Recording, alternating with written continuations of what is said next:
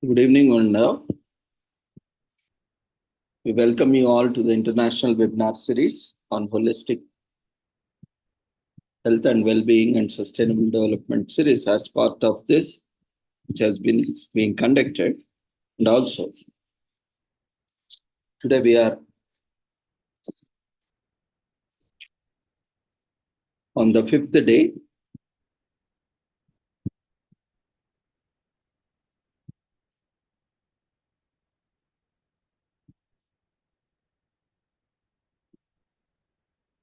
of the International Conference on Psychology, Counseling, Guidance, Therapy, Interventions, Education, Environment, Health, Well-being, and Sustainable Development 2024, commemorating Azadi Ka Amrit Mahotsav, nation celebrating 76 years of independence, and United Nations Sustainable Development Goals 2015 to 2030 as part of awareness and campaigns in collaboration with Sri Holistic Health Foundation India and Sri Research Institute, Center for Art, Sciences and Wellbeing. Before we start our sessions, let's take the blessings of Almighty.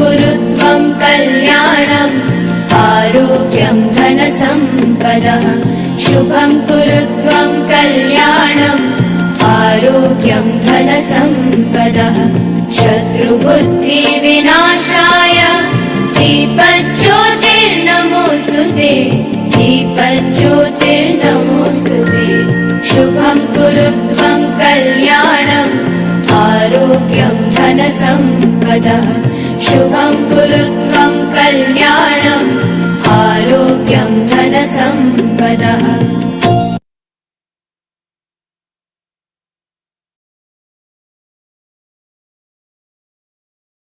With the blessings of Almighty, we shall continue with today's sessions. Today, we have with us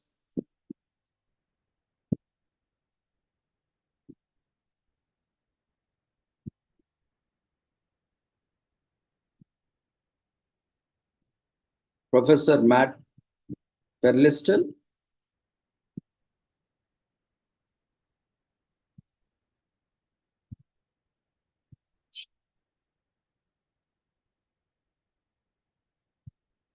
CEO, EQ for Peace International from USA, and along with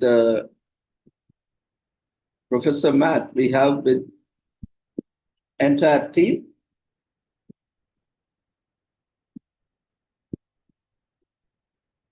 including Mrs. Farah,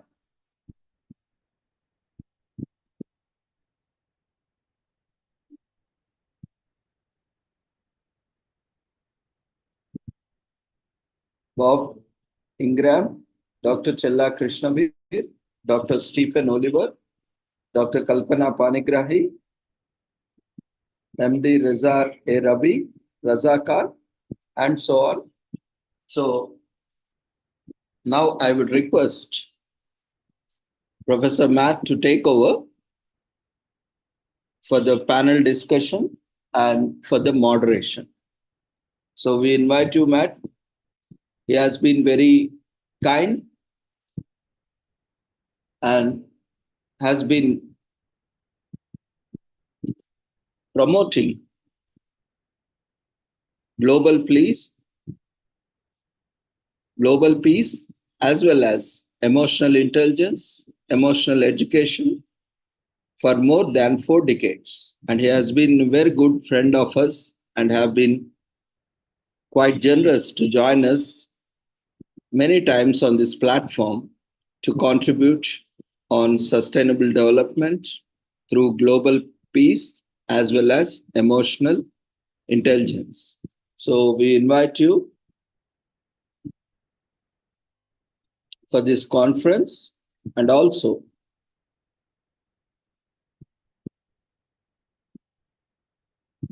would like to take over for the panel discussion. Over to you, Matt. You can unmute yourself. Okay. Your video. Yes. Can you hear me okay? Yep. Yeah. Welcome, everyone. All right. Thank you, Dr. Ravindra. Appreciate you having us, and appreciate that you continue to do this important work and share it with the world and make the world a better place. We're in serious need of help. In my opinion, things are not going very well, and so we need some help. And I think emotional intelligence and peace information education is some of the keys, some of the needs of the hour. Would you agree?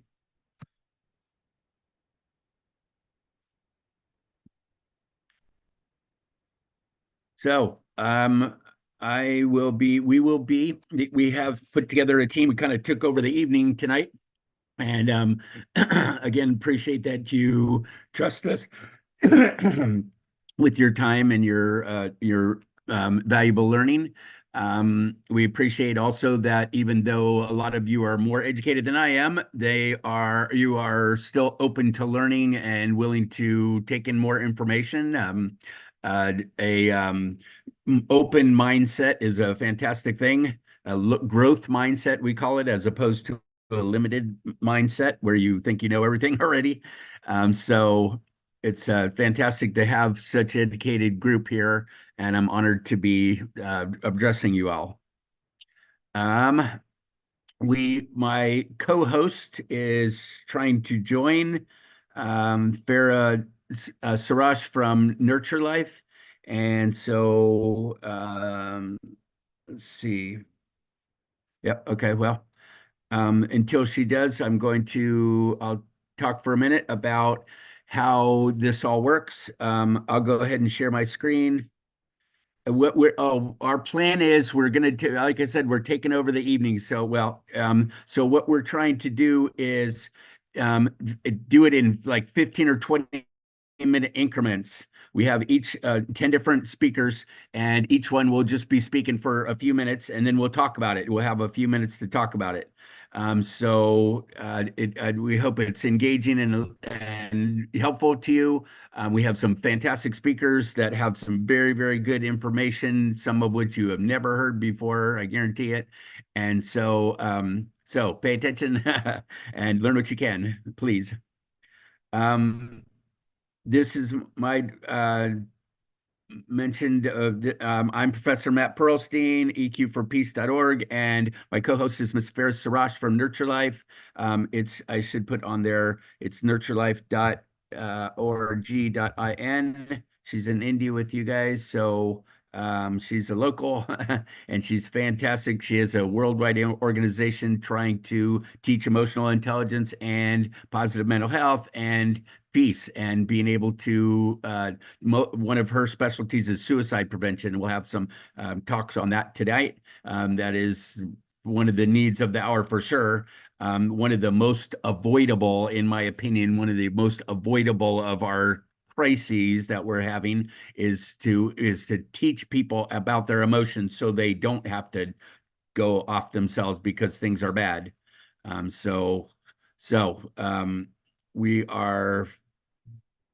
We're moving in that direction toward education.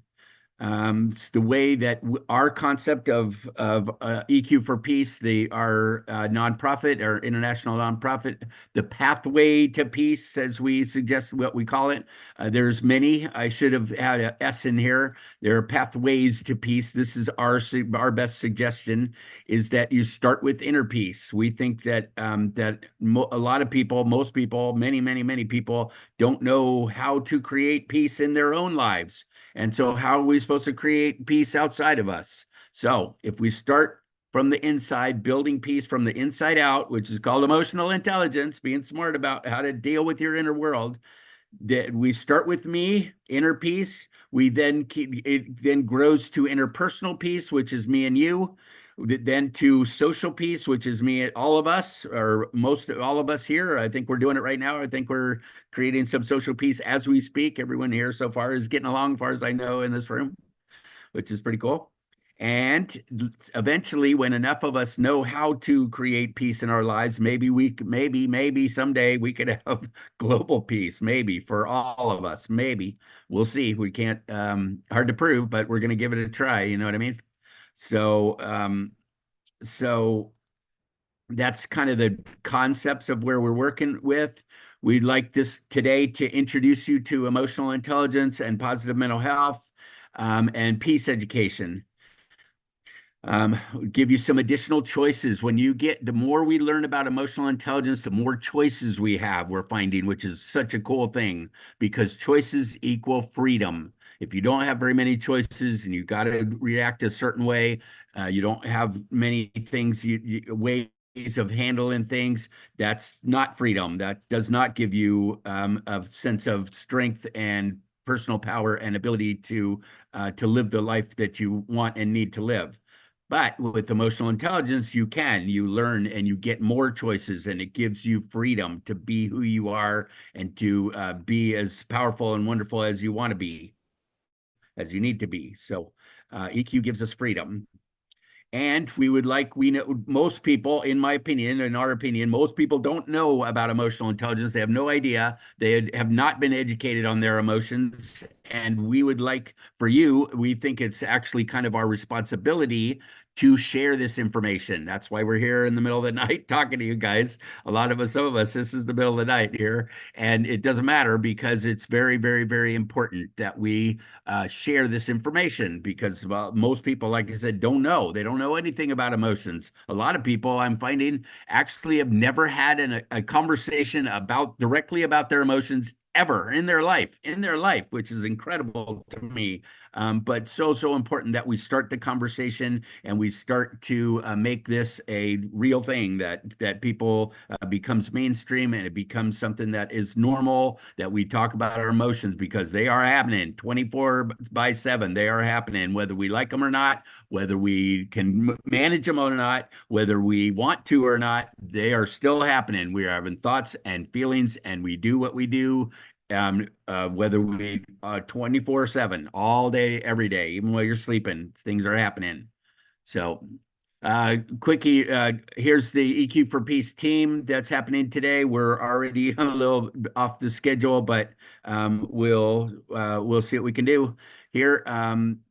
Anyway, we're everyone will be introduced one at a time as they start. Here's a presentation schedule. If you want, I can put this in the chat. It also has in it all the links to our PowerPoints. If you had if we did have a PowerPoint, some of us don't have one but most do. I can't get this copied here. There we go. Okay, so I'll put this in the chat. Give me just a second here. My controls went away. Here we go, chat. Can I here we go. Everyone in the meeting, speaker schedule. So you can pull up our PowerPoints and follow along with this if you like, or at least find out who's speaking and what their title and background is. So there it is. Okay. So let me see if my co-host has joined. I'm not seeing her yet, so I don't want to take over the whole thing. Barry with us? There she is. Can you unmute our Farah Sarash and so she can get on, please, Dr. Ravindra? Yeah. Ms. Farah, you can There you go. unmute yourself, start your video. There you go. Welcome you for the There we international go. conference on the 5th day for the panel discussion. Thank you, sir. Farah, you with us? Yes, sir. Am I audible? Hello? Yes, ma'am. Yes, All yes, right. now you are. Hi, good Hi, morning or good good, evening. good evening. Thank you, Dr. Ravindra. Thank you, Matt. Yes, we are here, and I hope our whole team is also here. So, should we start? Yes, Yeah, please go ahead. yes. Yep. I've been just giving a little background until you were able to join. Let me go just a couple more minutes, Farah, if I could, and then I'll get off and we can talk a little bit. Okay. So there's two sides of our brain, hard to argue with, right? They're left brain and right brain. We found that our left brain is mostly logic based and our emotions are on our right brain. The problem is I got good news and bad news. So that's a fact. We have two sides of our brain and that's how they work, right? So I have some good news and bad news for us. The bad news is we're not taught how to deal much with our right brain. We learn mostly left brain stuff in school and talk about it at home, and we better not deal with our emotions at work. We're a left brain society, both of us, all of us, most of us. And so we're not taught about how to deal with our emotions. So where are we supposed to learn this stuff? The problem is that this is causing some big problems in the world. A lot of these social problems are based on us not knowing how to deal with our emotions, it turns out. Here is one of the worst ones, in my opinion. This is a suicide rate in India the last couple of years, and it's not going well at all. The good news is that these are all teachable skills. Happiness and sanity and success and peace are all teachable skills. So the answer, in my opinion, in our opinion, what we're doing here in the middle of the night is doing emotional education. Aristotle said educating the mind without educating the heart is no education at all. Well, that's a little bit severe, but you get the idea. So the point is emotional education and emotional intelligence. So, Farah, do you agree? That's where we're going, right? Yes, I totally agree that without the coordination between heart and mind, nothing can be done. So, we have to There you learn go. how to Right. create a coordination between the two. And thoughts and feelings have profound connection. How severe do you think the problem is that people don't know about their emotions? Just because they lack education, everything is needed to be to teach. We don't teach them from their childhood. We don't have curriculum designed where people can be aware of their emotions, recognize their thoughts. So it has become an utmost need to educate people about mental health, emotional health. And with this COVID, we have I think the COVID has proved that until and unless you don't have the resilience, you don't have your good mental and emotional health, you cannot bounce back to these kind of situations. Yeah. Yeah, that's a problem. So what we're doing with that is that you can't bounce back is a really good point of how you put it. There's a lot of hard stuff going on, and how do we deal with it? We don't know how to deal with it because it's emotional and they're negative emotions. And how do we deal with it? So we're saying that it's a 3-step process: awareness, acceptance, and action. Awareness, acceptance, and action. Meaning you become aware, notice that you're feeling stuff. Most people, without even talking about it, don't know how to identify it. They don't know what they're feeling. They don't know what's going on inside, and that's not a good feeling when stuff's happening inside of you and you don't even know what it is. That's not good. So awareness is first. Acceptance is right behind it, which is not denying it or lying about it or smashing it or whatever people do because they don't understand. You accept that, yes, I'm having a thought and yes, I'm having feelings. It's okay. Then when I'm aware and I accept it, then I can do something about it. If you're not aware and you don't accept, you can't do anything about it. So awareness, acceptance, action. And what we start with usually is a very basic awareness, which is, what are you feeling right now? What are you feeling right now? And try to help people identify what they're feeling. We call it name it to tame it. Name it to tame it. Pretty cool. So here's a bunch of feelings. You can feel all kinds of things and you can feel them at the same time, which is confusing, and they move around and it's mushy and it's a weird science, but it's true and it's scientific. It's true. But it's happening. So it's happening. So we have everything we need. We just need to know how to use it. So that's why we're calling it emotional education. I know Farah, both of us are doing whatever we can to educate the world on how this works. one more item. This is the best takeaway from the whole thing is that you're in charge of you. No matter what happens outside of you, you make your thoughts, you make your feelings, and you can change them if they're not working for you. So no matter what's happening outside, you're in charge of what's going on inside. So what I would like is your very main takeaway from this, of all of this, if you don't take anything away from the whole thing, remember that you are in charge of you. It's very cool. It's a great feeling. It's a wonderful, that's the best news I've ever heard personally, is that it's not them. I don't have to wait for them to change. I can change me all by myself, and I can think and feel what I want. Right? Farah, you agree? One of the most important points. Yes, totally agree with this. Accountability is Excellent. very important. Accountability is very important. Along with the 3 A's, the 4th A is accountability, awareness, acceptance, action, and accountability. Yeah, nice. Nice. Yeah, if it's all them that's making me feel this way, then gosh, I hope they change, but they probably won't. So that's what I Yes. found. They probably won't. So if I know that I'm in charge of me, wow, what a freeing, wonderful feeling. And that gives me peace. It brings me peace. And And, al Karen's going to talk about that in a minute. and also the Go ahead. freedom, I guess. And also the freedom, I guess. Once we, Right. it also gives us the freedom, because enough of blaming, enough of judging, enough of everything. It's time to take Exactly. charge of Exactly. one. Right. Okay, so we're trying to keep these short. I could talk all day. I've got hundreds and hundreds of slides. It's way too much. So we're going to move on, and we're going to move to Mr. Bob Ingram, who is going to talk to us about what is peace. What is peace? That's the great question. What is it in the Yes. first place? So, Bob, if you could unmute if you're on there. Before we hand over the mic to Mr. Bob, I would Yeah. like to welcome everyone on behalf of EQ for Peace and Nurture Life today. Good morning, good evening, gentlemen, ladies and gentlemen. Welcome to this important discussion. And thank you very much, Dr. Ravindra, for giving us this chance, giving us this slot, the 3-hour slot for our organization to present our speakers on this important issue, because at the moment the world needs peace, and to achieve world peace we have to find the inner peace. So once again, good morning, good afternoon, good evening, ladies and gentlemen. Welcome to this important conference of emotional intelligence, and where we'll be delving into the depths of understanding and enhancing EQ for personal and professional growth. So I am Farah Sarosh, moderator, along with Mr. Matt Peristine, for today's session. So we both are the CEOs of our organization, and we hope that you'll enjoy these 3 years. It will be full of knowledge, learning, and fun too. Over to you, Mr. Bob.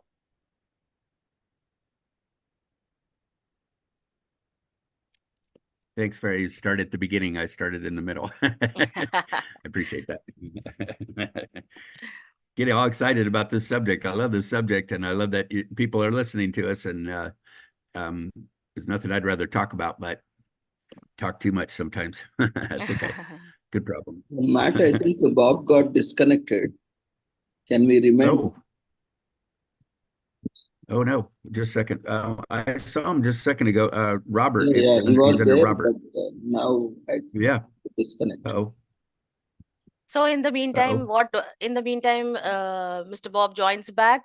So what I want to say is that what Matt already said, so I just want to summarize that the emotional intelligence is referred to as EQ. It is a crucial skill in today's world that we are not understanding.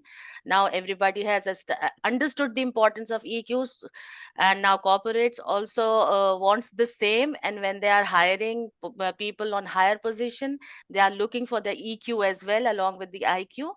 Why? Because it encompasses self-awareness, self-regulation, empathy, and social skills, all of which are very essential for navigating complex social and professional landscapes.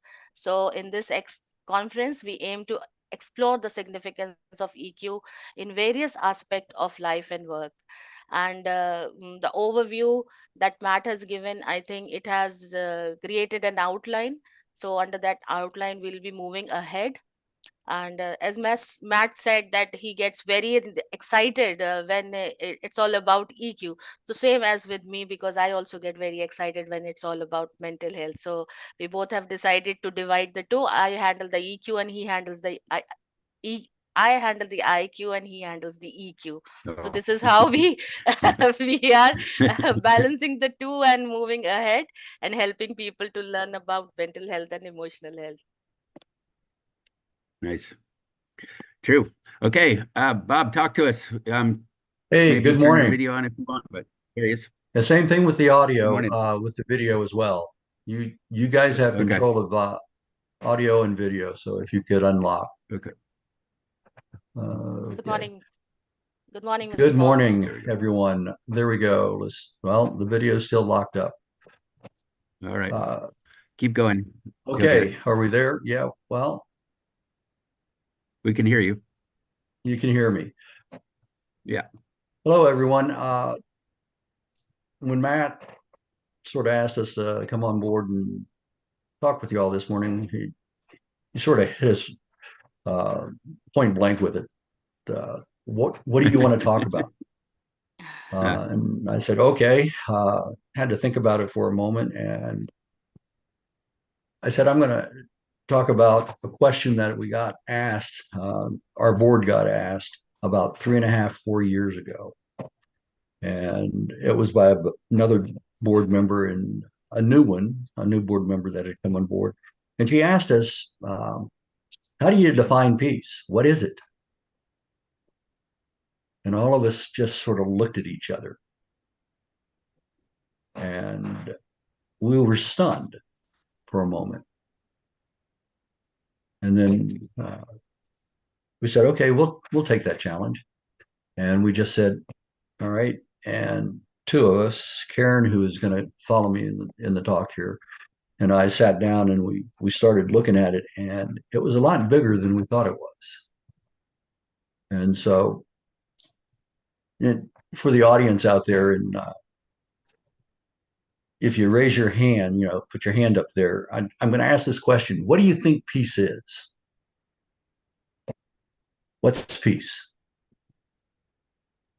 And if you don't raise your hand, you're probably in the same boat I was at the time when Susan asked that question.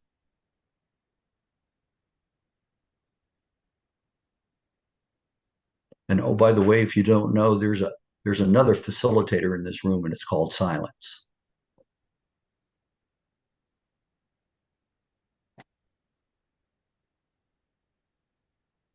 Agree. So you wanted to raise your Agree. hand Yeah, in Zoom? Agree. If anybody wants to try to answer that question, Yeah. I think go Bob, on your. I think Bob, you have put a very difficult question, because I think nobody has the answer what actually peace is. That is why they are Okay. all silent. But I will Yeah. insist everyone to please come up, and whatever the definition you have, peace Okay. in your mind, please share with us. Okay, I'll share that with you, and it ties in a lot with emotional intelligence with us, and also ties in with positive mental health that comes in. Your question. Yes. Somebody wants to go ahead. So peaceful is basically related to the internal brain to get the knowledge at that deep level, and then the understanding level is so high to get any information from outside, and then after that the understanding process of mind to enhance these things, and then get exactness about this problem, and then get the peace of brain, and then to activity about this silent activity. Thank you. Okay. Well, thank you for the input. I couldn't agree with you more in that aspect. And the bottom line of that, peace is a choice. It's a decision that we make. So when we make that choice, it becomes a part of who we are as a human being. It's a disposition that we have as a human. It's what we believe in there. And from that belief, it becomes an attitude. And an interesting part, I was reading a book that, goes along with my faith. I'm a Christian. And I was reading a book that said, what was the emotional intelligence of Jesus Christ? And there was a piece in that book that said,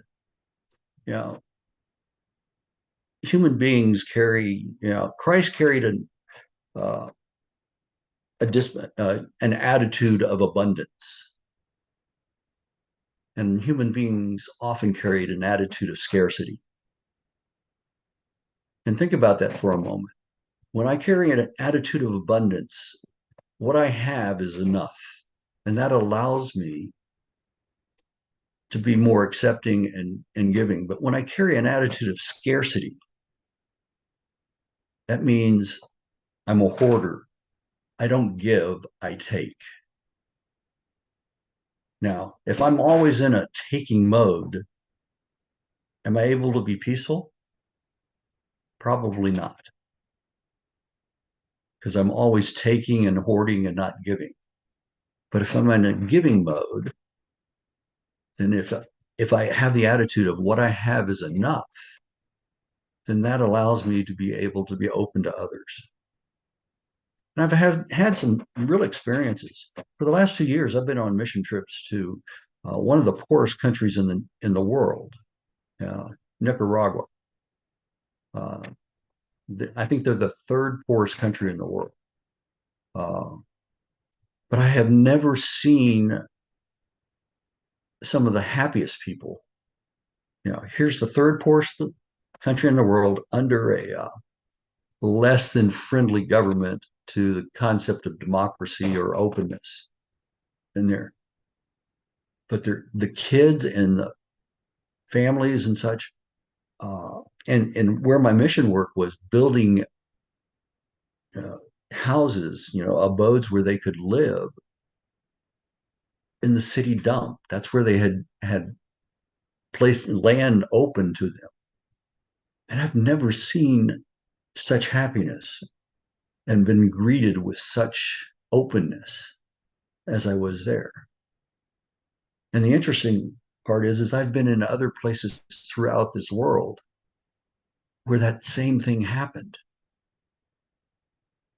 And the question is they didn't have an awful lot, but they were able to give of themselves and share with themselves. And they smiled and such, and their conditions were nowhere near what I thought would be good. But they were at peace with each other because they were helping each other. And it's just amazing with that. So it's an attitude, and attitudes are a targeted belief. That means that belief has a target, meaning I'm looking at it either that I have enough or I don't have enough. If I don't have enough, my target is to get more. If I believe I have enough, the target is to share. Two entirely different belief systems. And from that, the culture develops. If I'm in that belief system of I have enough and I'm sharing, you develop a culture that has, that has a sense of being solid and sound and complete. If I have an attitude that is one of scarcity, I can't have a sense of being sound or solid or complete because there's so much behavior out there that's of taking and disruption and things like that. That's not peace. We see violence at that point in time. We see dishonesty, trying to get ahead of one another instead of bringing people along.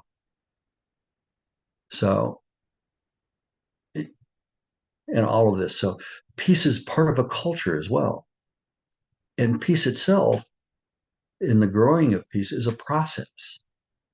And Matt talked about that process in the very beginning. Peace starts with me. The song out there that said, it says, let peace begin with me, and then let it begin with others. We build the relationships, and from that relationships, we then build communities, and then we build societies, and then we build it across the world. Now that's a big task, but realize that is a process. And the very final part of it is peace is an outcome. And from an organizational viewpoint, and I'm an organizational psychologist, I'm also a counselor, you know, I've done this, I've done leadership development for the United States Army for more than a quarter of a century, you know, 25 years plus. Developing leaders is about developing their ability to influence others in ways that are, you know, healthy and good and positive. Peace is an outcome, it's a result. And one of the very first things I learned is that you start with the end in mind. So this whole thing starts, do I want peace? From the very beginning. So it's a personal on my part. Do I want to be peaceful? So it has to start with me, but then I have to influence others around me to also want that. And then when others start wanting it, can we influence those around us in the relationships that we have? Do they want it? Do we influence that outwardly? Huge challenge. But peace is multifaceted. And it's not just stopping violence. It's about changing an attitude. It's about changing who we are. And that's a decision. That's a choice. It's a choice with self. And it's a choice in relationships. And it's a choice within society. What do you all think? Can it be done? Beautiful.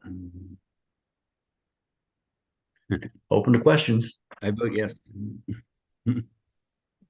Very well put, Bob. I agree what you said, that it is a choice. Peace is a choice. But I also think it takes a little bit of education, which is what we're doing right now, because I think some people want to be peaceful, but they don't know how. And that's a painful position. So I think the education is a crucial part of this. Yeah. Exactly. If we don't know how to make it, the most difficult piece portion in all of this is not knowing that we have the choice. A lot of times we don't think we have the choice to make. Right, that's education. Exactly. Yep. And becoming aware. Excellent. And sometimes it's hard to make that choice because it's scary. The hard choice is often scary, but it's often the most rewarding. Right. What we're doing with positive mental health is figuring out how to handle the tough choices and how to handle the negatives and how to handle the pain and how to handle stuff so that we can have more peace, so that we can have more positives. And that's a beautiful thing. So it's working. It's working. All right. In fact, speaking of that, here comes Karen to talk about some choices. I would like to add something what Mr. Bob said, that we have to cultivate the habit of giving. Unless and until we don't cultivate the habit of giving, we cannot achieve peace. That means that by nature, human being is a greedy creature. We are greedy. We have to kill that greed. Unless and until we don't kill that greed, we cannot be peaceful. So very well put, Mr. Bob, that the joy of giving is the road to peace. The joy of giving is road to peace. And we are humans, and Maslow theory proves that we are in greed of first the name, the fame, the money, the power.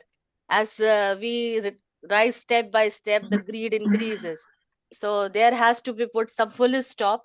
And when this full stop will work, ultimately peace can be achieved. Very well put, Dr.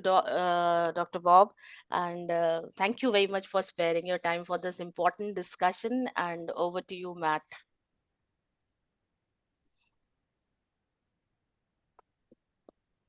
Actually, on to Karen. Karen Shaw is our Secretary of EQ for Peace and on our board, and she has some fantastic. She's taught me a very, very important subject. So I'll let her introduce that subject and take it away, Karen.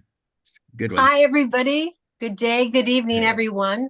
My name is Karen Shaw. I'm the founder of People Own Psychology, and it is a great honor to be with all of you. And I also want to thank all of the people who put this event together, and especially to you, Mr. Matt, for inviting me. It's a great honor. Today, I'm going to talk about the positive emotion of gratitude. And I'm going to be covering the theory behind positive emotions, the neurological changes that occur when we practice gratitude, and how an authentic practice of gratitude can truly transform our lives. And time permitting, we will have a short exercise that will really demonstrate to you in just a couple minutes the true power of gratitude. So before I begin, just a tiny bit about myself. I'm a doctoral candidate in positive psychology. I also have extensive studies and certifications in the field of positive psychology. My doctoral research is investigating the effect of gratitude journaling on children's social competence in the elementary classroom. And I've also been conducting a personal experimentation with gratitude for over 8 years. So I am all about gratitude. And based upon what science is saying and my own personal experience, gratitude is one of the most powerful transformational tools we have in personal development. My hope is in our short time together that you come away with a sense of the transformative power of gratitude, because gratitude really works. Most of the research in gratitude came out of the field of positive psychology. This has been going on for about 25 years. And one of the early theories of positive emotions, and the leading theory today, is Dr. Barbara Fredrickson's broaden and build theory of positive emotions. And the basis of this theory is pretty simple. It's positive emotions such as gratitude creates an open mind. Matt was talking about the growth mindset. That's basically what gratitude does. It opens the mind. I think we all know that when we're positive, we have an open mind. We're more creative. We can solve problems easier. We're more open to love and kindness and spontaneity. And the building part of Dr. Fredrickson's theory is that positive emotions lead to the development of well-being resources. And these are resources we can access to assist us in maintaining balance and well-being. And in few words, this theory is basically positive emotions create an open mindset that allows us to build resources that we can use throughout our lives. For example, in my practice of gratitude, I had a baseline of kind of like a gravel road, maybe full of, it got me places, but it was full of fear and insecurities and all that. And what happened when I began to practice gratitude, I began to have a baseline that was paved with kindness and compassion and strength and fortitude and resilience. And that changed my life. That gratitude was a baseline on which those other positive actions and thoughts developed. Now, the research on gratitude is really compelling. And it's really the gratitude, there's so many benefits, but basically gratitude increases positive mental health and well-being. But I want to focus on one important aspect, and an aspect that was very important to me, that gratitude is a positive modifier. It can create changes in our thoughts and behaviors. And if we continue to practice gratitude through time, it will transform our thoughts, emotions, and behaviors, so that we have a baseline that is basically built, again, on this compassion and kindness, but not just the gentle emotions, also the strength, the resilience, the fortitude, the perseverance. This is an all-encompassing emotion. We can't experience love and happiness from one minute to the next. But the power of gratitude is that we can experience gratitude in any moment. We can appreciate in any moment that we choose. So that's really important. So I want to tell you a personal story. And this was a transformational story in my in my practice with gratitude. I've been practicing gratitude for a couple years. I was only reading research articles. I was not reading pop psychology. I'd not really known anything about gratitude. And I came across an article by Alex Woods and Associates, 2015. And they said that this was a meta-analysis of a lot of studies on gratitude. And the researchers said that those individuals who experience happiness and joy easily and frequently had a life orientation towards gratitude. Now, you can see how this orientation would be significant, where you're actually seeking out things to appreciate, looking for the goodness in yourself and others, and having an overall sense of life. This changed everything. Went from journaling, maybe gratitude journaling in the morning, sending out thank you cards. I began to eat, sleep, and drink gratitude. And that changed my life. But of course, it didn't happen overnight. It takes practice. And as I said before, it takes authentic practice. A practice of gratitude has to be authentic to be effective if you want the really big results. The really big results where you experience happiness and joy easily and frequently. So, now I want to talk about what happens when you create new habits. Say, for instance, we're practicing gratitude. We're intentionally looking for things to appreciate. We're intentionally making choices towards goodness. We're having hard times. We're experiencing grief. We're experiencing sorrow in its full measure, but we're continuing to go back and seeking out the good, seeking out the appreciation.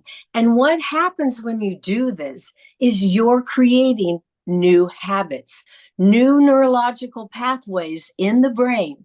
And that's what I want to talk to you about now. When we are talking about modifying or transforming or changing, we are really talking about creating new habits.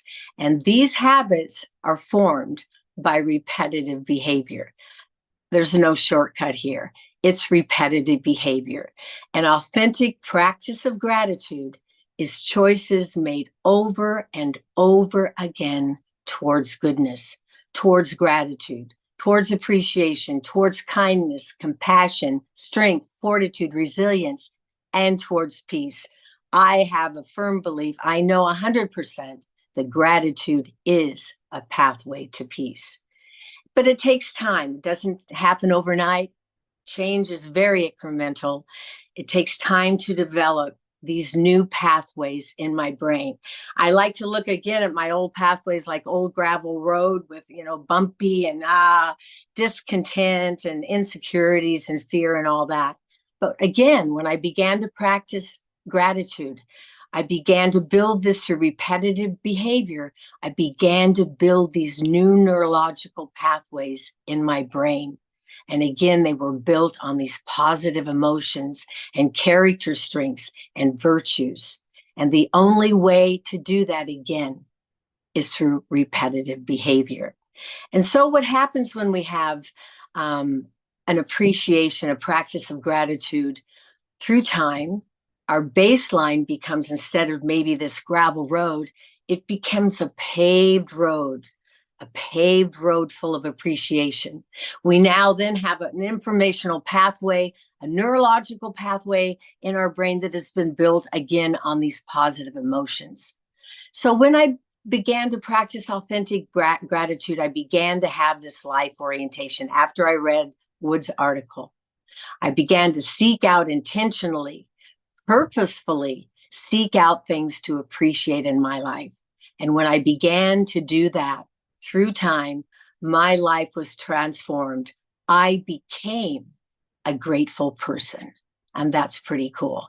I had no idea that was going to happen. When I began my research, I had no idea about gratitude. I just saw all the results in science and I decided to do it. So let me give you a brief recap here, because what's my time here? I don't want to get over it. Hold on just a minute. Okay. So the positive emotion of gratitude creates an open mindset, that growth mindset, that thing that we're all seeking. It allows us to see ourselves and others in a world in a more positive light. It opens our mind. Negative emotions shut our mind. We're not able to find solutions, not able to be so creative when we are thinking negatively. And all of this helps us to build what Dr. Fredrickson was talking about, these well-being resources, these things that we can use and they'll help us bounce off of things. And it changes, all of this is change and transformation. Again, creating these new neural pathways. And I think this is something we all want to think about. You know, if we want to be happier and more peaceful, then we need to do something about it. And we can start to make those choices and start to make that movement towards peace and happiness in just those little choices. An important thing I want to mention here also is that negative emotions, I found this hard to believe, negative emotions last 2.5 times longer in the body than positive emotions. Now, of course, that's all survival, but in today's world, we don't need that many negative emotions. So for us to intentionally seek out positive and life-affirming things, to make life-affirming choices, is essential for our overall well-being. I don't think we can have overall well-being, experience happiness and joy easily and frequently unless we are intentionally seeking these things out. So this is a fun point. As adults, we make about 30 to 70 choices a day. Like Bob said, everything is in our choices. And when you become aware and intentionally seek out and make choices towards goodness, we'll all become grateful people, and we'll reach that peace that Farah was talking about. And we'll become people who are kind. We will develop resilience and fortitude and perseverance and appreciation for ourselves and others.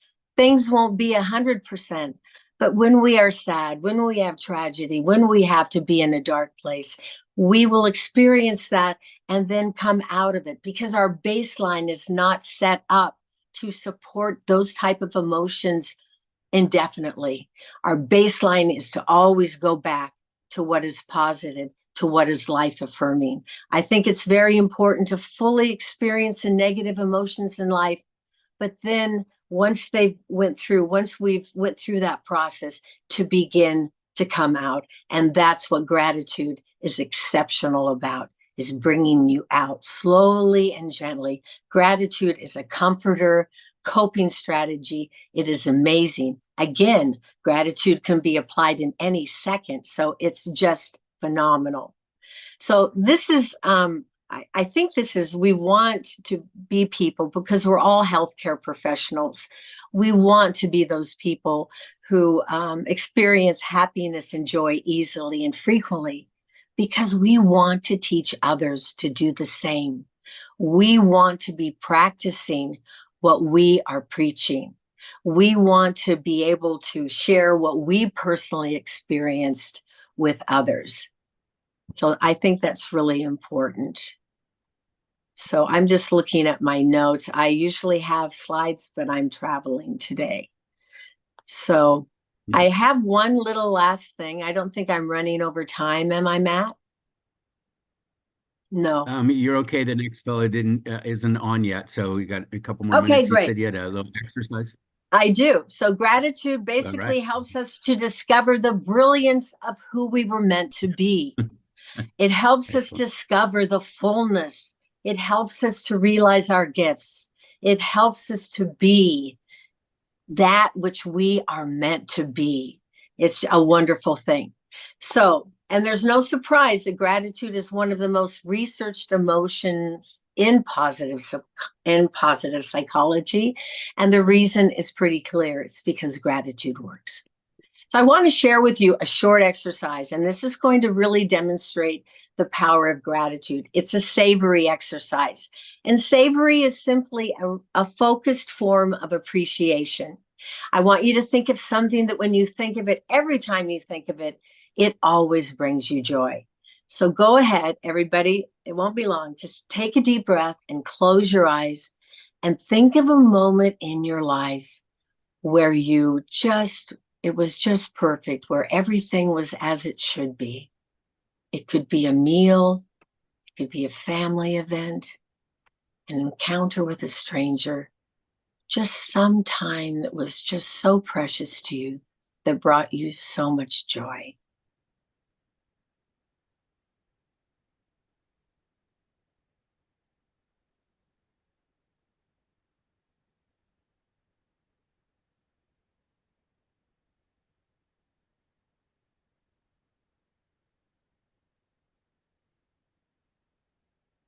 Okay, go ahead and take a deep breath and open your eyes. I love to savor. One of my favorite things that when I think of savoring, I always think of my cat laying in the sun. The sun is shining through the window and my cat's laying out. And every time I would walk in the room and he would be there, it just brought me so much joy.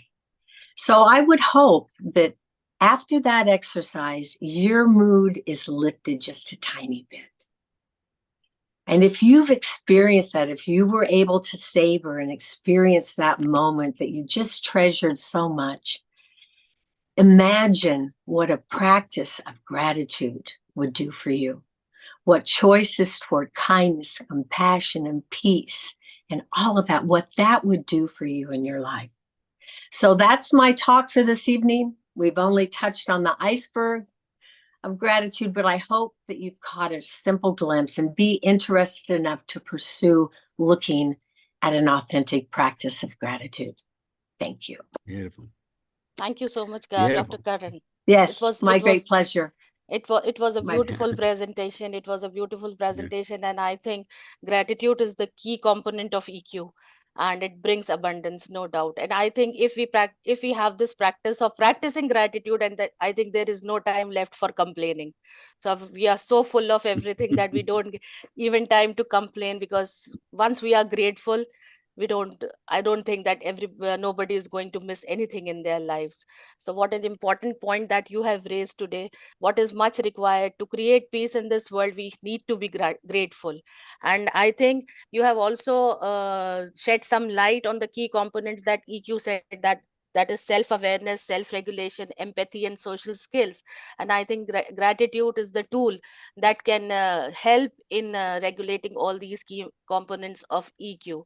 And I would like to connect one thing what Dr. Bob mentioned in his talk, that when he was talking about Jesus Christ and he was reading the Bible, the Holy Script of Christians, he said that he is a follower of Christianity. So I think all faiths, when we study, when we go and research, and when we found that all the prophets, all the holy people that were sent on earth, they were not in a very perfect situation. They were all struggling. They had hardships, but they were grateful. They were grateful for everything. They were grateful for everything. They never complained. They were happy with everything. And that was the thing that made all the prophets, all the holy people in all the faith so content. So I think that if we belong to any faith, and if we have we are the follower of somebody, or we have faith that God exists, the key component is gratitude. Once we practice it, that happiness is all around. Thank you so much, Dr. Karan Shal, for bringing up this topic, and for bringing up this encouraging people to practice gratitude for the world peace. It is much needed, because everything starts from home. For world peace, we have to bring peace first in our houses. Thank you so much. Thank you so much. Over to you, My Matt. pleasure. Thank you. We appreciate you, Karen. We appreciate you appreciating and teaching us about Likewise. appreciating. Fantastic. When you did that little exercise, I was thinking about my little 5-year-old granddaughter and coming running and jumping in my arms. That is the coolest feeling. And you said, I hope this lightens things, and it sure did. It just lightened my whole spirit and stuff, and just something silly like that. But it's so great. And every time I think of it, like you said, off it comes every time. So that's pretty cool. All Just right. passing Well, on thank you. I think Go ahead. as Dr. Shaw mentioned, that even a stranger can bring you a joy. So passing on a smile can bring lot of joy to each other. If we practice this habit of passing on a simple smile, that brings hope. Mm-hmm. Nice. That's true. Positive, we call it conscious positives. We have a whole bunch of negatives that happen and they just kind of happen. They're unconscious or they just happen to us or whatever. But this gratitude is you're actively, consciously, purposefully feeling something positive. That's pretty cool. That's positive mental health. That is so cool for us. And it's free and it's unlimited as much as we want, anytime we want. It's inside of us. We have everything we need to do that. We just got to learn how to do it and practice, like Karen said. So yay. It's just Yay, a yay, choice yay. that Kind of- we have to make. It's just a choice that we have Yeah. to make. Well, it's not a choice. It's a choice over and over and over and over. Right now, you get to be grumpy or you can be positive. Ready, go. Oh, and again. Oh, and again. Oh, and again. And again and again and again. So yeah, that's where it becomes a habit and a practice. It's over and over and over. But choosing positivity and choosing gratitude is the way to go, in my opinion. All right. Well, our next fellow, Dr. Krishnavir, is not with us yet, and so I'm gonna hog the spotlight here for a second and do a little bit more in my PowerPoint because there's some of these items that I would like to get across for you guys. Again, emotional responsibility. You're in charge. Kind of Karen was saying, you get to feel gratitude whenever you want or not. It's up to you. Nobody makes you feel that way. Nobody makes you not feel that way. It's up to you. So that's a big deal. We no matter what happens outside, we have the power to control what happens inside of us. We call that emotional intelligence. Now we're trying to make it more positive, more active into our active life. Intelligence is something that we know, but positive mental health is something we do. It's choosing positivity and choosing gratitude and choosing peace and choosing those things. Those are things we do to make positive mental health. Again, as everybody said so far, we've got to deal with our negatives. We've got to learn how to deal with our negatives. They're real, and they're happening. Things happen. We call them negative emotions.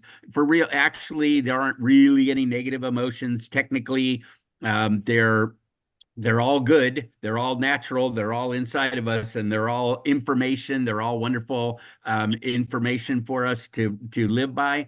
But some of them don't feel very good, and we call them negative, and we don't like them. So fear, anger, sadness, guilt, depression, stress, anxiety, all those are, we call them negatives because they're not much fun, but they're real and they're happening, and we need to be able to deal with them. And if we do know how to deal with them, if we can deal with them, we can have more positives. So the better we are at dealing with our fear, anger, and sadness, the more we get to have joy, peace, and love. That's basically how it works. If we can deal with our stuff. If you can't deal with your stuff, your negative stuff, yikes, right? That's what leads to violence and abuse and suicides and all that other yucky stuff that I mentioned earlier. It's just, it doesn't work. So we got to deal with our negatives, but we don't Did you hear me? stay there. Go ahead. What? Oops. Okay, so what we're saying is to be the best, you must be able to handle the worst. I don't really care if I'm the best at handling my emotions. I want to be my best. I want to be able to do my best. So I changed it to be your best. You must be able to handle your worst, and that is actually true. So let's see if Krishnavir's on yet. I'm looking through the folks. I don't see Matt, what is the good news is? The good news is that that EQ is not fixed. It can be developed, it can be strengthened over the time through conscious efforts and practices. So it is so important to get engaged in such self-reflection, mindfulness, and interpersonal communications so that we can enhance our EQ and we can reap the benefits in various aspects of our lives. So the good news is that EQ is not fixed. We are not born with a fixed EQ. It can be developed and strengthened over the time. Nice. Right on. Yep. So it's based on positive psychology, like Karen was talking about. We're trying to get peace education, educate people on how to be peaceful. The Dalai Lama said that world peace begins with inner peace. So that's what we're working on. And that's part of what gratitude and what Bob was talking about, an open mindset, a giving, attitude of abundance, even if you don't have. There's people in Nicaragua living in the trash piles were so appreciative. He said he never seen anybody so more appreciative of having stuff, and they were genuinely seemed happy, even though they had so little and compared to us, so little. And there's an attitude of gratitude that's pretty amazing. Dalai Lama also said that peace must be created within ourselves, then gradually expanded to include our families, our communities, and ultimately the whole planet. And that is exactly what we're working on. That's what we're doing right as we speak. Here's the guy, like this guy. He just looks peaceful to me. He was just a statue at a park, and it's just a picture. But I thought that's what peace looks like or feels like to me. Anyway, that's pretty cool. He's good. He's got it going on. Inner peace begins the moment you choose not to allow another person or event to control your emotions. Things outside of us affect our emotions, but they don't control them. You do, I do, we do.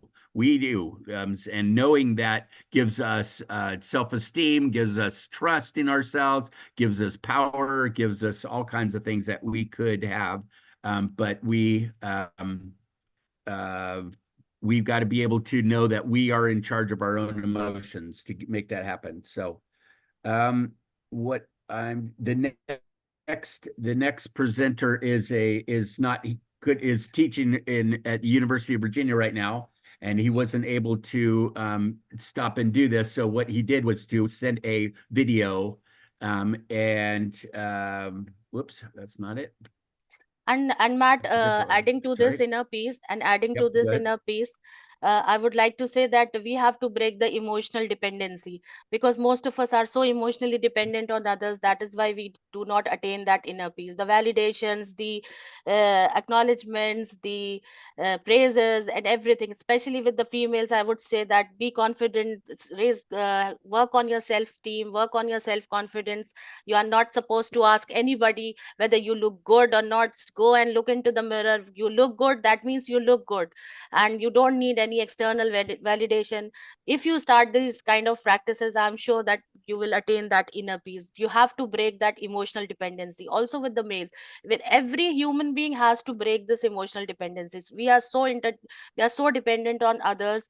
We are so dependent on their judgments. We are so dependent on their decisions that sometimes we don't believe ourselves. So it is very important to believe in yourself.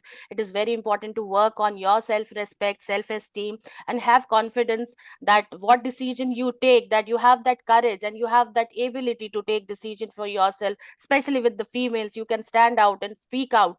You have that voice, you have that courage. So don't get dependent on other. If you want to strengthen your EQ, break that emotional dependency. You don't need your husbands to praise you. Don't need your fathers to. You need people to encourage you. There are people who are more towards criticism. Don't listen to them. Don't believe them. Believe in yourself. If you think that you are right, then you are right. So if once we break this emotional dependency, I think it would be very easy for us to attain that inner peace. Nice. Oh, I never heard that before. That's beautiful, Farah. Emotional dependency on others. That really is what it is. That's awesome. I never heard that before. That's really cool. I'm going to start using that if I may. Very cool.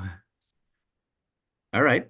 Good. Okay, so I've got the video lined up for the next one. This is from, well, he'll introduce himself, but he's a professor at University of Virginia, and he's teaching at this moment. So we're going to hear what he said yesterday, specifically for this conference. Here we go. Hello, everyone. I'm Dr. Stephen Oliver, and I'm from the University of Virginia. And I'd like to give just a very brief presentation about how to manage and maintain your emotional intelligence. I wanted to thank Farah Sarosh of Nurture Life and Professor Matt Pearlstein, EQ for Peace. Thank you so very much for inviting me to speak.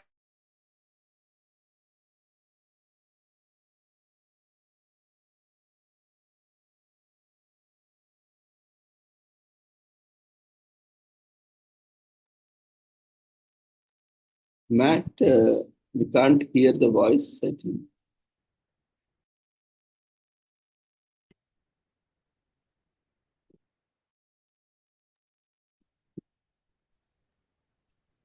Matt, video is not playing, I think. Kindly check. The other day, and we were talking about this intersection between mindfulness and emotional intelligence. You may know mindfulness is about being in present and focusing on health and well-being, whereas emotional intelligence is about looking at yourself, your values, managing your emotions, and then having empathy for others, understanding others, and then relationship management on how to encourage and motivate others. And so this intersection, and we were talking about, what if you are doing really well in your life and you're trying to improve and enhance and get better at your emotional intelligence skills? So you're working hard at that, but then someone throws you off. It could be a loved one, it could be a partner, a spouse, it could be your children, it could be a sibling, it could be a friend, someone in your community, or maybe it's someone just at work that throws you off. They punch your buttons, your emotional buttons. They know how to really get you to react emotionally. They can frustrate you or trigger you, and they can throw you off track so you are not your best. Someone or something impacts your emotions. It could even be a line in traffic or a line in the grocery store that gets you frustrated. So what might you do? And so I just have some simple things that I want to recommend that you consider on how to maintain and manage those things if you're thrown off. You know, one thing about emotional intelligence and even mindfulness is we want to really know how to deal with our feelings. Emotions play a critical role in our lives, and they can provide us with valuable information about ourselves, and feelings can help us with the world around us. Our feelings can allow us to understand how we feel and what we need. They can guide us in our decision-making process and how we influence our behavior. Feelings can also help us to recognize and understand our emotions, and we can learn to regulate our responses and make better decisions, leading to a greater well-being and mental health. So it's just really important to understand your feelings and how these impact your emotions. So again, how do we get back on track? How do we manage and maintain our emotions because we've been thrown off? So here are just some simplistic things that you can do. Now, to manage those emotions, first and foremost, and this is pretty much a fundamental principle of emotional intelligence, is we need to be open and receptive to emotional intelligence. If we're open and receptive, we can learn to manage our emotions. Unlike our intelligence quotient or IQ, our EQ, our emotional quotient, is a lifelong skill. And this is something that we work on all the time. It grows with time, experience, and maturity. And if we try to learn from our emotions, learn from our mistakes, this can help us to work with our emotional intelligence, and we work on these all our lives. So the goal here is to be open and receptive to emotional intelligence. Now, some people want to validate their emotions, and the knowledge and the topic of emotional intelligence become a pretty solid psychological tool, a psychological concept. And so one thing you can do is take an EQ or an emotional quotient tests. There's many out there. There's short ones, there's pretty lengthy, extensive ones. And this can help you to review and validate your strengths and the areas for development. Now, there's one called EQ 2.0, and it's a tool for success. And these can really help you validate these areas. And it can give you statistical validation with reliability and validity if you wish. And it helps measure those major hallmarks or dichotomies of emotional intelligence.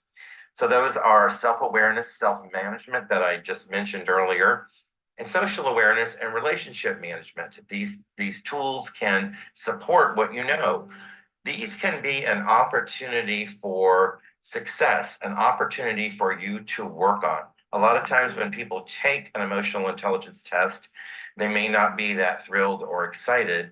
And I just say, learn from it, and the areas you may not have done that well on, this can be an opportunity for you to grow. So this is another way to manage your emotional intelligence. An additional way to manage your emotional intelligence is talk with trusted partners.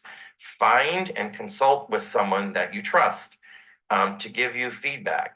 If you trust a person, then you're more receptive, and have them give you feedback. This can be someone at work, a colleague at work, a spouse, a partner, a friend, a family member, someone who can give you honest feedback about your emotions and behaviors.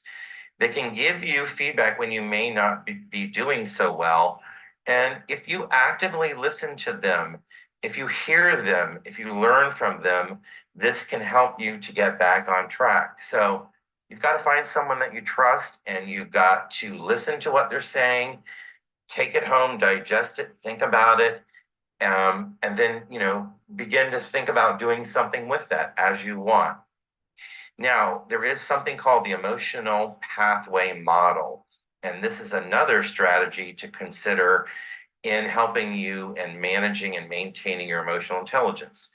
4 short concepts that I'll just go through very quickly here: feel, accept, manage, and share. So let's look at each of these. So feeling.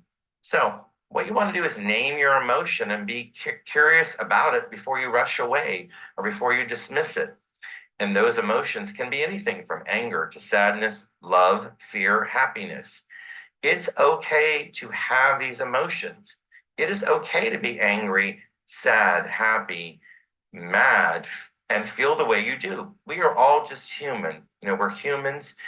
But the key here is to recognize what you're feeling, recognize your emotions, and try to explore them. Understand them and to own them. All right, I'm really mad, I'm really angry now because this happened at the workplace. I'm really frustrated right now because of what happened at home. So if I'm having this feeling and it's holding me back, I need to find some strategies to maintain it and enhance the way I'm coming across, because I may not be coming across so positively. So you've got to really feel and understand what these are before you go forward. The accept piece to this is, again, it's okay to feel that way, but accept it. Accept and take in your feelings. Try to understand, well, why is it I feel this way?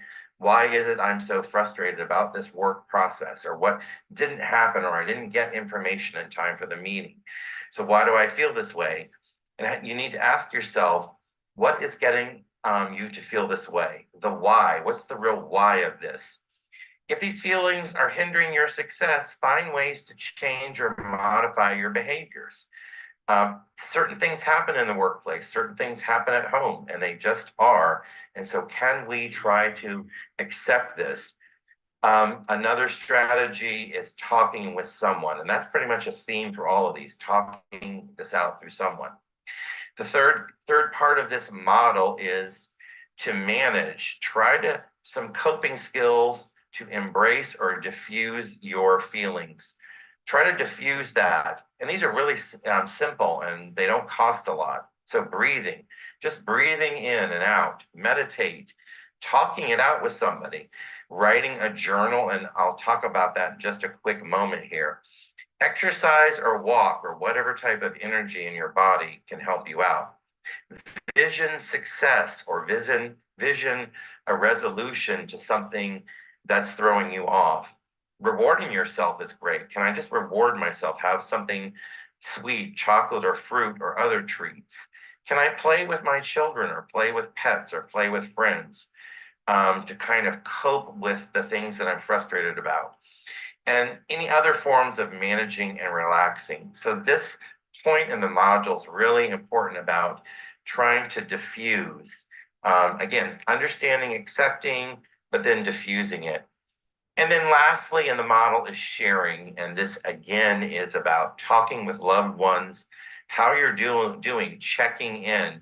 And you might set up time frames.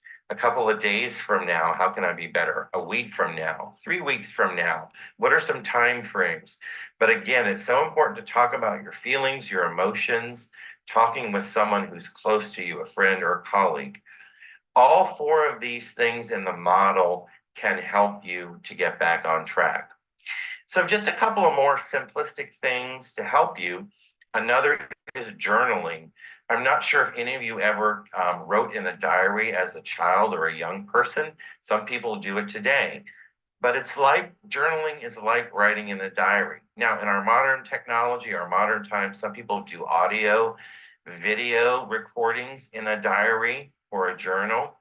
These are daily, weekly, monthly experience, and write them down. Write how you're feeling right now.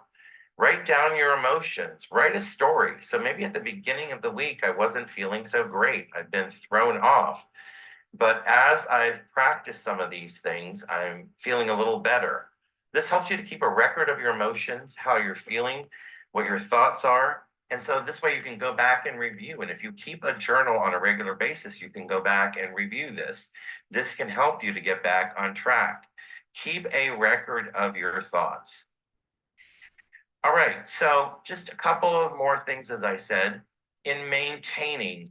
Part of this is creating emotional intelligence habits. A newer book by Dr. Travis Bradbury talks about some strategies for creating habits for emotional intelligence, and he's got quite a few.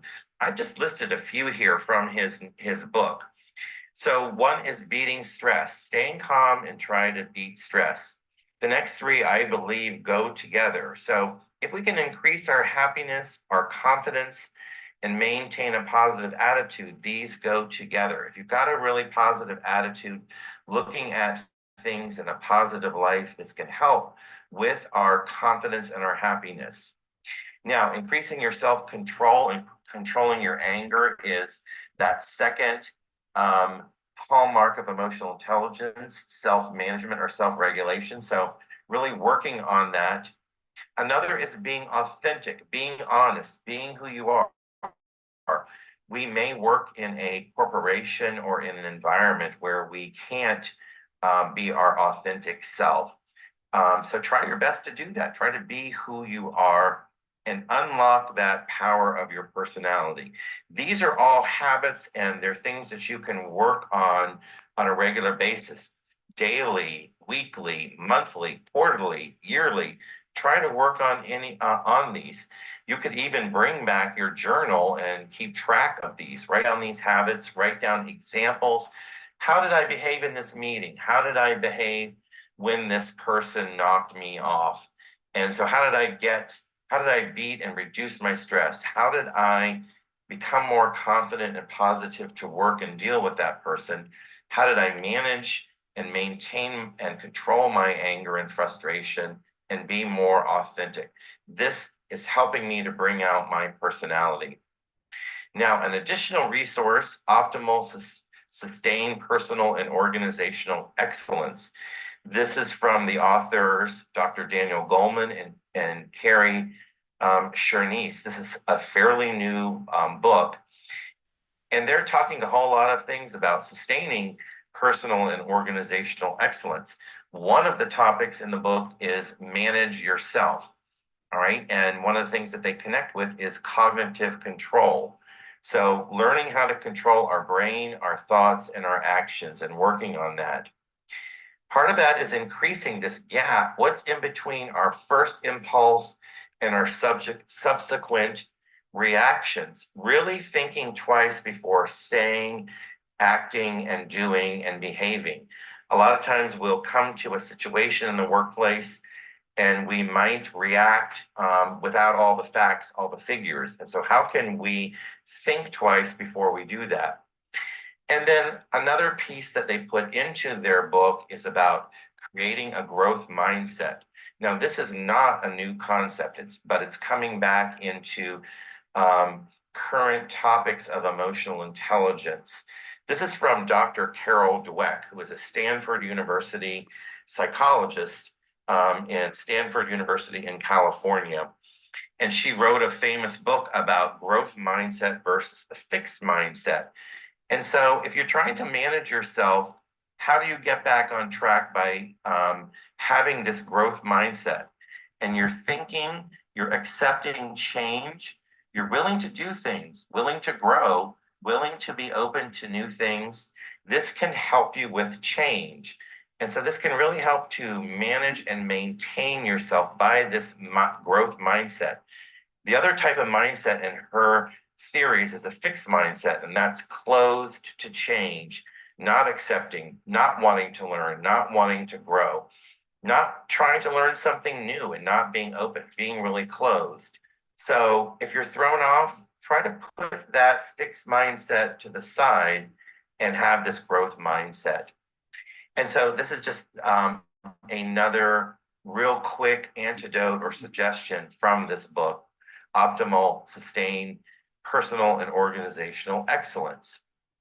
So I hope that these real short and brief summaries or these ideas, these habits, these lists help you out. Again, if you're trying to go on your pathway to enhancing, improving your emotional intelligence, it's really recommended that you reflect and understand when and if you're not at your best every day. So if you're not at your best, summarizing what I just discussed, some things to do. Try to manage and maintain your emotional intelligence. Create some of these emotional intelligence habits for success. What are those habits you can do on a regular or daily basis? Again, create a growth mindset to being open to change, open to doing new things, receptive, meeting new people, and new ideas and suggestions for getting back on track. And then lastly, find ways to get back on track, enhance, improve, and to be your best. So I hope that this was helpful to you in your thoughts. I wanted to thank you very much for having me come as a brief guest, and I wish you all the very best.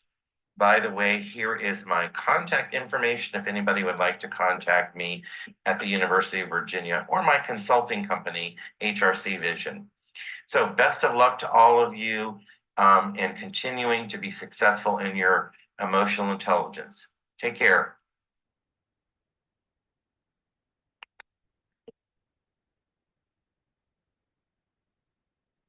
All right.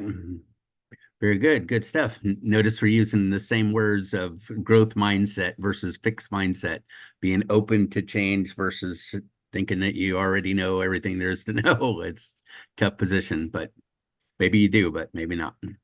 It was a wonderful Vera, presentation. Yeah. any comments? Yeah, Matt. It was a wonderful presentation by Dr. Oliver, and we are so grateful to him that he was so busy with his schedule, but he managed to make this presentation for us, and we were able to present in front of everybody.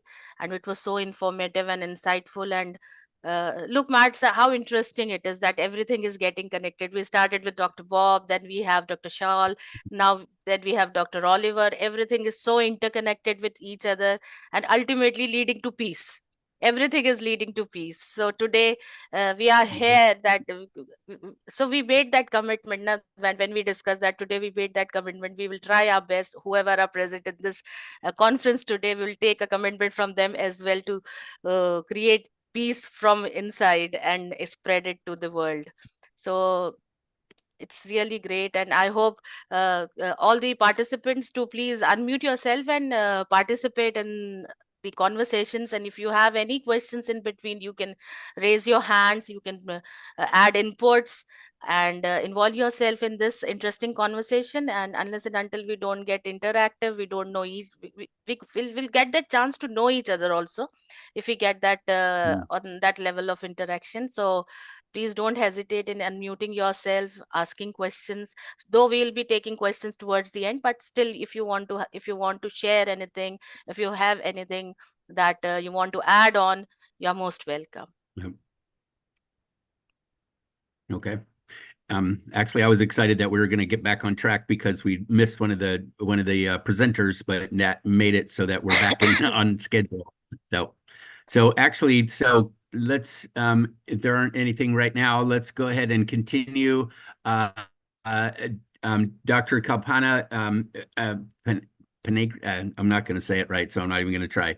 Anyway, so you introduce So, Dr. Kopana, and take it away.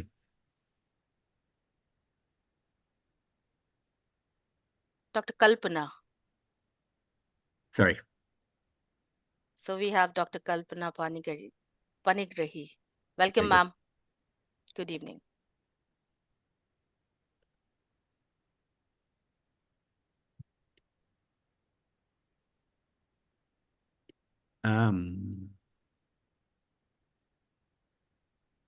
You're unmuted, but we're not hearing you. I'm not sure if you're speaking. Uh-oh.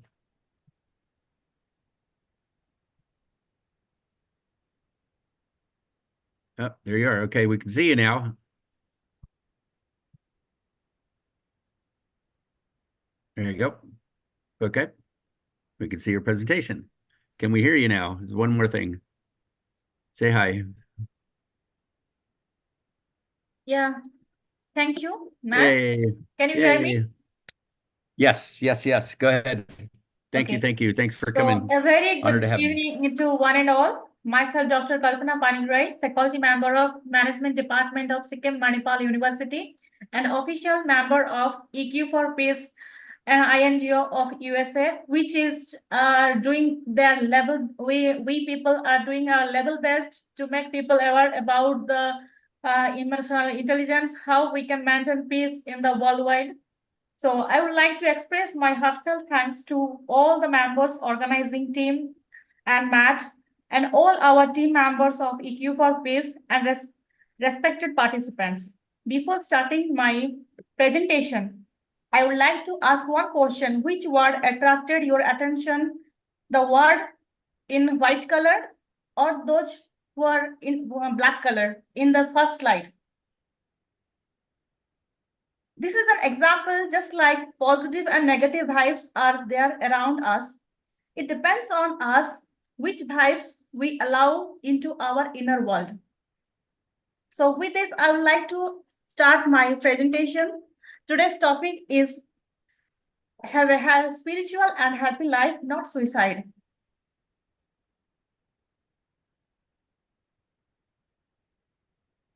So people struggling to cope with certain difficulties in their life can sometimes develop suicidal feelings. Those difficulties are the reasons which may or may not be direct cause of suicide, but can certainly increase the risk. Appreciate every little things you have. The most precious things in life is life itself, as per the thought of Sadhguru. A secret of a happy life is contentedness. We live in the present, we cherish our memories, appreciate ourselves for every little thing, and are grateful for what we have. We will live a happy and satisfying life. All we need to do is change our perspective of life. So, let us live in the present. We should not get too much worried about what will be our future. Neither we should not get engaged ourselves in thinking over about Lord about our past. If we have done any mistake, we have lost someone we loved. So this is the part of life. There will be some ups and downs, but we should not think that if something bad has happened, this is the end of life. By this, we should not ruin our present. According to Dalai Lama, every day think as you wake up, today I am fortunate to be alive. I have a precious human life. I am not going to waste it. But sorry to say, really it is disappointing when we look into the reality. What is happening around us? Every 17 minutes, a teen succeeds in taking their own life. This has become a serious issue. Suicide has become a serious issue. There is we all are trying our level best, but still, it has become a very serious issue. But still, people are feeling reluctant to discuss about it. People are feeling reluctant to ask about this, share their feelings about this. So, suicide is an act of killing ourselves, most often as a result of depression or other mental illness. So the reasons which may cause suicidal feelings are depressions, anxiety, mood disorders, injured relationship, change in relationship, isolations, loneliness, culture, pressure, forced marriage, establishing identity, pressure to be perfect or perfectionism in the workplace or in the profession, in the business, inability to maintain work-life balance. This has become a big issue nowadays. Poor job performance, evaluation report, promotion, career, enhancement, salary, all those things are becoming a reason. Nowadays, people are getting materialistic. They are not realizing what actually is the real meaning of life, what the real meaning of happiness. But they are running behind the things. Yes, of course, we should have a good job. We should have a good life. We are all deserve that. But if something doesn't happen in the time that we think, but it is not that we will not achieve. Definitely, we will achieve if we have done something correctly. So we have to have a patience. We have to wait for that time, the appropriate moment. Before that, we should not take the thing that if this is not happening, this is the end. This kind of attitudes we should not have. Feeling shamed or humiliated in the workplace or in the society due to certain things, social networking addiction, then emotional addiction.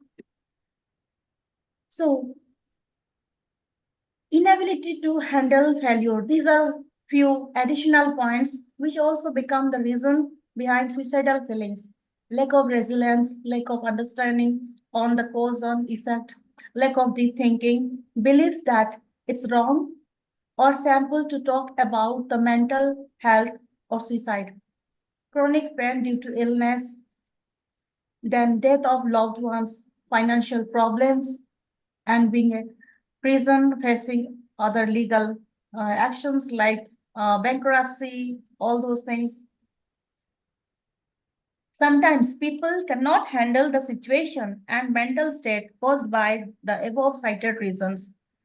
So by observing or witnessing the warning signs, someone close to us or we ourselves can conclude something wrong is going on within us.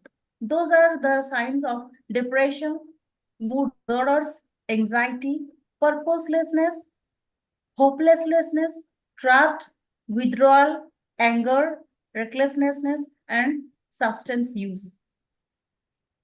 If these things we see, if someone is trapped by these activities, we are observing that, then definitely we should help them. Or if we are facing such kind of things, we are having such kind of feelings, then we should share with our loved ones. It should not that we should not share. It is not wrong to share. Like we are going to doctors for our when we are physically not feeling well, we are not physically fit. Okay, I'm feeling cold, I'm feeling fever. So we are definitely visiting the doctors. We are taking the medicines. We are not going to depression. But whenever we are feeling any mental illness, why we are not discussing with others? Why people are not discussing with others? Why people are not disclosing the things? Why people are not hiding these things? So this awareness should be there. They should share as like they are sharing their physical health. If that is not correct, they are not feeling well. So mentally, if they are not feeling well, they should also share. We all should share, and we all should not feel shame of that. This should be our objective, to increase such awareness so that everyone can share their issues openly, at least with the loved ones, the people around them. Suicide should or can never be a solution. A journey towards spiritual and happy life. It all starts with your emotional intelligence and spiritual intelligence. Being emotionally intelligent, this is the need of our We all should become emotionally intelligent. It's not only for our successful career or for our successful relationship, but also for our holistic development. For that, we need to be more about the thing happening, aware about the things what is happening around us. The thing is that after that only we feel aware, we will accept it. First of all, we should accept that yes, this is the reality. Then after that, we should understand that something will be there always which is beyond our control, and something are there which is under our control, which we can control, which we can change. So only that case we should take action. But when we cannot control something which is beyond our control, we should not be so much worried about that, why these things are happening, why I'm not able to change this, why people are behaving like with me like this, why my boss is behaving with me like this, why my colleagues are always doing such and such things. So leg pulling is there in my family. I'm doing a lot, but my family members are not at all happy with me. So just don't so much, please do not engage in thinking about these things a lot. So this will be a part of the life, but the change should be from our side. So if we will feel happy from within, definitely we can spread the positive vibes. With this, we can change the people around us, we can change the attitude of people who are around us. This is Julian, the Frenchman who makes French pronunciation videos here on YouTube, and we are looking at how to Yes. So, yes. Go on. Shall I continue? Go ahead. Yes, please. Okay, fine.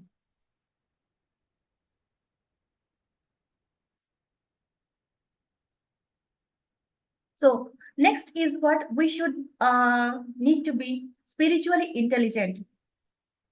Be aware of where you are.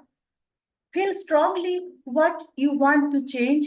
Discover and dissolve the obstacles. Explore possibility to go forward. Commit yourself to the path. Remain aware where are the many paths, where the other paths are there, what are the alternatives, what can be done, what best can be done, as we are now discussing in this particular platform, how we can increase the people's awareness about emotional intelligence, about peace. So there are alternatives. We should not think about the negative things happening around us, like the suicidal cases increasing. We should not, yes, we should address the issues, but we should not engage ourselves in thinking about the negative thing also only. So we should think about the possibilities, how we can solve them, what are the alternatives methods. So by the next is what we should design our days. How we can design our days?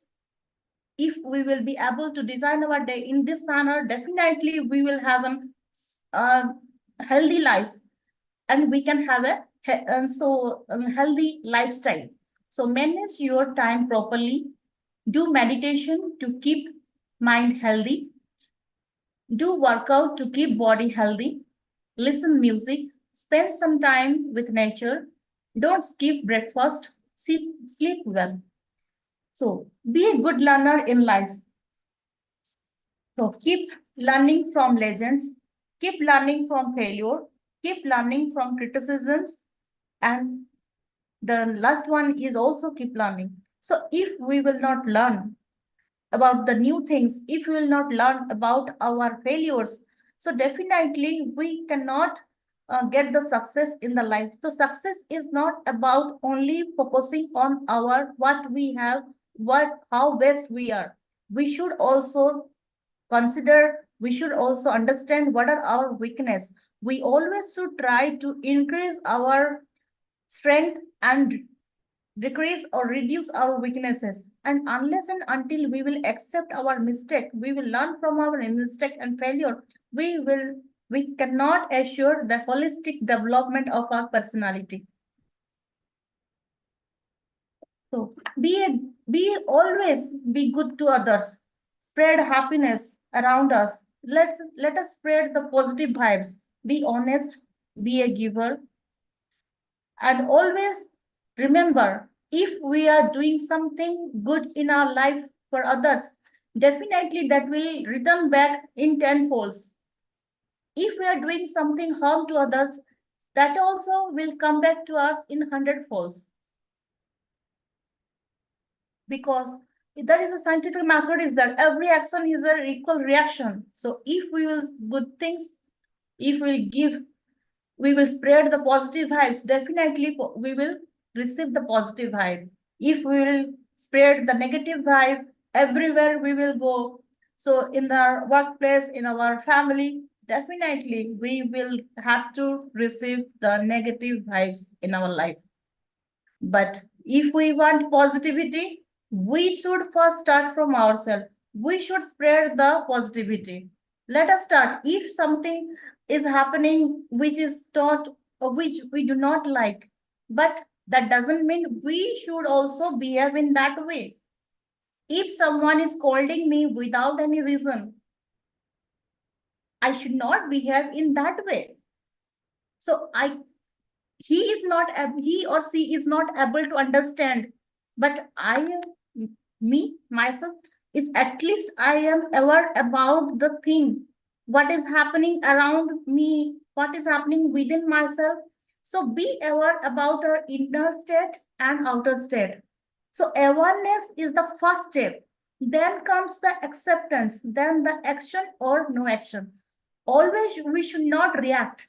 Yes, if someone is saying something wrong, I should scold him, I should shout it, I should shout.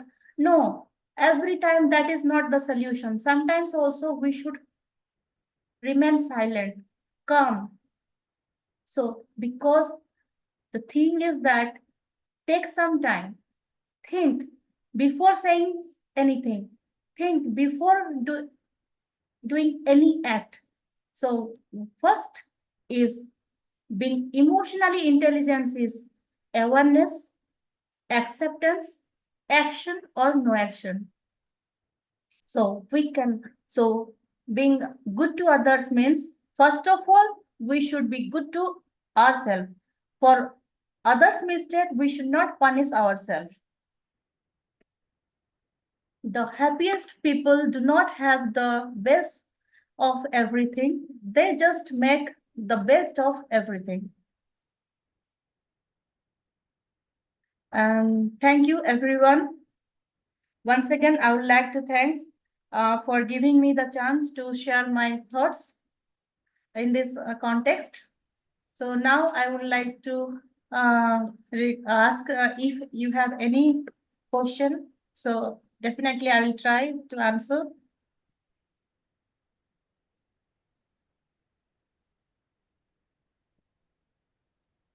Well, thank you very much. Thank you. That was a wonderful presentation. It's super important, one of the most important subjects there is in my opinion. Well said. A lot of good, solid information or explanation or suggestions actually on actions to take, different attitudes and that sort of thing to how to think about ourselves. We have a raised hand. Sir, continue. Yes, sir, Ganesham shares saying something. Okay. Ma'am, can you please close your slide? Yes, ma'am. Hello. Yes, sir, please. Why people go for suicidal action? So, see, sir, many things are happening around us which we do not like, which we cannot accept, which we are not ready to accept. As I said in my slide, I emphasize that emotional intelligence is being whatever about what is happening and accept what is happening, then just take the action or no action. Action in the sense, some factors are controllable, we can control, and some factors are uncontrollable, which are there in the environment. If so, then we should not take the action against us. We should not take the action So we should not commit the suicide. We should not think about suicide, that yes, if this is not happening, this is the end of my life. So these are few reasons like that. You can see the depression, injured relationship. Here are the 5 things are the establishing identity. If my business is not working, if my startup, I failure in my startup, I should commit suicide. If my, so these are the things, sir. You can see the lack of resilience, inability to handle the failure. Few people cannot accept. So if I am trying for a competitive exam, if we want to become a IS, if I want to become a IS officer, if I stand in the election, if I will not win, then I will go for suicide. So this should not be the solution, sir. This should not be the only option. Means if it is not happening, suicide is there. So that should not be in our dictionary. If we are working for the EQ for peace, if we are working on the increasing our emotional intelligence, we should remove the word suicide from our dictionary.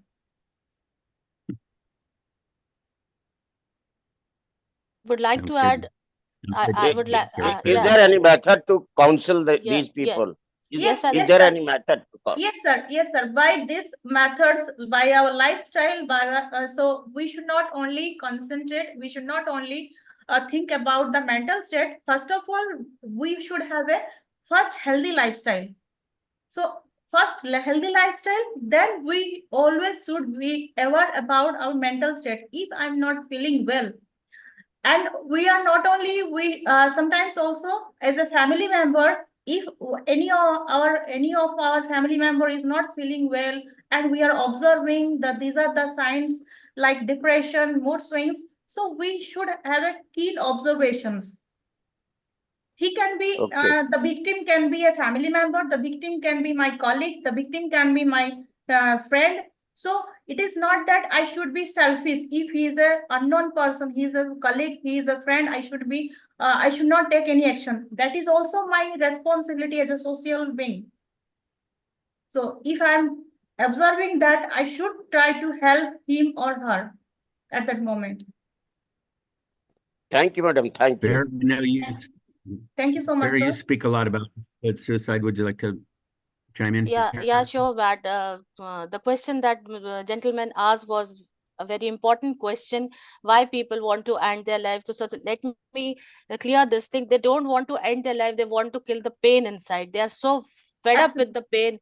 They are so fed up with the pain inside, struggling, and the hardships they are undergoing, and they have nobody to share. So this is the thing they want to end. It's not the life they want to end. So first of all, we have to be very kind to each other. You never know what battle around you is fighting. So the first thing is stop suicide is to be kind to each other. And the gentleman asked about what we can do if somebody is struggling with those suicidal thoughts. So sir, I would like to add to your knowledge that there are different kinds of suicide. First of all, seek a professional help and don't take any steps. Seek a professional help. If you find anybody who is not mixing up, who is not socializing, he's into isolation, he's not talking to anybody, and sometimes he's more aggressive, and if you see such symptoms, talk to him calmly. Do not advise him, do not give advices, just listen to him and try to take him to a professional. It is very important to seek professional help to stop suicide. We can create awareness, we can give you certain knowledge about suicide, we can give you certain steps where you can stop, we can help people to helping people in stopping them from taking this step. But it is very, very much necessary to seek a professional help. And suicides are preventive. The good news is suicides are preventive, and it is very important to talk about it in your houses. It is very important to talk about it in your houses. And what Dr. Kalpana shared in her presentation, the main reason behind this is over ambitious attitude. The impulsive attitudes are very much responsible behind all these things, especially in the teenagers and the age group that is from 18 to 30. And one information that is very important to share is that the number of suicide that happen is in men is is more than women. Women, the attempt of suicide is more in women, and the number of suicide committed is more in men, because we do not talk about men mental health. There are 7 dimensions of mental health. We don't know about it. There are there are 7 reasons behind your mental health that make your mental health. Know about it and introspect. If you find struggle in arranging your thoughts, arranging your feelings, don't be ashamed in seeking a professional help, because it is same as you seek professional help for your cold and cough. It is very much similar to that. You seek professional to arrange your thoughts, arrange your feelings, because in our society we are not educated enough to help you or your loved ones if they need some professional help. So it is very, very important to break this stigma, because in our society, if somebody is reaching to a professional, they are labeled crazy, they are mocked. So we have to break this stigma, and the change starts from home. And the statistics say if it is a family of 5 members, 3 of the family members are affected with mental health problems. So it is very, very important to talk about mental health on your dining tables with your children. We live in a scary time. It is very important to work on it. Every life is precious. Every individual is precious. Every individual is unique. We have that patience to listen to them and stop advising. What happens when somebody wants to share, he or she just start sharing their problem, we start advising them. Be a listener. It is very important for a person to get that feeling of being heard. The feeling of being heard is missing in the society. So more and more mental health cases are increasing. Sorry.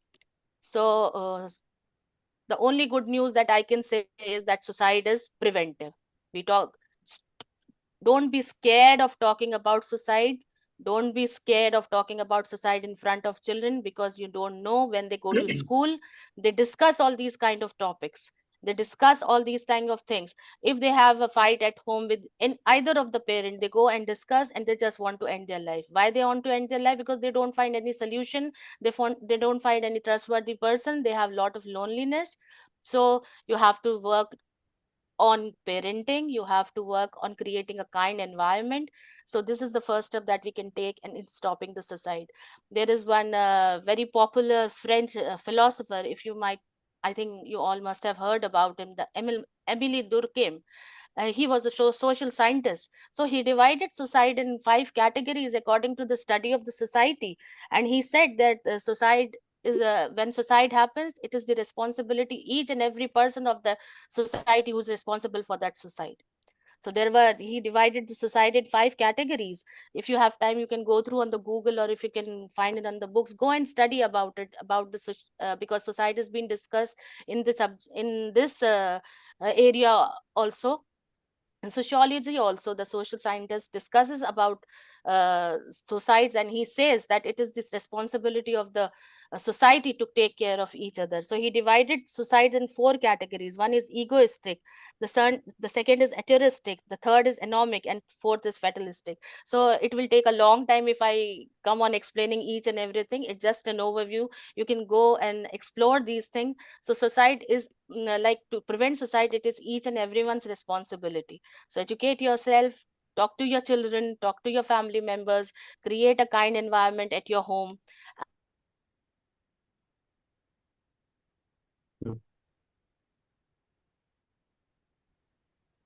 Yep. I think we lost connection, man. Yeah, I think so. Sorry. Okay, well, actually, we need to move on anyway. We have our next speaker is a similar subject, and this is very interesting. This is Shivanshi Mishra. Shivanshi was an intern for Nurture Life and for EQ for Peace, and she has taken it on herself to present her own presentation, which I'm very proud of her for. She's the only intern that volunteered. So I'm excited to see what she has to say. So Shivanshi, go ahead. You want to take it away? There you go. Beautiful.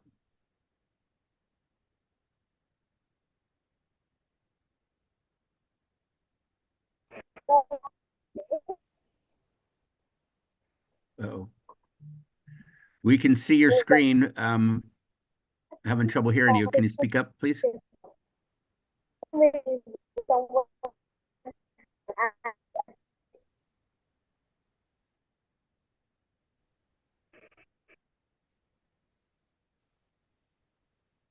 Sorry, I can't hear you.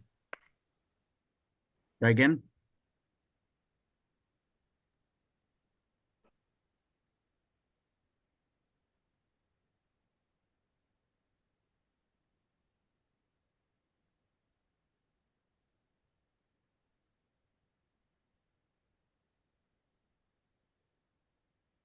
You're muted now, I think.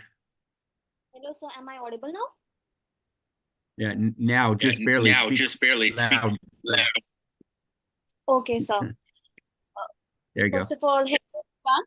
I'm Shivanshi Mishra, an intern at Nurture Life Foundation. While we were discussing such crucial topic, there was a life who died. Yes, my friend, you heard it right. A really small flower that died. If we go to the statistics, the suicide among the adolescent is the third largest leading cause of death. If I talk about globally, 20% of adolescents are suffering with mental disorder, which are just recorded. I'm talking about the recorded data. According to the National Institute of Health, around 70% of adolescents have been increased about in the suicide rate from 2018 to if you compare 2020. So there is an increment of 70%. Just imagine, these are not just a merely statistic. These are the death of ideas. These are the death of the family. These are the death who couldn't see the future, the bright future he had. So this I'm going to talk about over here, that how emotional intelligence and positive mental health prevent suicide. So if we talk about the adolescent is a very challenging period marked by the transition from childhood to an adulthood. I really love this quote, which was quoted by none other than actor Robin Williams. He says, "A teenage years are like beginning in constant state of jet lag." Because there are so many physical changes, hormonal changes, emotional changes that young people feel. But these changes invite a lot of stress, anxiety among adolescents. So if I talk about why did I choose the adolescent topic? Adolescent are the very crucial stage, which if there is a healthy development, they will act as an asset for the society. If I say that adolescents are really at a high vulnerability, the first reason is that the biological changes they have in their body. In this period of time, the prefrontal cortex starting to develop, and as it is in a developing stage, there are a lot of emotional imbalance in that period of time, and that's why adolescent majority of time take impulsive decision. Apart from that, if I look at the majority, that a society plays a very crucial role if we talk about in the shaping of this adolescent, because it's like a raw pot that we all are trying to build up in a beautiful and flowery, very pretty pot. We are the bakers on. But what if that raw pot just break down and none of us heard the noise?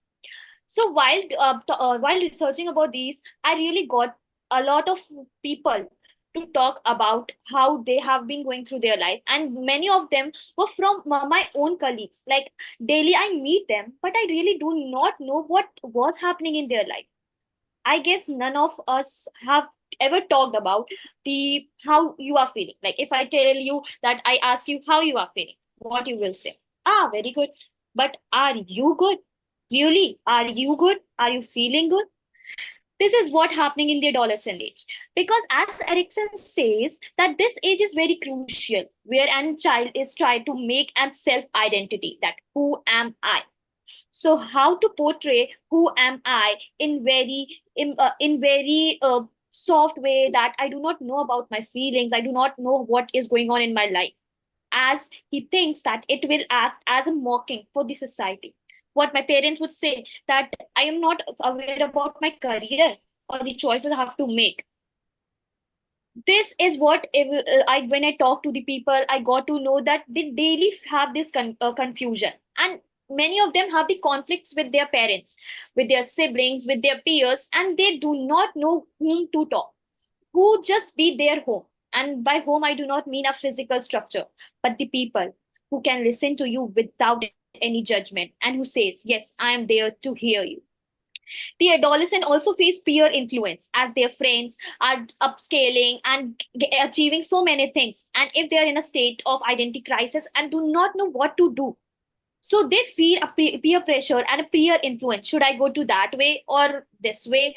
Or where should I go? Whom do I should talk? But how these suicide could be prevented? The suicide could be prevented, first of all, knowing what are the key drivers during this adolescent period. First of all, the mental health challenges, as I already told you, all these emotional imbalance they are having, which increase the risk of anxiety, and they even contemplate their future, the imaginary future, that I have to achieve these things, and these achievement are majority of not their own will, but by their parents or by the society, that you have to be good in studies, you have to look good, you have to act in certain way. But none of us talk about what does that child want. The emotional distress, stress level is high, he's getting bullied, but he can't speak up because he had no one to talk about it. And the worst thing is that academic pressure. If I talk about the India, we all know that in India, a lot of that and a lot of suicide cases has been happened in Kota, which is the hub of NEET and JEE aspirations. And those deaths are like of 16, 17, 18, all those are adolescent. Like in a day, we can hear 2 to 3 deaths, like 2 to 3 deaths. Just imagine the situation right now, where they are having the counselor, where they say, yeah, we are providing them the counselor, but still if the situation is this, so where to find the hope? They do not have a proper access to mental health. Like there are 193 countries all over the world, right? We know that 193 countries. And while researching, I got to know about that only 49 countries have made a mental health policy. Just think about it, only just 49 countries.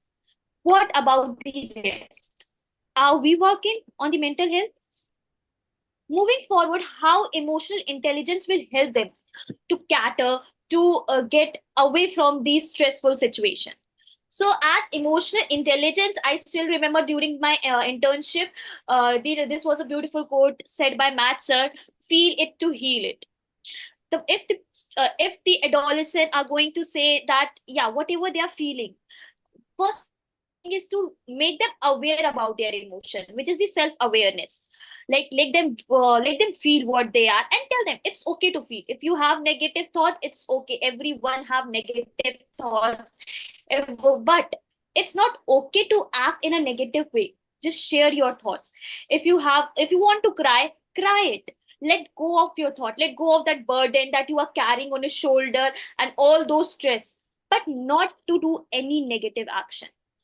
So that's what the second thing is about self-management.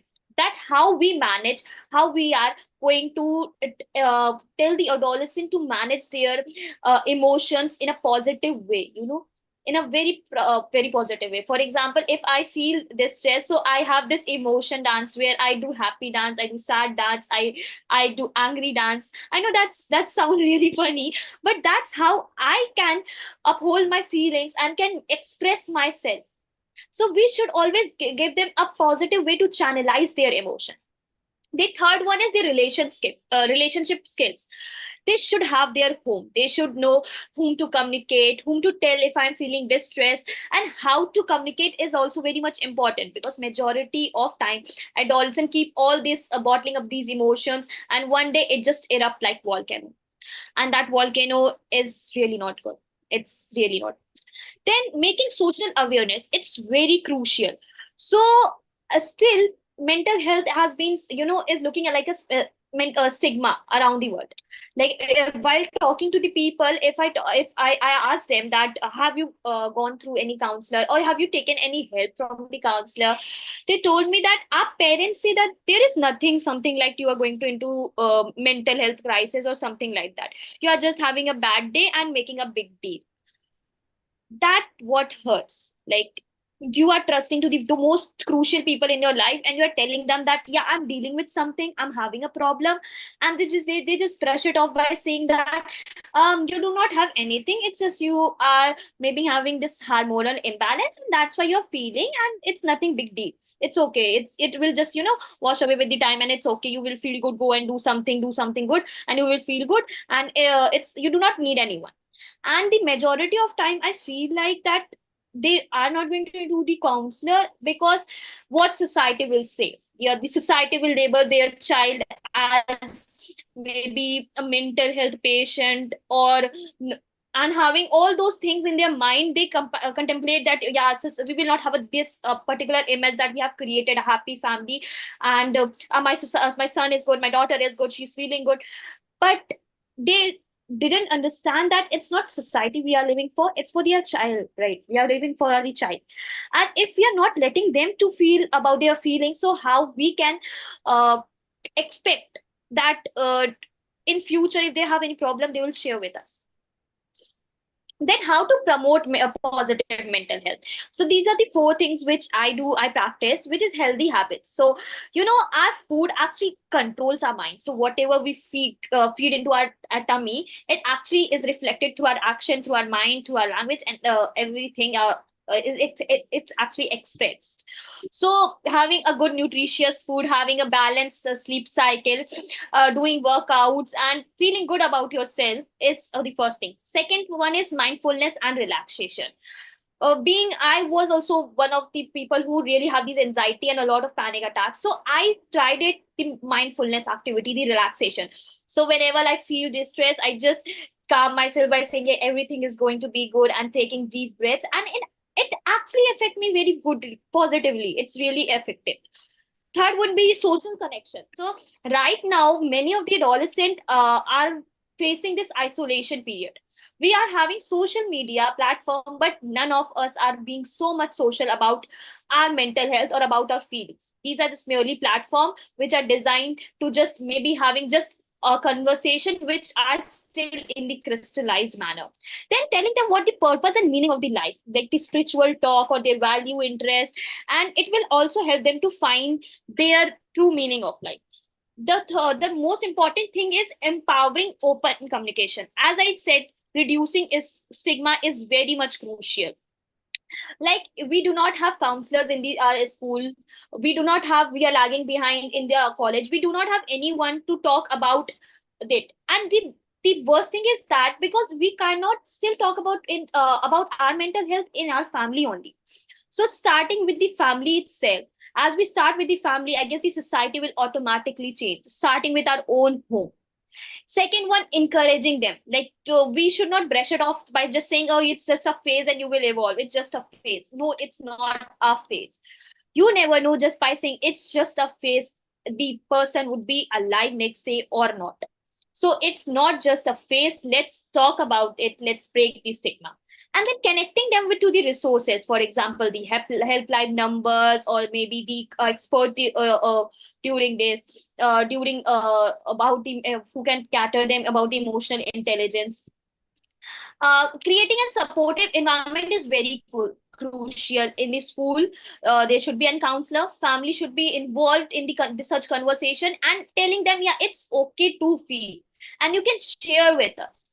We are here, we are going to help you, we are going to give you all the best possible means, and it's okay, it's not your fault, because I believe that when you communicate, the half problem is solved. Community collaboration, right now, like we are having this platform to where we all are discussing such crucial topics, so it is actually very much needed.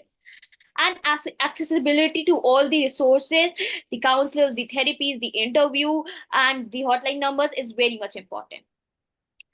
What are the warning signs if we say? So the person, if we can say that the adolescent would have mood changes very persistent, like sadness, irritability, aggressive mood, behavioral changes. He would be more in isolated way.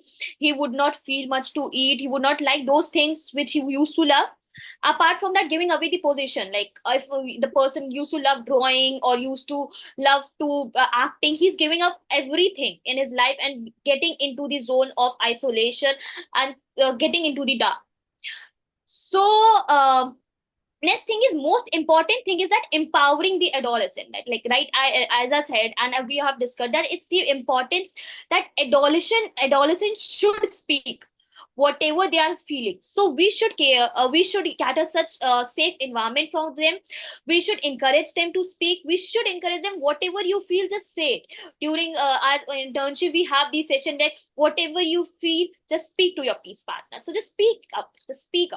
And then the best way is to peer, like peers should help each other so that they can have these peace partner, rather than pulling down their legs and bullying them. It's not a good thing. We should be the peace partner rather than being a bullier. At the end, what are the countries and WHOs and different corporations are taking steps? They are actually have been taking a lot of steps, building a safe environment. Apart from that, having these hotline numbers.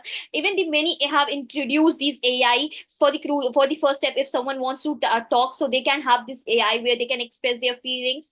They are conducting different webinars and giving them different platform to discuss about it. But still, there are a lot of things which are needed. Still, as I had earlier mentioned, only 49 countries have made their mental health policies. Still, there are very hope to getting to the down people and getting to all of these people who are actually getting the resources, especially giving the adolescents such platform where they can be themselves, and bringing such crucial strategies so that each and every adolescent could speak up rather than dying. So this is the quote that I believe that every adolescent should have and everyone should have, that your life has a purpose and your voice has a power. Speak up, reach out, and hold on. Thank you very much. Wonderful, Fantastic. wonderful. Well done, Shiv.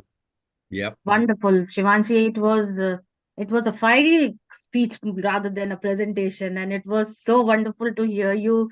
So well put, all the points, so confident, so proud of you. And it's so good to see that being an adolescent, you understand the problem of it, the problem that adolescents face, and peer-to-peer support, everything you have involved in your presentation. It was a wonderful presentation. So proud of you. Thank you so much, ma'am. Thank you so much, sir. Great information. And as I mentioned in the chat, you represent kind of one of the main demographics for people that are having problems now. Is young girls are one of the most prevalent suicides. So it makes it even more special that you're representing that demographic. So thank you again. And Matt, it was great to see that everything was on her tip. What she learned during the internship, what she learned from you, what she learned from us, everything was on her tips. So it was so good to listen to her, and it was really so. It's a great motivation that you have given to us. Wonderful, Shivanshi. We wish you all the best. Thank you, ma'am. Thank you. Going in the right direction, I think. Yep. Thank you, ma'am. Okay, we got to keep rolling. So next exciting speaker is Reza, my man, Reza from Bangladesh. Introduce yourself, sir. Thank you, Matt, for giving me the opportunity to speak. I'm not sure whether I am clearly audible to all of you or not, because my internet is having some trouble, as I have already mentioned to you. So, hello everyone, this is Mohammad Reza Rabbi. I am working as a senior psychologist at BRAC Institute of Educational Development, BRAC University, as well as I am also working as a EQ for Peace country ambassador for Bangladesh. And previously, I also acted as the country lead for Natural Life. So, it's a great honor to be back once again here. So, as well as I would love to introduce myself as an emerging mental health researcher. And right now I am working as a community mental health practitioner in diverse parts of the world. like in East Africa and Middle East as well as Bangladesh. We were working with the refugee people and regular and also doing my regular personal practice. So Can you as speak per up the just a little plan, bit? We're having trouble hearing you. yeah. Speak up a A little bit. little louder. Reza, a little louder. You are audible, Okay. but a Thanks. little louder. Okay, what's about Yeah, now? thank you. I think it seems clear right now. So it was planned to present the PowerPoint presentation, but due to internet connectivity, I'm not presenting the PowerPoint presentation. I'll be just talking, and later on, Matt will share the PowerPoint presentation to all of you. So the topic of my speak is about effective communication to a path to spread positive mental health. So when we are talking about spreading positivity or spreading positive mental health, it's really important to make sure that we are communicating effectively with others. Otherwise, there is a chance that uh, chaos will happen. So if there are chaos, obviously it will impact your mental health. So now is how often we do communicate by using which patterns.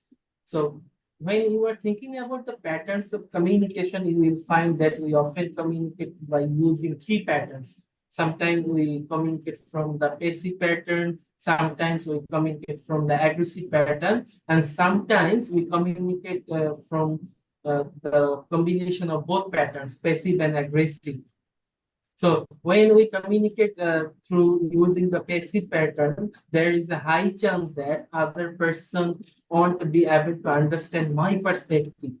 On the contrary, when we are communicating by using an aggressive pattern, there is a chance that I am imposing my thoughts, my way of thinking to the other person instead of receiving the opinions, feelings of the another individual. Now the question is, how can we communicate effectively as we are thinking about promoting positivity? We are thinking about positive mental health. So the answer is assertive communication. In assertive communication, there is a win or win situation between both parties. In the assertive communication, we often give priority to the feelings of other person as well as we value our own feelings and our own opinions and express it through the assertive way to the other person. So in the assertive communication, we often express clearly and confidently. We try to maintain eye contact and speak firmly. So, but as a human being, we find it difficult for the most of the time to communicate assertively or effectively. For communicating assertively, we can use some simple strategies. Like when you are thinking that the other person is not gathering you properly, is not gathering your point of view properly, it's really important for you that you are clearly expressing your thoughts or emotions or feelings and your observations to the other person. At first, you should pinpoint the specific action that prompted your response. So behind an angry situation, behind a angry feeling, obviously there is an unmet need. So you have to identify the unmet need and you have to identify the perspective or the situation, what is prompting you to think in that particular way, and then try to identify your feelings. When we become angry, when we are not communicating assertively with the other person, maybe I am not able to understanding my emotional feelings. So it's really important to connect with your feeling. Even it is also a component of emotional intelligence. When you are talking about emotional intelligence, it also promotes that you have to be self-aware about yourself. You have to be self-aware about your own emotions. So recognize the feeling that comes from your perception and then try to give the justification or try to give the reason behind your, that kind of feeling to the other person with whom you are communicating. It is not optional, it is not mandatory for all the time, it is optional, but it helps you to define the true source of your feeling and then express your request, what you are wanting from the other person. So that's the way, by using that simple strategy, often we can communicate assertively with the other person. So From that discussion, we can understand the way of communicating assertively with the other person. Now the question is, Right. should I communicate President, from? can I interrupt for a second? Did you want to Yeah. show your presentation? Did you realize it's not showing? No. You got a great prop. I am having internet issues. That's why I'm not presenting. I will be sharing the presentation with you so that you can share it with our participants later on. Will that okay? Okay. Okay. Thank you. Okay, go ahead. Yeah. So it is also important that you are taking the perspective of other persons. You are taking the viewpoint of the other persons in a right way.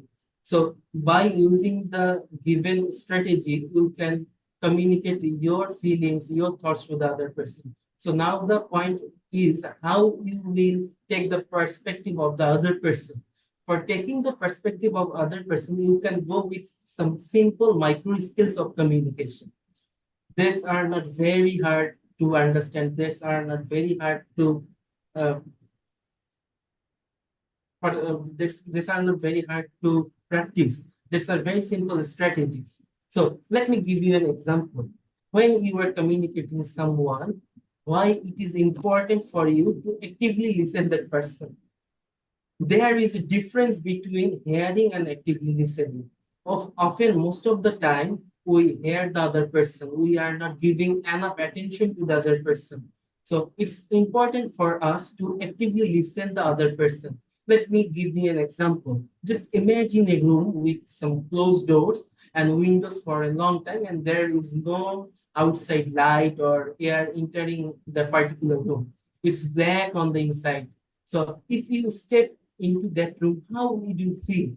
Obviously, you won't feel good. So a person who is not being able to being heard by the other person, that person also feels the same, like being in the dark room where there are no light, there are no air. But how would you feel if all the windows and doors were left open now?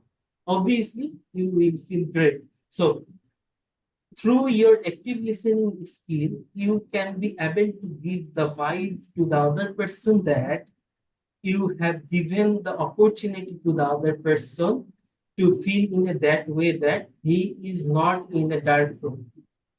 His all windows and doors are open right now. My previous presentations were about suicide. So suicide was something like that. When we think about suicide when we can't take our stresses, we are thinking about ending our pains. So what we can do, we can offer some active listening skills to the other person. So this active listening skills help that person to open up. Like that, you are giving the opportunity to that person. His all windows and doors of that particular dark room are open now. And for maintaining active listening, we can just deal with that particular person. It's not essential for you to always speak up. You can just stay with that person. Sometimes you can remain silent, just giving the vibe that you are trying to actively listen that particular person. Maintain your close eye contact with the other person. And doesn't matter in which settings you are working. Maybe you are a professional, maybe you are an office person, maybe you are a mental health person. Doesn't matter who you are. Doesn't matter whom you are communicating. It's important for you to actively listen to others for maintaining effective communication. And the second micro skill can be the empathetic understanding or empathy. Sometimes we find it very difficult to label the difference between empathy and sympathy. Especially in the Indian subcontinent, we all are aware that in terms of giving empathy, often we provide sympathy. So there is a difference between empathy and sympathy. Sympathy is like acknowledging a person's emotional hardships and providing comfort and assistance. But empathy is like putting yourself into the shoes of others. It is like understanding what someone else is feeling, or you can put yourself in their shoes. For example, I know what it feels like to lost a sister. it feels really hard. Instead of saying that, okay, what happened? Your sister lost, you will be fine after 2 or 3 months. So look the difference. The second response is the example of sympathy, and the first one is the example of empathy. So empathy opens a floor for the another person that there is someone who is trying to be with me. There is someone who is offering positive support towards me instead of denying my emotions. It is also connected with the emotional intelligence, the social skills of emotional intelligence. As a human being, it's our responsibility to take care of others through giving a positive vibe to the others that I am with you. You are not alone. So understanding can be a probable simple strategy. And sometimes some people may feel low. They may feel that they are not being heard. They are not being valued. On that particular moment, you can praise themselves. You can give some positive strokes to themselves. In each human being, obviously, there are some positivity. You have to spark up those positivity by giving some unconditional positive rigors, as well as in some cases through some positive strokes. So that's the simple thing which can be followed to promote empathy. I think we all are aware about the importance of empathy, but most of the time we find it difficult to label the difference between empathy and sympathy. Instead of providing empathy, sometimes we provide sympathy. But we have to make sure that we are doing the right thing, we are providing the empathy. So there is another thing which is also closely connected with the empathy as well as with the active listening. It is non-judgmental attitude. Non-judgmental attitude is something like that. You are not imposing your own thoughts, your own beliefs, your own point of view to the another person. Rather than you are receiving the perspective of other persons. Sometimes we find it difficult to control our own feelings, our own value systems. We find it difficult to manage our own value system related thoughts. We often try to give suggestion to the other person. Suggestion may work in some cases, but it won't work for all. Because value system differs. If I born in a slum, my value system will be different. If I born in a well-educated place or well-decorated place in which there are so many supportive environment, my value system will be totally different. But by staying in a well-decorated place or by staying in a positive environment, I can't judge my point of view. I can give my point of view to the another person who is living in the slum. Because his value system is totally different from me. As a human being, I have to respect the value system of each individual. Maybe there is a value conflict between myself and the other person with whom I communicate.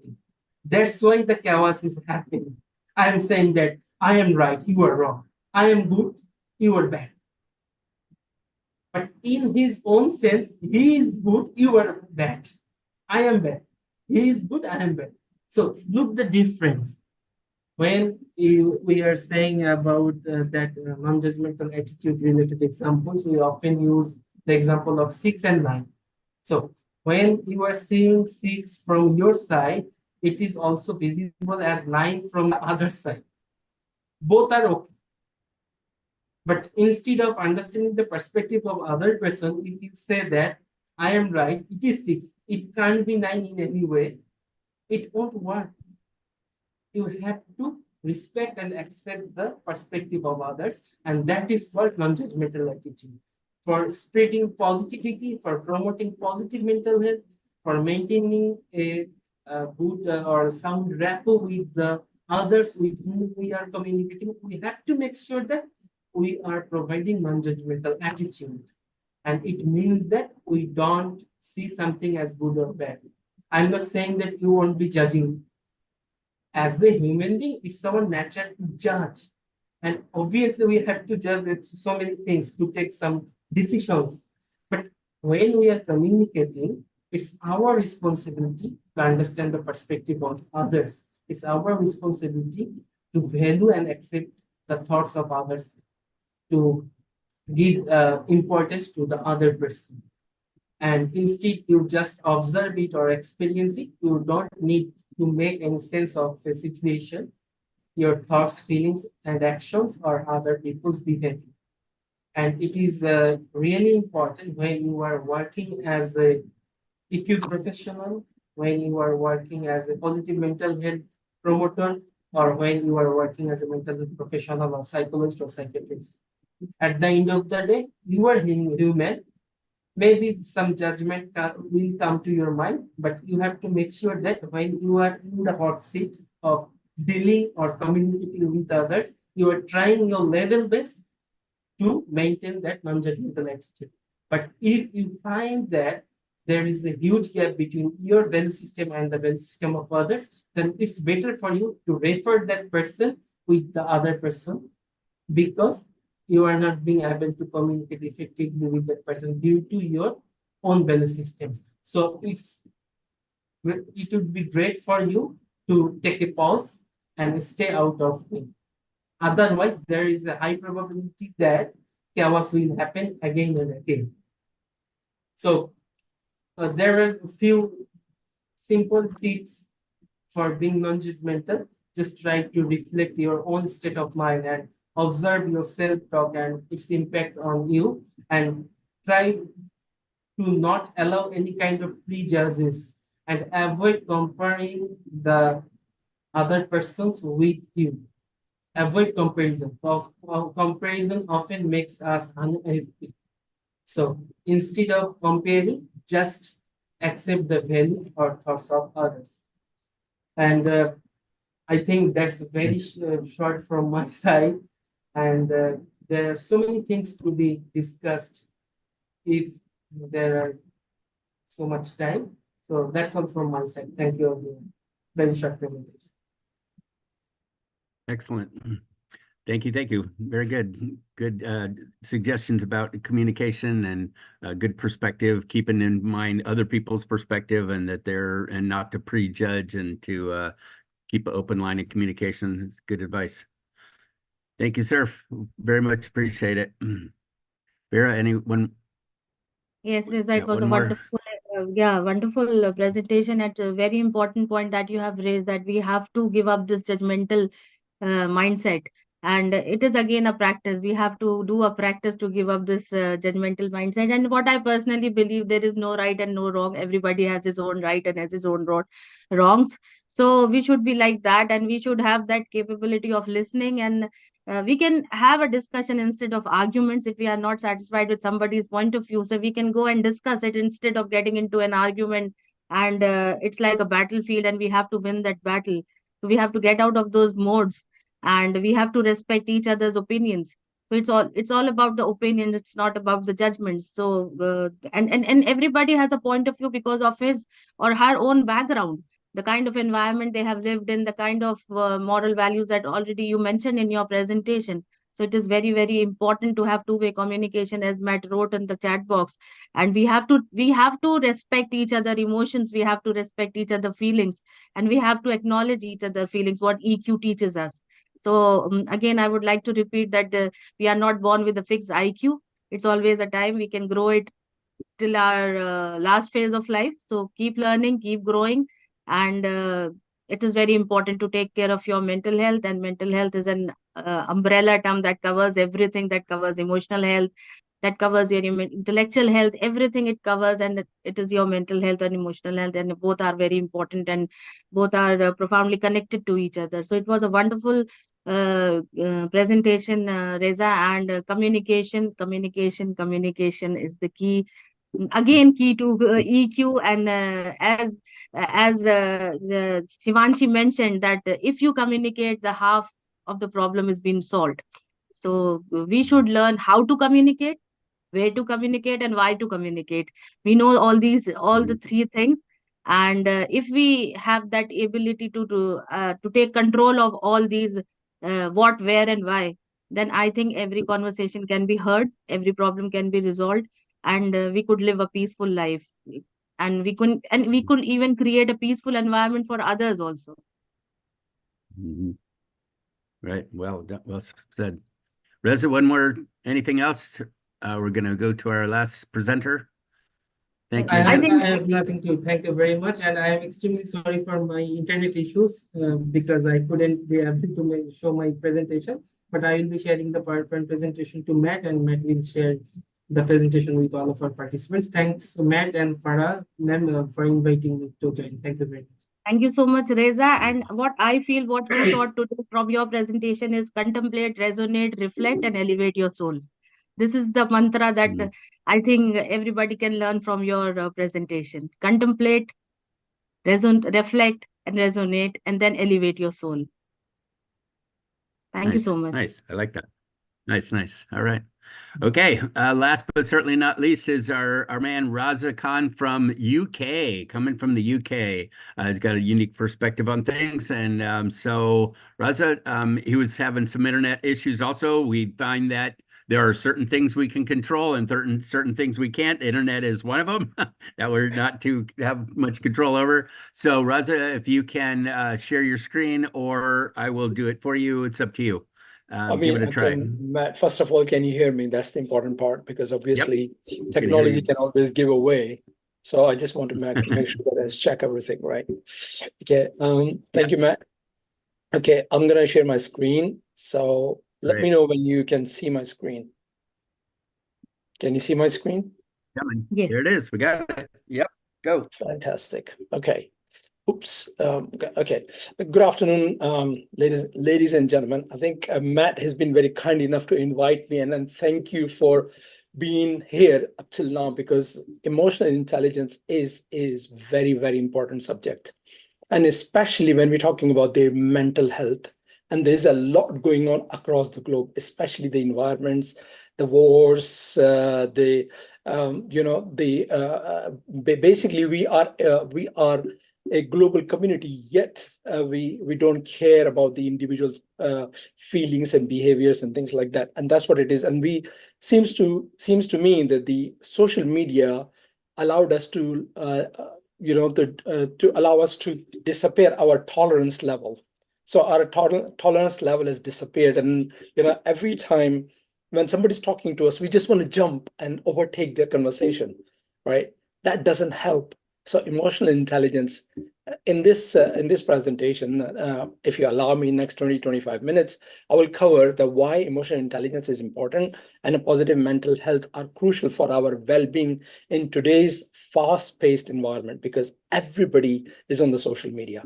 Everybody is trying to make money. I remember there was a lady, his son died, and there was apparently he had 10,000 followers, but nobody turned up on his funeral. She goes, "What happened? I thought he had 10,000 followers." That's what social media is doing to us. But then again, there is a ways we can, number of times whenever I go to the restaurant, when I see a little child and the parents are having a food and they give devices to the little child. Now, little child is not building a relationship or emotional intelligence or relationship, which is one of the main domain. It's called relationship management. Is not building a relationship with the family. Is building a relationship with a device. I know I'm kind of diverting a little bit, but that's where when they have a mental health issue, you think what happens. And especially as I come from the Asian background myself, our Asian families, they tend to care about what happens to the community, what they're going to say about the child, what they're going to say about all the other things.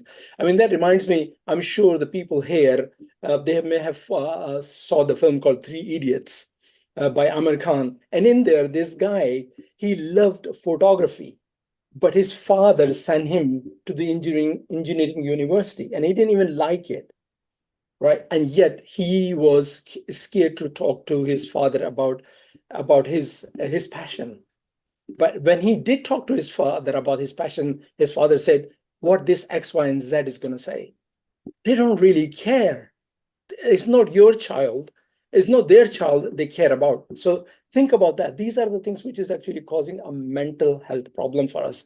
Mainly, especially in the Asian community, there is a lot going on because in the Asian community, we don't talk. Forget about the boys. Girls don't talk to their parents because they have got their own friends and circles and everything. So these are the things which causes the mental health problem. And in this presentation, what we're trying to do is explore the Asian culture practices and wisdom which we had in thousands of years. All right. And these are the things which I'm going to explore and discuss with you to see if we can bring it back into this practices of emotional intelligence. Sorry about that. I'm just gone a bit too forward. So, okay. So EQ is a set of skills that help individuals recognize and understand and manage their emotions. It involves empathizing with others, which we don't do, especially because we are too busy in our own world, and emotions, and using these awareness to build stronger relationships. EQ is critical for personal growth, success, and a mental well-being. Now, Dr. Goldman, Dr. Travis Bradbury, and a few other big boys who talks about the emotional intelligence, they mainly talk about the emotional intelligence in the work environment. But for my research, and I've been monitoring some of the young kids, the emotional intelligence really starts from home, with the parents, with the siblings, with the family. That's where it starts. But we don't care. We are focusing on what's going on. And thank God for that. The emotional intelligence is becoming in the mainstream media, which wasn't there before. We really need to explore that. And believe you me, emotional intelligence has been around for centuries. All the prophets, or the Gautam Buddha, everybody had the emotional intelligence. Otherwise, why would they have followers? That's the important part. But we don't. We think the emotional intelligence came about only about 10, 20 years ago. It's not really. It's been around for centuries. Starting from Abraham, Prophet Abraham, to Moses, to Muhammad, peace be upon him, to Gautam Buddha. All these, even if you look at the Indian rich cultural history, those people who had followers, they were emotionally intelligent people. So it is important to understand that. Why positive mental health? Why positive mental health is important? Its importance is the positive mental health is a state of emotional and psychological well-being characterized by resilience, optimism, and positive outlook. What happens is that when we have this limiting belief about ourselves, we don't like it. What happens is that we go in downward spiral. We start facing the challenges. We don't have our positive outlook, causes all sorts of problems for us. But having the emotional intelligence and having the positive mental attitude it help individual with the tools to cope with the life challenges, because life is like a river. There is a twist and turns, but we don't know the end. As the twist is come, if you are equipped with the tools, you can face those challenges. If it's not, you feel like committing a suicide because there's nobody there to talk to you. You think nobody's there to talk to you because especially in our immediate vicinity is our parents, is our siblings, but they're too busy in their own life. They don't have time for us. That's why we can't really talk to them. So it is important to have those tools and have a support group as well, which I'll talk about later on, to discuss the challenges you're facing. There could be a school challenge. There could be a bullying challenge. There could be the racial challenge. All those things my kids has faced even in UK.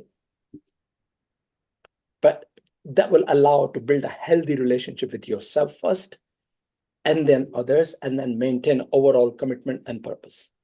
So that's why it's important.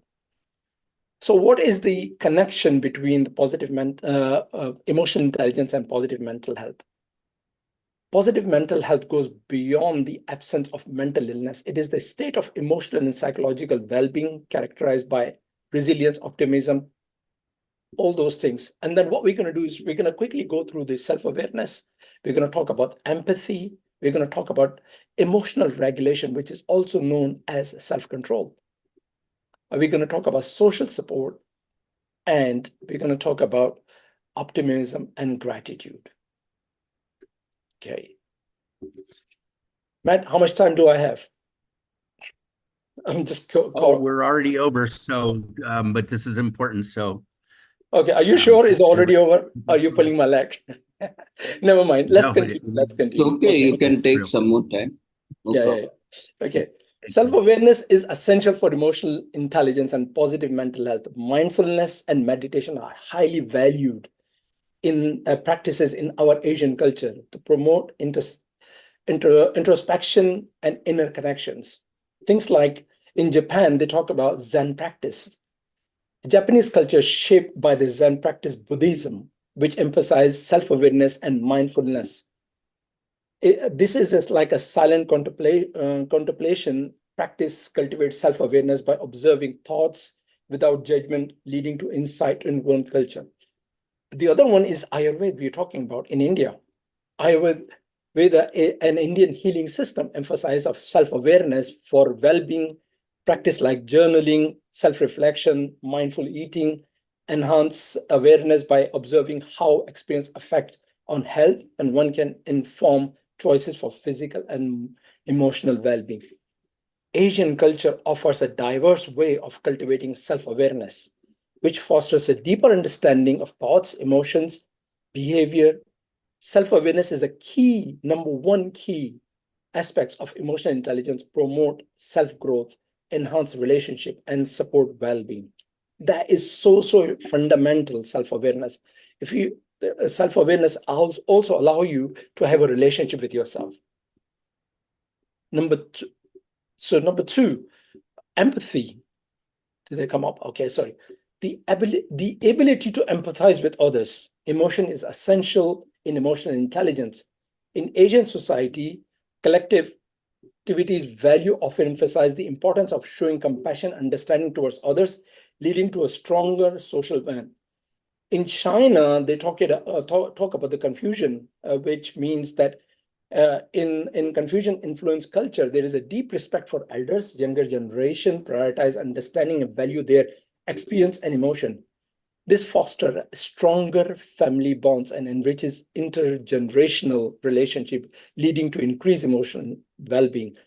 Unfortunately, in the fast-paced environment we're living in, we have lost that connection. We need to bring that connection back. Community support in Indian villages. In rural villages in Asia, especially Indo-Pak subcontinent, community ties are strong. Where someone faces challenges, neighbor comes together to offer help and support. This collective empathy creates a safety net, ensuring that no one is left to face the difficulties all alone. I mean, if you go back to the villages now, these things are available to us. These examples illustrate how the values in Asian cultures naturally foster empathy by emphasizing the importance of considering the emotional well-being of others. These societies create a strong foundation for building emotional intelligence and nurturing positive relationship. Let's talk about the third one, which is emotional regulation. Managing emotion and responding appropriately to various situations contributes to emotional intelligence and positive mental health. Again, I'm going back to the Asian culture, and the practices like yoga, martial arts teaches individuals to control their emotions, fostering a sense of inner peace and emotional balance. Yoga in India, yoga connects the mind, body, breath through posture, controlling breathing, practicing pranama. I apologize if I pronounce it incorrectly. Helps calm mind and soothe emotions. Regular yoga helps manage stress, anxiety, and foster inner peace. Martial arts in Asia teaches self-discipline, emotional control, including mental and emotional restraint. Mindful breathing in Buddhism. Again, mindfulness involves breathe, focus techniques to regulate emotions. By concentrating on breathe, individuals can calm their minds and reduce the anger, anxiety, and frustration. This practice is common in meditation for emotional balance. Asian culture, again, practices like martial arts, yoga, meditation, tea ceremony, which we, even in Europe, we used to have the tea lady and tea ceremony, but is long gone, offer effective techniques for managing emotions and promoting emotional regulations. These practices provide valuable tools for cultivating inner peace and emotional well-being. Let's talk about the social support. Healthy relationships are crucial for positive mental health in many Asian cultures. Family bonds, community ties play a significant role in providing social support and sense of belonging, which can enhance emotional resilience. Extended families in Asian culture, and especially in the Indo-Pak continent, extended families living together offer a support system. Family members provide emotional support during a difficult times, which contributes to positive mental health. I remember when I was growing up, all my uncle, aunts, and everybody was either living in the same house or living within vicinity, so we can go and talk. Also, in Asia, it says that it takes a village. In Southeast Asia, in many Southeast Asian cultures, the principle of it takes a village to brought up a child is a common. Communities celebrate festival, support local initiatives, and provide help when needed. This fosters sense of belonging and social support, enhancing emotional resilience. Again, in our culture, in Asian culture, a strong family and community bond foster care, belonging, promote positive mental health, and increase resilience in navigating challenges. The last, optimism and gratitude. Cultivating a positive look and gratitude are essential to emotional intelligence and positive mental health. When we get up in the morning and we have got like 10,000 things going around in our head, right? Be grateful when you got up, because you're breathing, you're alive, you still have a time to actually recover whatever the problems you have faced yesterday. What if you were long gone? You wouldn't have time to repent or whatever you were doing. So be grateful what you're doing. Be grateful when you wake up in the morning. Be grateful if you have a food on the table, because there's a lot of people don't even have a food. Be grateful if you're in the house, in the warmth. A lot of people, even in all across the globe, people are living outside in the cold weather. So this is very, very important. Harvest festival in various Asian cultures. To be honest, until I did the research, I didn't even know there was such thing. Harvest festival is in Asia, express gratitude for nature's abundance. Mid-autumn festival like China, Vietnam are known for that, and Pongal in India celebrate the harvest and encourage a positive perspective. Vesak in Buddhist culture, Vesak is a festival celebrated to honor the birth, enlightenment, and passing of Buddha. It emphasizes the kindness, giving, and gratitude, offering aims to monks and engaging in charitable activities instill gratitude and a positive outlook. Our Asian culture is so rich in all those practices, and yet we have forgotten over the years. Asian festivals and traditions foster emotional intelligence, positive mental health by promoting gratitude and a positive outlook. Just wrapping up, as a social worker, if you are a social worker, or even if you are an individual, incorporating emotional intelligence and a positive mental health principles in our practice can lead to a more effective and empathic support for our clients, be you're in a business or you're working for somebody, because you have a colleague who probably going for a mental health problem. But if you're there and have your own emotional intelligence intact, you can help them. So things like, cultural sensitivity, community involvement, mindfulness technique, these are some of the things which we can use as a tool to employ with ourselves and then, support others. But remember, I want to look after me for you. You need to look after you for me. That's the motive. That's what we're supposed to do. But what we don't do is that we don't look after ourselves first and we start supporting somebody else.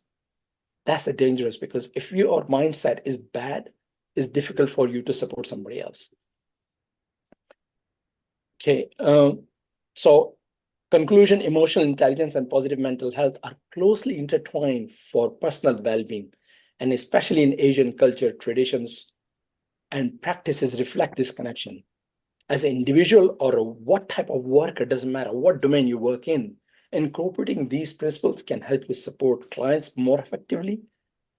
Your spouse, your family, your siblings, combining contemporary insight with the cultural wisdom can lead more empathic approach to mental health support. I want to wrap this up with the conclusion. Let's inspire, collaborate, and grow together. And this is how you can get in touch with me. Thanks, Matt. That's me. Hey, way to go, Raza. Good stuff. Really good stuff. Thank you. Thank you. Any questions? Fantastic. Thank you so much, Mr. Khan. You were wonderful. And the last thing that you mentioned, that it is very important for everyone first to have good mental health. Then only they can take care of their family, friends, or peers. So it reminds me of the example when we travel in the aeroplane and when the crew announces before we take off, the crew says that if the air pressure is down and if you feel suffocated, the oxygen mask will come down. She never asked to put the oxygen mask first to your co-passenger. She asked to put the mask to yourself. So Absolutely, it goes same with the mental health. Before is. supporting anybody else, it is very much necessary to take care of your mental health so that you are capable enough to support the other person, whether he is part of your family or your neighborhood or your community. So it is very, very important. And one thing that you started the discussion with, the freedom of speech on the social media, that is the harm that it is doing in each and every house. It's very scary. The freedom that is coming to each one of us and the way we are behaving on social media, it is like that every time we are in a digital violence, and it is very, very scary for everyone.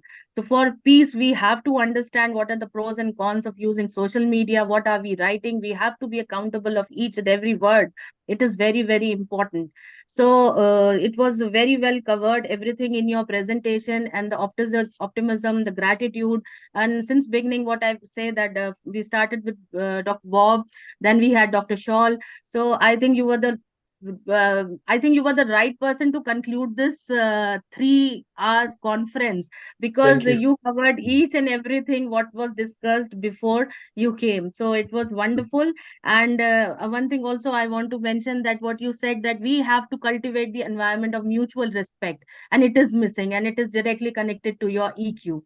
So all these things that are connected with the EQ, as you mentioned, the prophets, in each faith, everybody, all the holy people came, whether it is Buddhism, whether it is Islam. So what I personally feel, that the EQ started with Adam.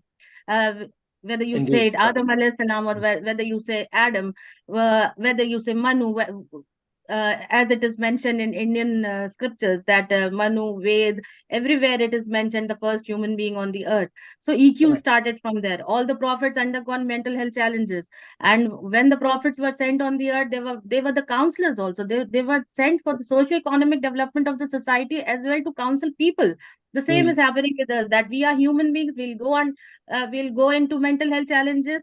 We will go into emotional challenges. Now it is our duty to help ourselves, to take care of our family. And the key is that first we have to take care of our own mental health, then only we'll be able to take care of our family, society, community, and the world. And as we conclude every time, that peace starts from within, that inside peace leads to world peace. And what is happening at the moment, I think we have become very intolerant, very unkind. We are laughing on the pictures when the children are killed.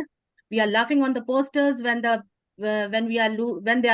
people are losing their family members.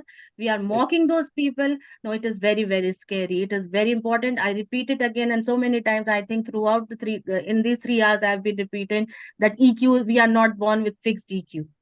It can be developed, it can be skilled, and throughout our life, we can learn EQ, we can improve our EQ, we can help others to improve their EQ, and then only peace can prevail in this country, in the nation, in the world, everywhere.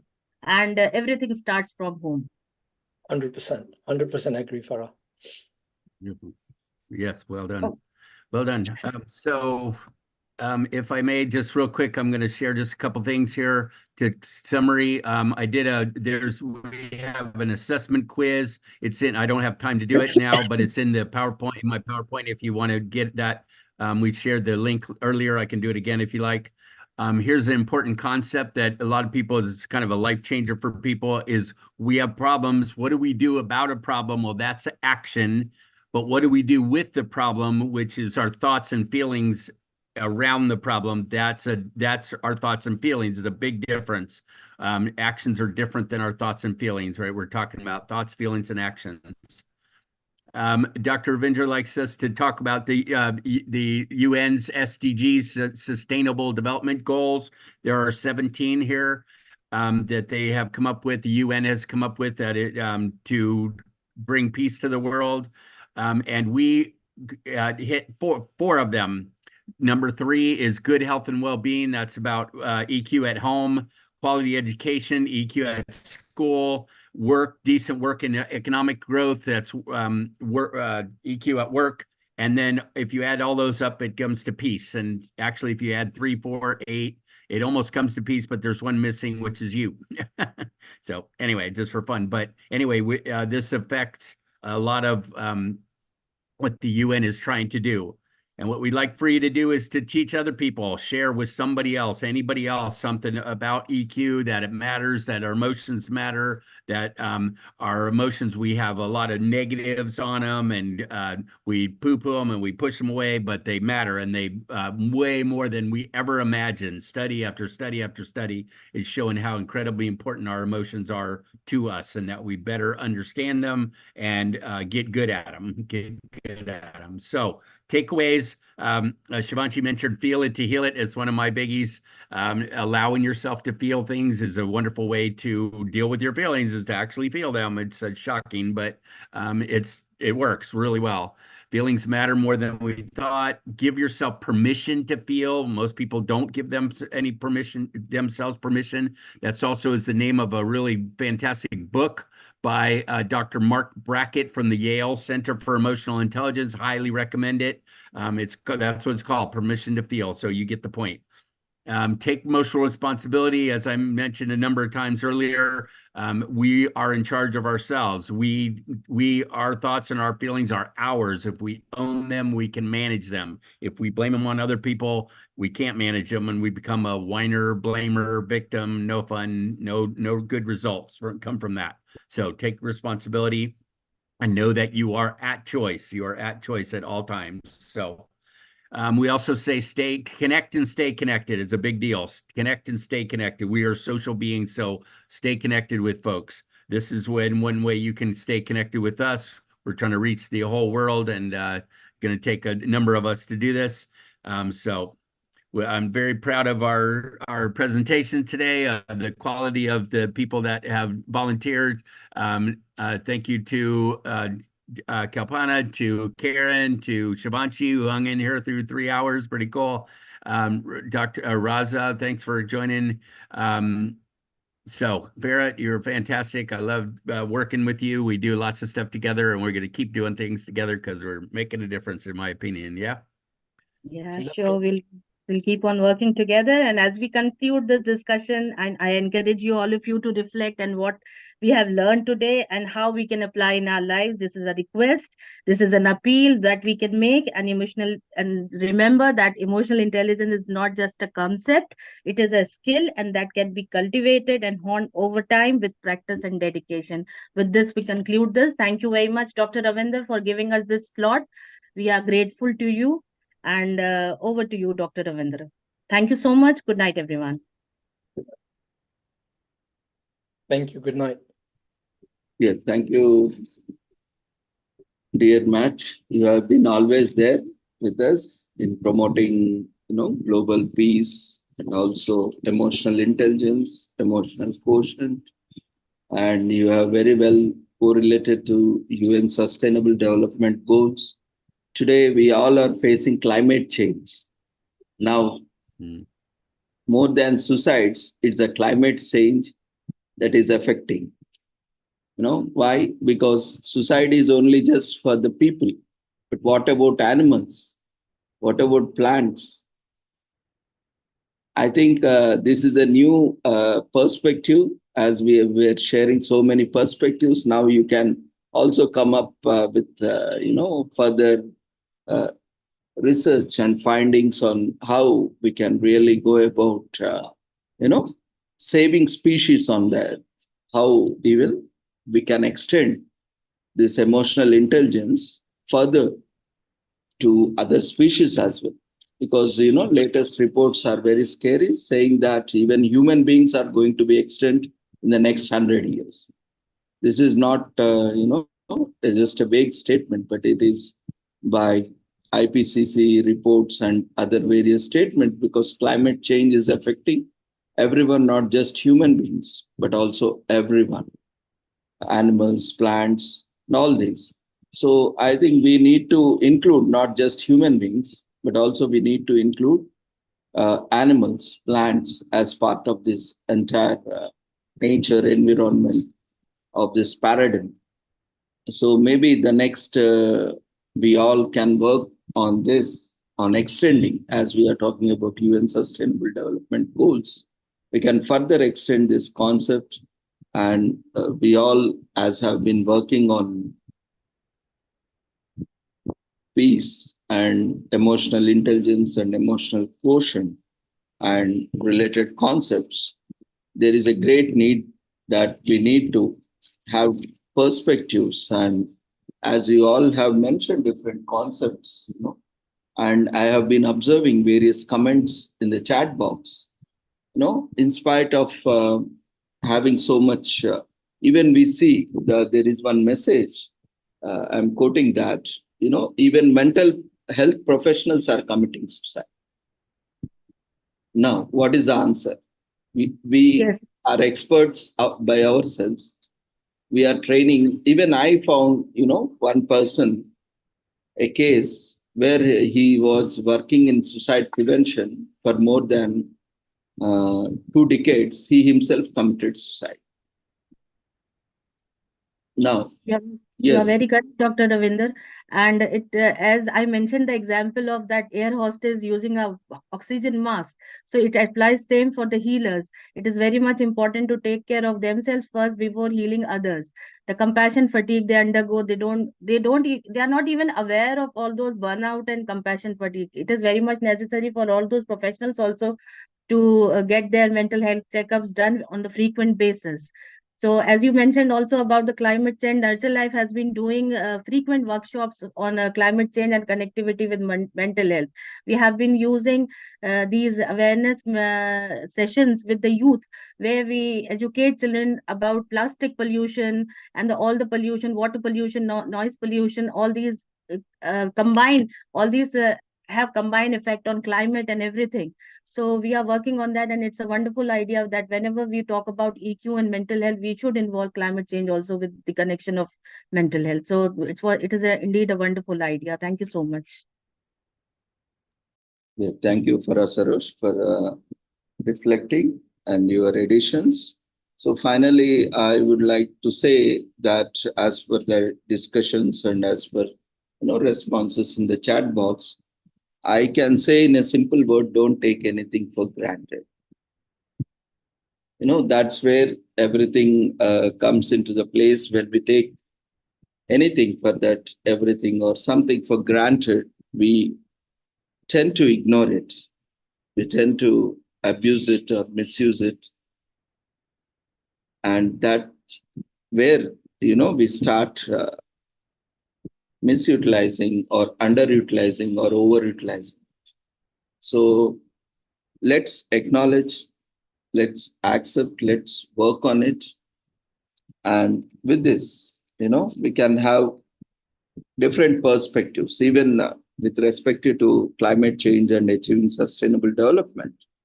We cannot even take life for granted. We are here today. We don't know what will happen next month. So we should appreciate, we should inculcate the attitude of gratitude within ourselves. First, we have to express our gratitude to ourselves, our life, our existence on this planet. Then we need to extend this gratitude not only to us, to others, not just only to the human beings, but to the nature, but to the planet. Like for the air we breathe, the nature gives us abundant air. But by taking it for granted, we started polluting the air. And today, there is a huge air pollution. Skies are polluted, air is polluted, and we don't have, essential oxygen. Greenhouse gases are increasing day by day. And we have taken water for granted. And today, water is polluted. And even in rural village areas where there was abundance in water, today they are taking bottled water as drinking water. And the food we eat is highly adulterated and polluted with lots of fertilizers, pesticides, and various highly metal constituents. And this is also causing a lot of diseases and disorders. And the clothes we wear, we are talking about microfibers, microplastics. So these all are impacting, where recent research study states that even our blood contains microfibers and microplastics. So plastic has entered, fibers has entered into our bloodstreams, and that is creating a lot of diseases like cancers and so many things. So even the clothes we wear or the fashion lifestyle we are adopting has a lot to do with that, including the climate change and, sustainable development. How sustainable our lifestyle is, and the place, the environment, the community, these all, and the people we are associated with, we are working with, influence our thoughts, which influences our decisions. In fact, influencing our behaviors and encouraging or motivating our actions.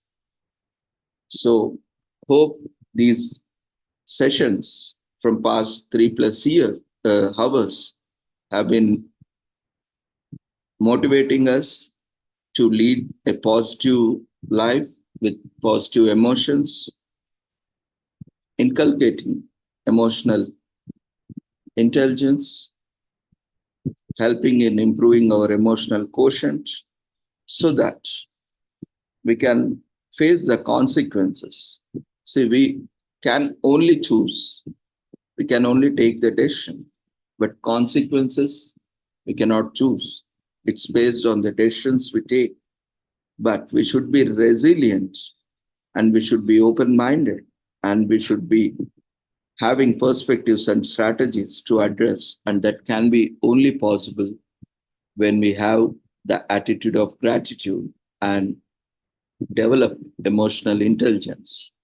And hope that these sessions have directed us and motivated us with their wonderful presentations from across the world.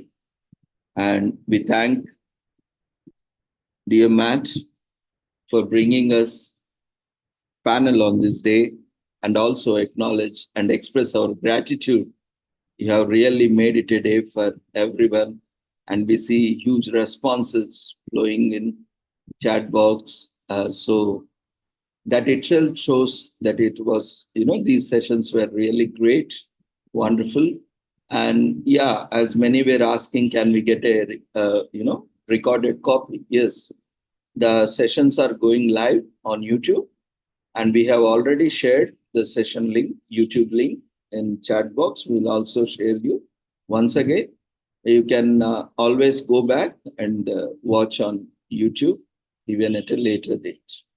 So thank you once again, Matt, for joining us and making this a wonderful day, more enlightening, more insightful, and more wonderful.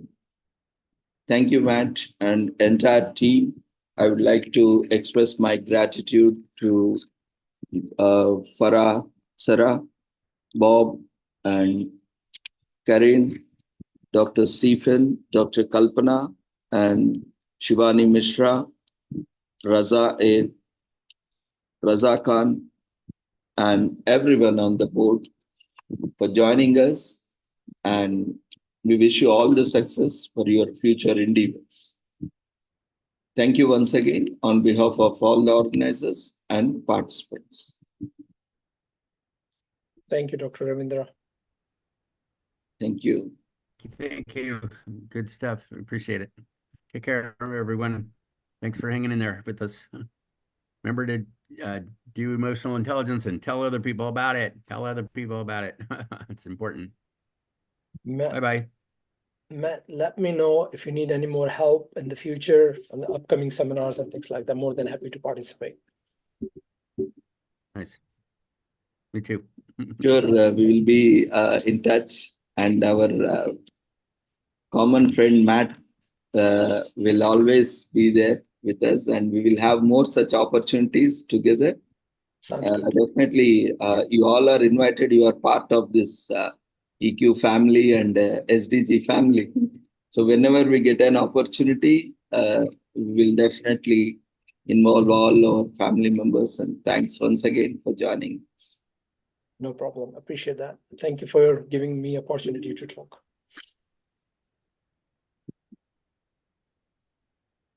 So with gratitude to the entire team, to our respected and beloved friend, Professor Matt, and his entire team joining from across the world. So we'll move on to today's commemorations. We have few presentations listed out.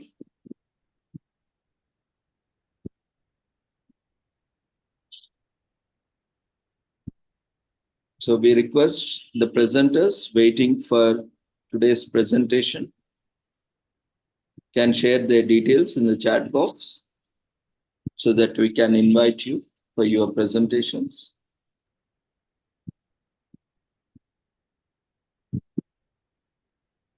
So we have the formats on screen, and we are sharing the registration links for those who couldn't register themselves earlier in the chat box.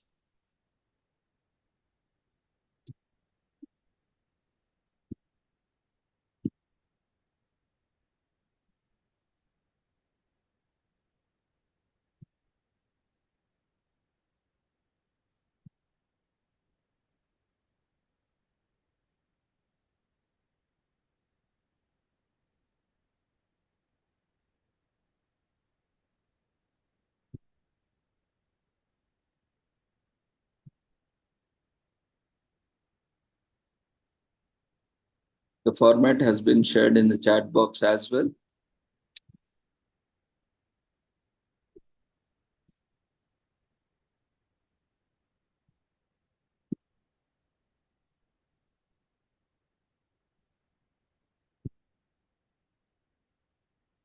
Kindly share the details in one single message so that we can invite you.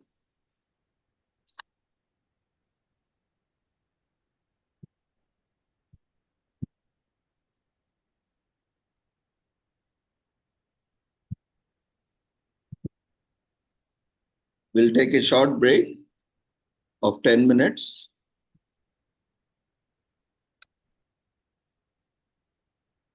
So that we can take a bio break. In the meanwhile, we request the presenters waiting to share the details in the chat box. And those who have missed earlier days, we can also utilize this opportunity for another, we have 20-25 minutes. So we can utilize today's time for those who have missed their presentations.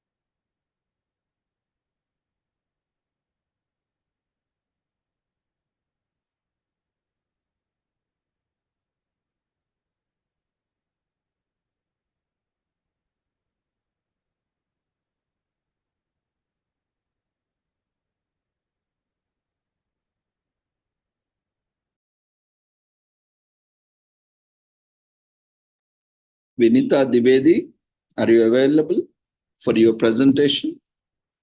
You can raise your hand.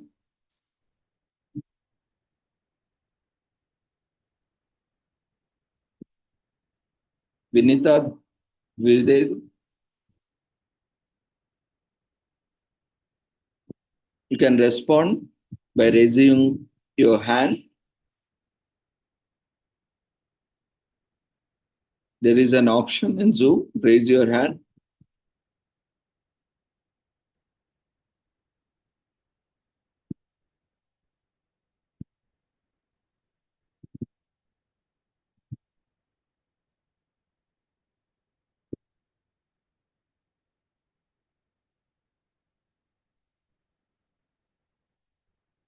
Okay.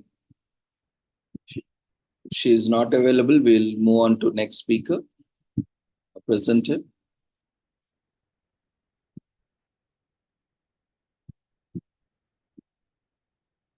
We are inviting you as per the order of request made in the chat box.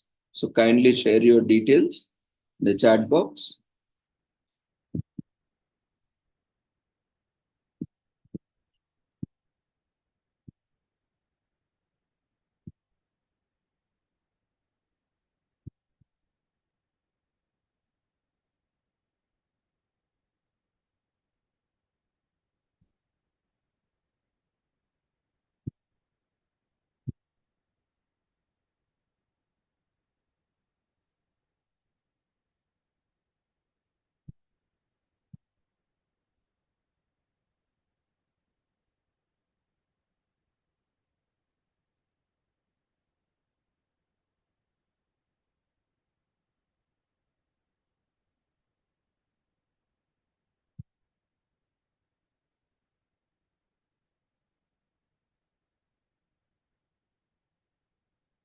Yeah, Vinita, you can unmute yourself, start your video. Start your PPT. Can I have double, sir? Yes, ma'am. Okay. बोलो फिर मेरे को वाला.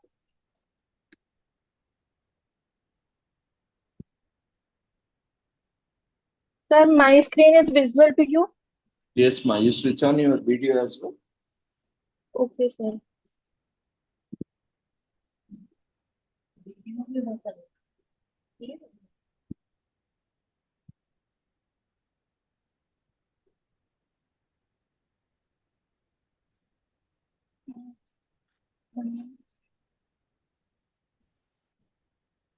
Sir, can I visible?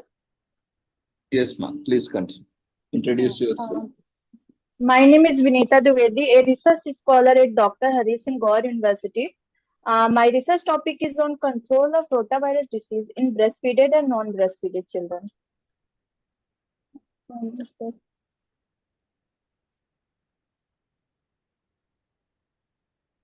These are our keywords which we have used in our research work.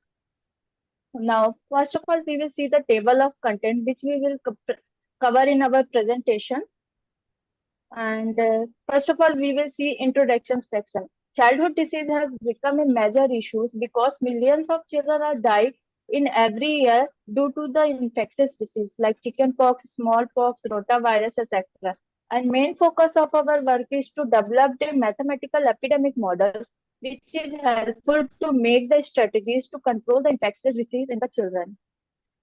And according to the WHO, 5,25,000 children are dying due to the infectious disease like rotavirus, and breast milk plays the crucial role to control the infectious disease in the children like rotavirus. And our mathematical model is helpful to explain the dynamic of the rotavirus disease in the breastfeeded and the non-breastfeeded children. Now we will cover our next section is model development. Here we divide the total population into a 3 compartments: susceptible compartment, infected compartment, and recovered compartment.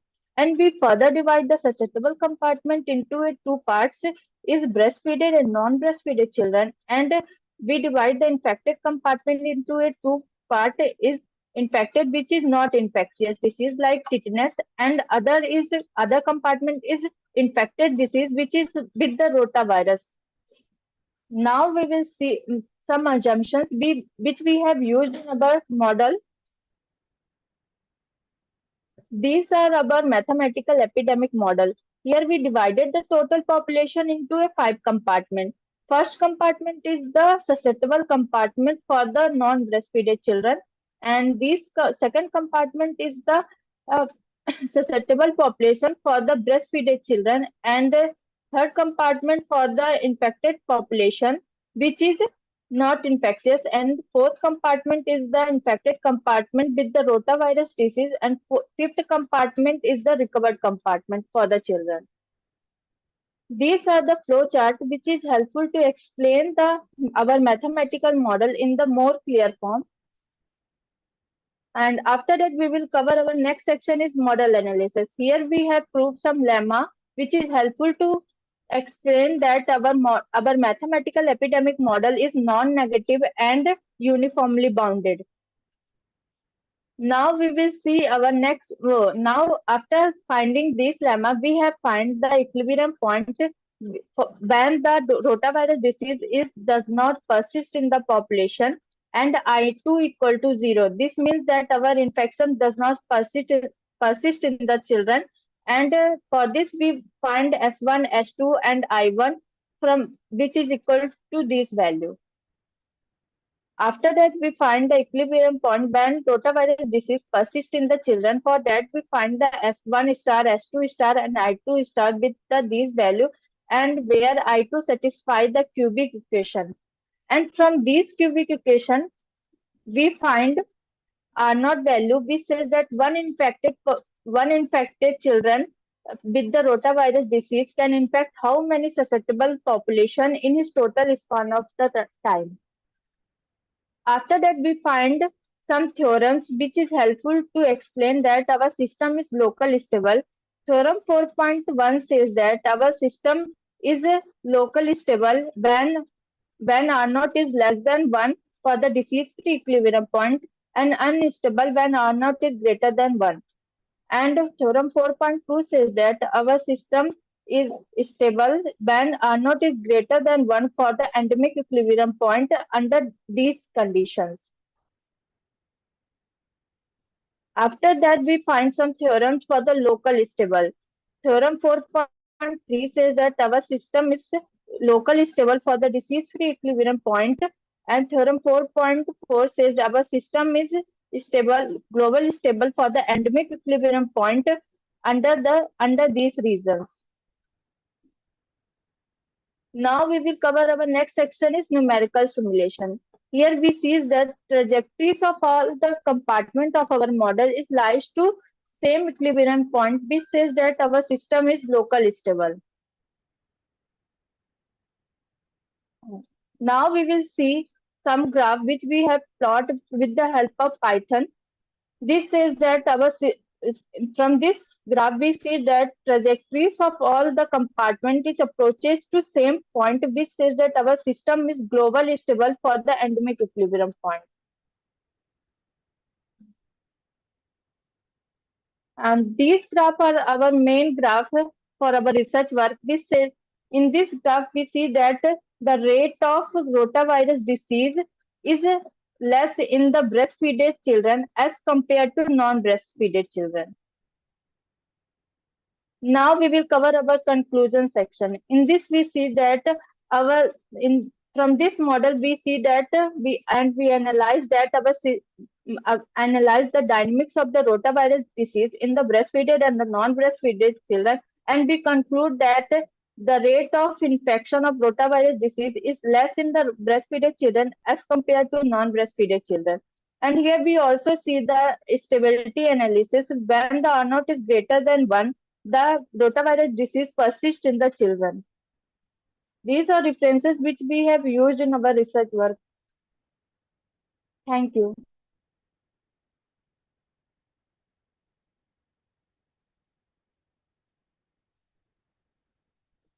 Sir, anyone have any question? The participants, if you have any queries, feel free to share in the chat box.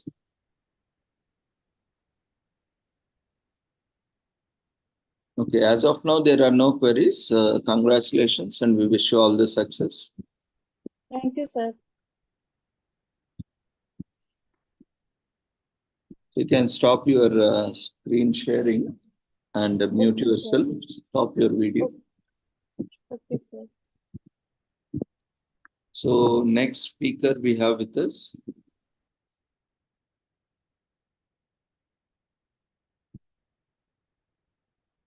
Devika Ismadu. Are you there, ma? You can raise your hand.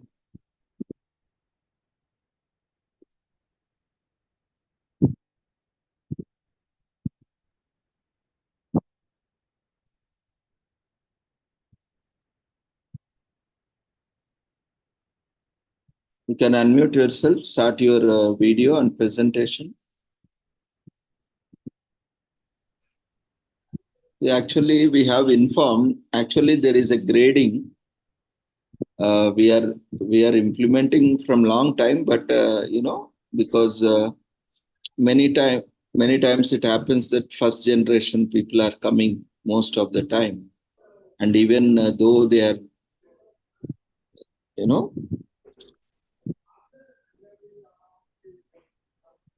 to encourage, many on this platform, we are not so strict. Actually, we have an evaluation system where even introduction and conclusion has marks for your presentation. That's why I'm repeatedly telling, start properly, end properly. Because that is more important, how we start communication, how we end communication. So I'm instructing you, everyone, this is not only important because just now we were having sessions for 3 hours on emotional intelligence, emotional quotient, expressing gratitude, having gratitude. If we, after listening also, if you are not able to properly practice it, then really that is where our challenge is. I have seen so many messages, even that is a problem. We preach, but we don't practice. It's not that easy. We can say, we can give hours of lectures. That's why, one person rightly pointed out why mental health professionals, even doctors, even engineers, even professors, even psychology professors, psychology students, psychology practitioners, psychiatrists are committing suicide. Why? It's not that easy. It's not that easy to handle things unless and until you have the attitude of gratitude. And unless and until you don't take things for granted. We need to appreciate everything. That's why I have quoted at the end, even for the air, even for our existence, we have to appreciate. We have to appreciate our own body. What happens if you wake up and your body doesn't support you? You wake up and your entire body is paralyzed. So we have to start thanking our body in the very first place. Before that, Almighty, whichever God you pray, doesn't matter. Whichever religion you belong to, doesn't matter. But it is very important to express our gratitude first to the Almighty. Because of them, we are here, next to our parents, next to the nature. Because that is giving air for free. It is not putting conditions on us. Only if you do that, I will give you oxygen. Otherwise, no oxygen. The water, rivers are not putting conditions on us, but we are polluting them. So in a similar way, this is very important to always have gratitude. Today we are suffering, not just we in the sense, entire planet is suffering because of lacking gratitude. So now the only mantra for all of us, for the entire planet, for all the population, human, especially human population, is to cultivate the attitude of gratitude. And let's express our gratitude to each and everything, even living beings and non-living beings. So even on our platform, we have points, marks dedicated to starting and ending of presentation. So I'm not telling that openly. So this is the first time I told earlier, long back, before 3-4 years when we started this series. We have told that how the evaluation system is, but nowadays we are not telling. But this is also very important. It's not just I'm telling for the sake of telling. We are not giving evaluation. We are not sharing points because we don't want to encourage people. We want to, we don't want to discourage people by judging them based on that, because we do understand many are first generation learners. So, it is a time for learning. So keep learning. Unless and until you don't learn, life keeps teaching. Why we have to learn? Because we do not want the same experiences, same learning process to be repeated. What if we don't qualify first class? We'll be studying. What if we don't pass? For that matter, 10th class, say. You will keep studying until you pass that and you qualify and then go to +1. Similarly, when we don't learn, those life also teaches us until we learn it. So it's up to us whether we are learning in the first time or whether we are learning in the 100th time or 1000th time. That makes us unique. That makes us different. That makes us similar. So nature has bestowed us with all the potentials, but we decide nature versus nurture. We are all endowed by the potentials, but we decide. And at the same time, we do not decide the consequences. That's what I'm telling. We decide, but consequences are based on the decisions which we don't know. There might be various consequences which we are mostly not aware of. That's why informed decision is very important. Informed decision to follow, to express gratitude. If you are not expressing gratitude, that is an informed decision not to express gratitude. And it will have its own consequences. People may not like you. People may not appreciate you. People may not invite you next time. So these are the consequences we don't understand. Or even if we understand, maybe we don't want to follow them. So this is the difference between understanding. Just reading, mugging up will not help us turning information into knowledge or wisdom. Whatever we read, we need to convert it into knowledge and then into wisdom. When we transform the information into wisdom, it becomes practice. It becomes part of our life. So it's not easy. That's why I'm telling, nothing is easy, nothing is hard.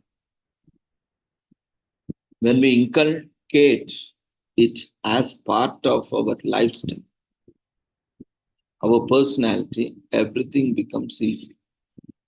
So let's, once again, I am reiterating, not only this platform. See, everyone wants to be appreciated, right? Anyone here, those who don't want to be appreciated, you can raise your hand. We can't see even one hand, not only here. Anywhere in this world, you ask whether you want to be appreciated or not appreciated. No one wants them to be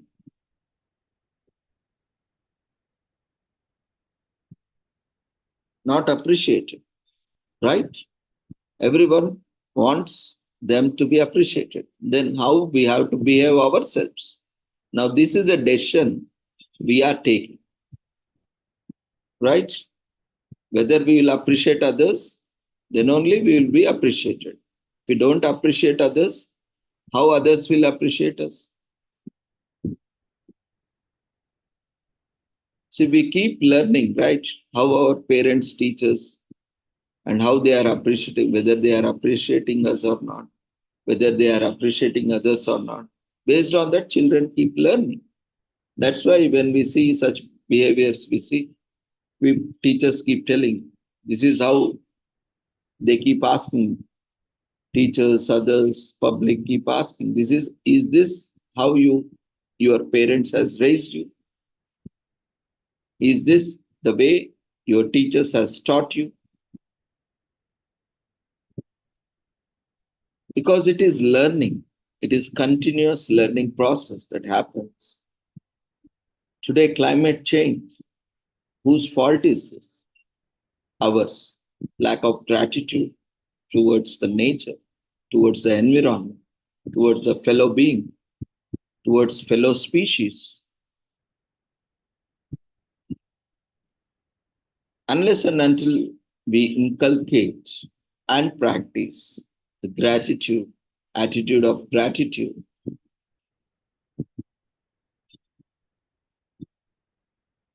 it's not going to be easy. Anyway, just once again, I want to reiterate. Anyway, it's your informed decision. You know what you are taking, the decision you are taking, and you are going to face the consequences. If I choose a decision, I am going to face the consequences. So we are taking decisions, and there is no option to choose consequence. Only decisions we can choose. Once we take decision, consequences are not in our hands. So I always keep telling, this platform is liberal. Here we want to encourage, but not every platform is like this. And there are a lot of criticisms. You want to be criticized, you want to be judged. Is that what you want? You take decision. How you are going to communicate yourself, how you are going to express yourself. Then automatically things will fall in place. We are taking decision whether to follow instructions, not to follow instructions. We are taking decision whether to complete the formalities or not complete the formalities. Now, blaming others, we have seen in the previous presentations, blaming others will not solve the problem. Lifelong, you will continue blaming, but will there be any result? No, unless and until you take an action to complete it or to fix it, nothing is going to change. So it is very important. Unless and until change always has to begin with us. Either we have to change, we have to adjust or adapt, or take out of situation yourselves. Then only you can see the significant change. So anyway, we'll move on to Devika's presentation. Devika, over to you. You can unmute yourself. Start Thank your you, sir. presentation. Am I audible? Yes, ma'am.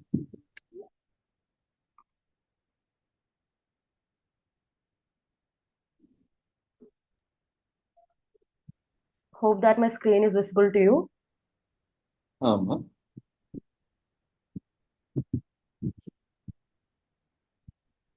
Okay, so esteemed dignitaries, fellow presenters, and everyone present in this presentation, a warm welcome to one and all. Myself, Devika S. Madhu. I'm a second year MSW student from Sri Shankaracharya University of Sanskrit, Kaladi in Kerala. And today I'm going to present on the topic, exploring the role of social workers in delivering bereavement care through secondary data analysis. So let's discuss the introduction and the key concepts. 1 second, there's some. Okay, so yeah. So bereavement care involves assisting individuals, families, and communities to understand the normal grief process, to cope up with emotional pain, and to adjust to a world that no longer includes the deceased. This is a definition that was given by Warden in 2009. And according to my study, I have defined bereavement care as the range of support services and interventions offered to individuals and families following the death of a loved one. This includes emotional support and care, convincing the family members, and assisting with practical matters related to bereavement. So basically, bereavement care is something that's some kind of counseling and care that is given to family members and individuals who are in the process of dying. So social workers are the professionals who have formal education in social work, which we all know. So my aim of study is to understand the existing practices that social workers are do in the field of bereavement care, and to understand the gaps that are present in the role of social workers in delivering bereavement care, and also the challenges that are being faced. Objectives of my study is to explore the role and responsibilities of social workers in providing bereavement care in hospital, to understand the challenges that are encountered while providing these services, and to generate recommendations for enhancing the role of social workers in providing bereavement care.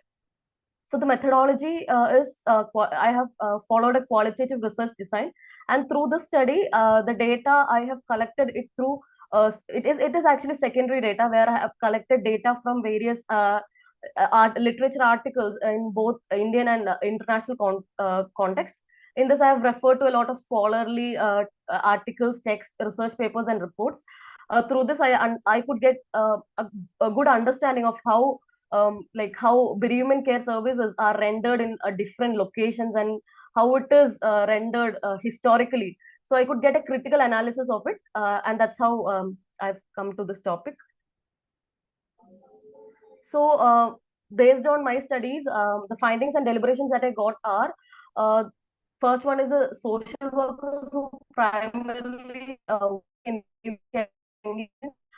companioning as primary interventions, bearing witness to and regularly immersing themselves the acute grief of others, holding space and validating the existence and expression of a grief response.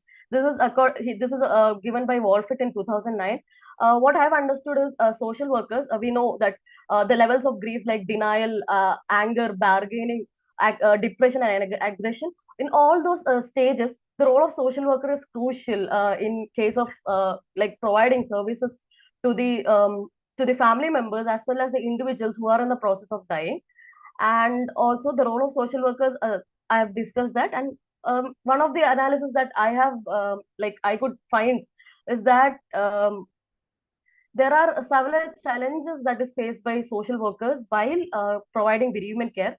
This could include limited resource and staffing, time constraint, lack of training or specialized education in grief counseling, which is not present in Indian context, and navigating complex family dynamics and cultural differences in grieving process, which is very much crucial in Indian context, because India is a country where there is a lot of diversity in cultures, and that's why social workers are not that much oriented to cultural differences in case of grieving processes, because based on different localities, based on different religions,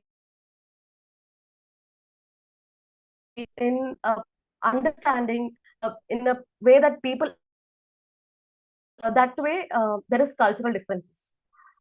Also, in Indian context, the role of social workers in providing bereavement care is very much limited, because as we all know, based on my field experiences as well, that social workers are not that much involved in providing bereavement care services in India. However, in foreign countries or in Western nations, the role of social worker is very much crucial. There is a separate a separate section of social workers called as hospice social workers, who provide these bereavement care services, but not in India. And also there is a lack of knowledge in bereavement care within social workers, because as I've already discussed, that there is no certain kind of training and orientation that's given to social workers in providing bereavement care. And also in cases that even in our when we are studying BSW or MSW or any social work diploma or any other degrees, there is no kind of there is no syllabus included based on bereavement care, and that's why there's a lack of knowledge within social workers because of the same. And I've already discussed about the diverse cultural backgrounds of patients and families. And there is no cultural sensitive approaches that social workers are following, and that's one of the challenges that I have observed.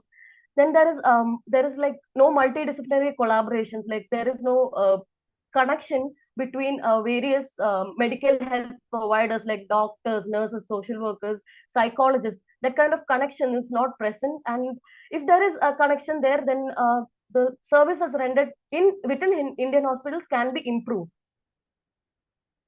So based on this, my conclusions are the role of social workers is actually crucial if they have a very good knowledge and skills to issue the problems of the patients. And in India, there should be an inclusion of social workers in rendering support within hospitals, because there are a very few hospitals that I know is providing providing bereavement care by the social workers in the state, in the district where I am from. There is just one hospital that provides where social workers provide bereavement care. So that's why the social worker should be oriented through all those things. Then collaborations within different disciplines of hospitals can be included in order to improve the bereavement care processes. Also, we can include a syllabus of bereavement care and counseling for social work students that can make them oriented or lay a foundation for them in the future as well. So that's all about my presentation, and these are my references. Thank you.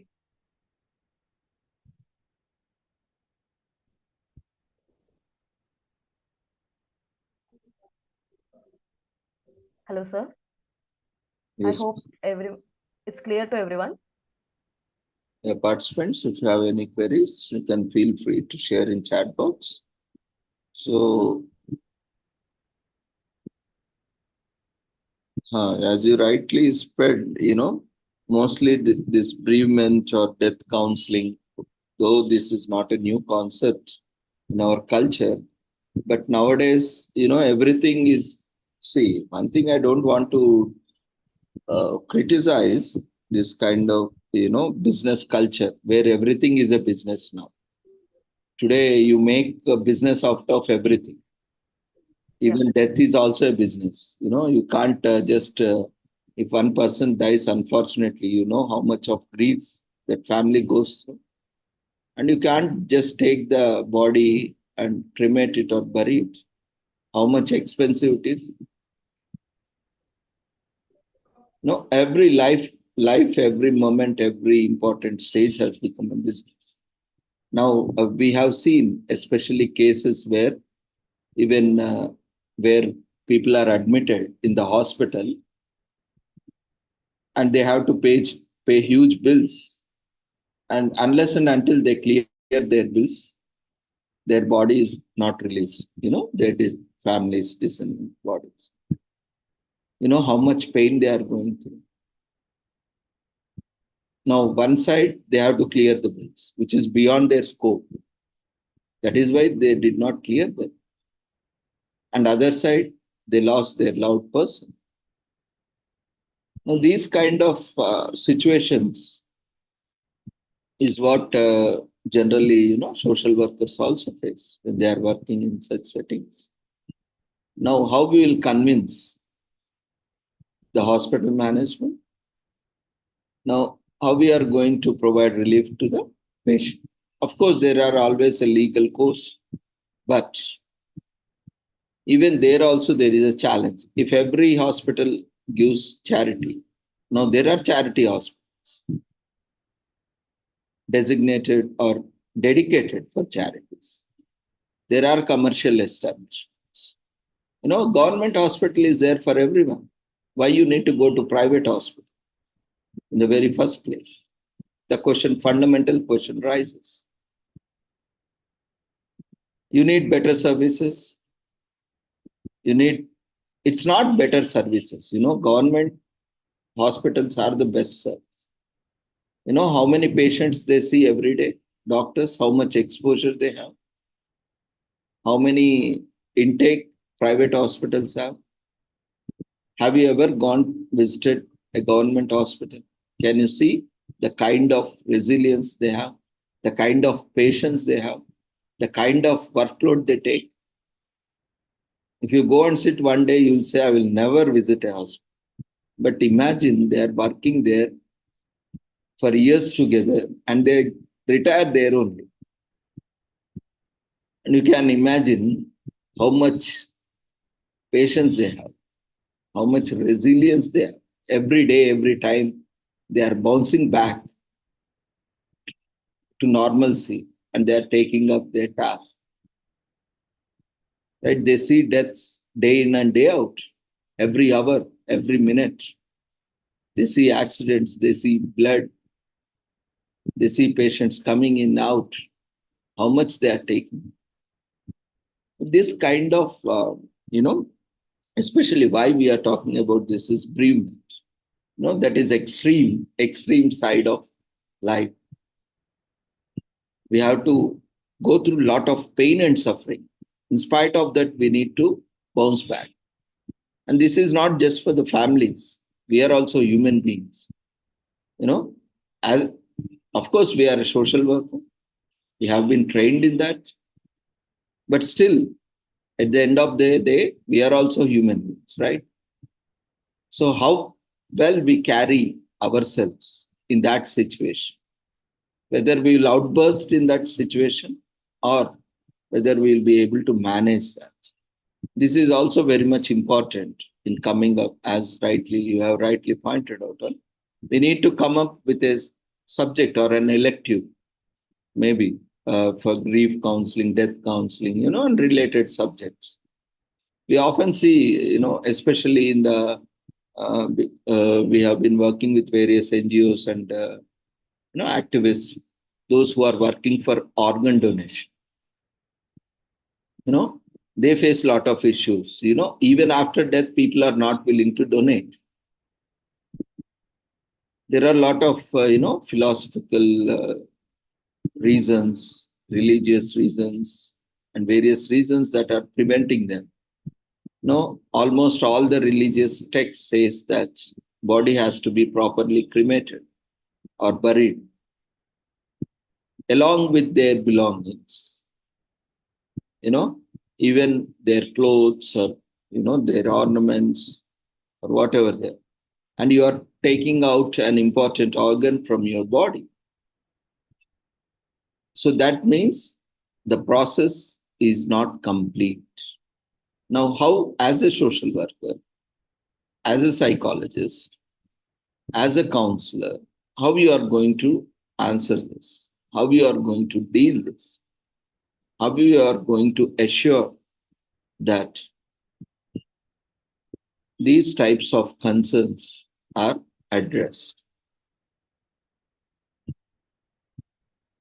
We all need to have a curriculum which can properly train our social workers, community workers, psychologists, counselors, to equip with such knowledge and training. This is very much essential.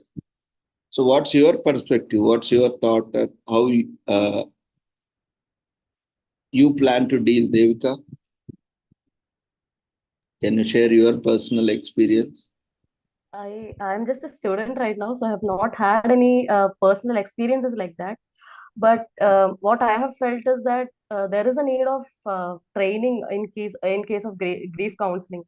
Now, where the state I hail from, there is I would like to say there is no single training centers for which is specialized in grief counseling, and managing this is a very difficult process because, like dealing with someone who is very much emotional, it's a very difficult process. So that needs a lot of training and a lot of experience, and I don't think that I would be the eligible person to be answering for that, sir. No, here it is not about eligibility qualification. I'm talking because you are a budding social worker and you might have already chosen your specialty, or might be you are still in the process of choosing your specialty, which area you want to work or which subject you want to specialize. So so based on your experience or maybe your clinical exposure or based on your observation, you can share. No problem. Anyway, you have shared your observation. Thank you. Congratulations once again. Thank you, sir. Wish you all the success for your future endeavors. Thank you, sir. So we will move on to our next presenter. Next we have with us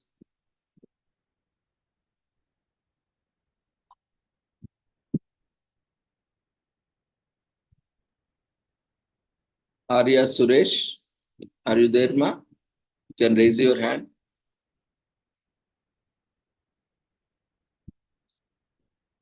Arya Suresh.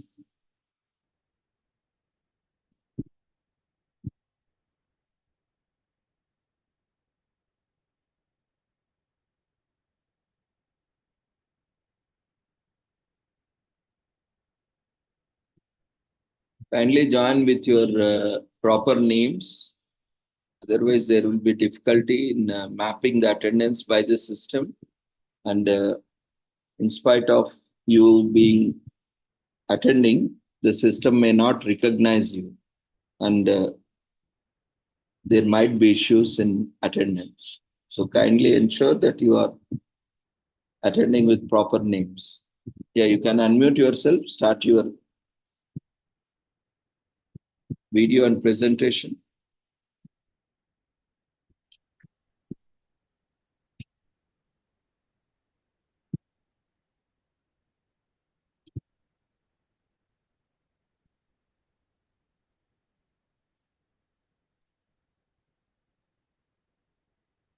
So can I start now? Yes, ma'am. Share your PPT. Do you have PPT? Oh, yes, yes. Ah.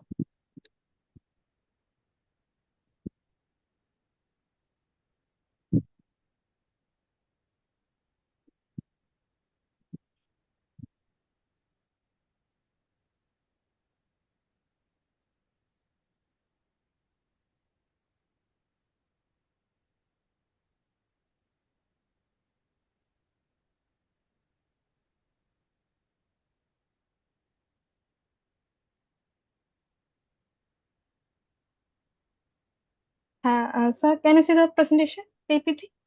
Not yet, ma'am. I will share it. You have to click on share screen and share the PPT. Okay. Just. Is your PPT open in your device? Yes. Then you go to Zoom and then click on shares. Now it's visible. You can make it full screen if it is possible.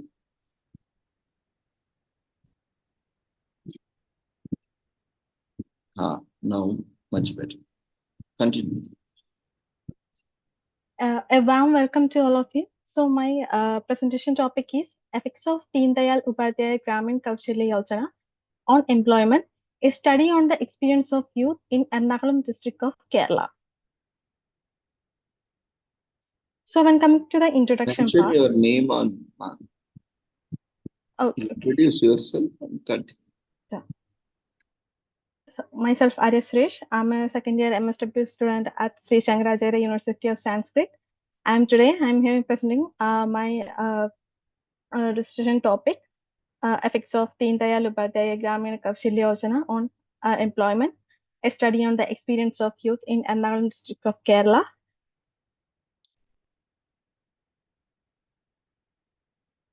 So let's move on to the introduction part. And in recent years, addressing the unemployment and underemployment among the youth has emerged as critical challenges for governments and policymakers worldwide. In the Indian context, the Deen Dayal Upadhyaya Gramin Kaushalya Yojana, also called DDU-GKY, stands as a flagship program aimed at enhancing the employability of rural youth through skill development, rooted in the vision of empowering the individuals with market-oriented skills and facilitating their integration into the formal workforce. DDU-GKY has garnered attention as a potential catalyst for socio-economic transformation, particularly in states like Kerala. So Kerala, renowned supports high literacy rates and human development indices. Paradoxically, it also places the youth unemployment and underemployment issues. Kerala is one of the state that faces high unemployment issues currently. And despite strides in the education, a considerable proportion of Kerala's youth grapple with the mismatch between their skills and the demands of the labor market. Against this backdrop, examining the effectiveness of TDUGKY in providing employment opportunities to the youth of Kerala assumes paramount important. And Ernakulam, renowned as the commercial capital of Kerala, and stands as a microcosm of the state's economic vibrancy and diversity. And despite its thriving success, unemployment remains a persistent challenge, and particularly among the youth. And by delving into the experience of youth beneficiaries of DDUGKY program in Ernakulam district, the study seeks to shed light on the effectiveness of the initiative in facilitating their transition from unemployment to gain employment. And it endeavors to explore the extent to which acquired skills align with the demands of the local job market and the overall social economic empowerment of the participant. And through a comprehensive examination of employment trends, skill acquisition, and socio-economic indicators, this study endeavors and to contribute valuable insights to the ongoing discourse on youth empowerment and employment generation strategies. So the objectives of this study is to examine the employment outcomes of youth who have participated in DDU-GKY programs in Ernakulam district, including employment rates, job retention, and wage levels, and also to explore the challenges and barriers faced by the DDU-GKY participants in securing and maintaining employment in Ernakulam district, and also to assess the perception and satisfaction levels of DDU-GKY participants regarding the program's effectiveness in facilitating the employment prospects and career advancement in Ernakulam. Here, methodology is the mixer research design is a mixer methods approach, and the data collection is using both quantitative surveys and qualitative interviews. And here, sample is 60 youth aged between 15 to 35 that undergone DDU-GKY training in the Ernakulam district, and currently that completed their training under this scheme.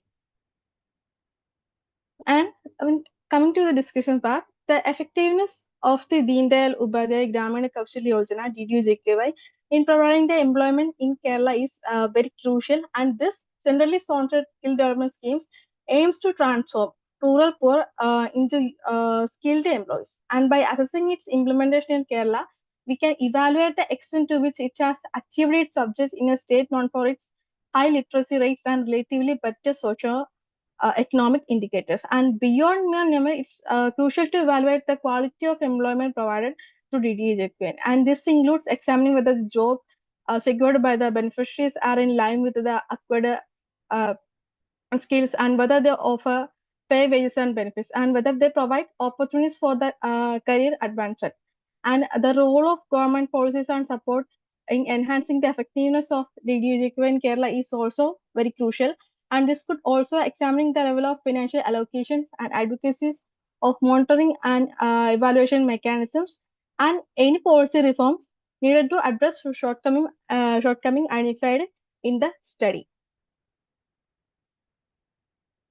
And in conclusion, we can conclude that the study sheds light on the effectiveness of Deen Dayal Upadhyaya Gramina Kaushalya Yojana in providing employment opportunities for youth in Kerala through an in-depth exploration of youth beneficiaries. And it is essential to acknowledge that the effectiveness of DDU-GKY may vary depending on several factors, including a proper implementation, coordination, and with local stakeholders, and the availability of job opportunities in different sectors, and addressing any excessive challenges and continuously enhancing the program's design and delivering mechanism will be crucial for sustaining its positive impact in the long run.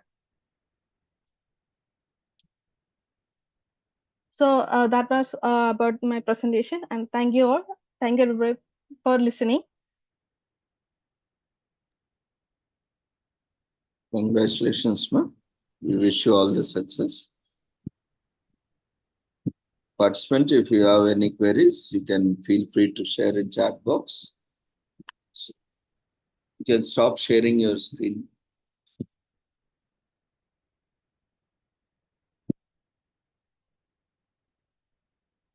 So we'll move on to next presentation.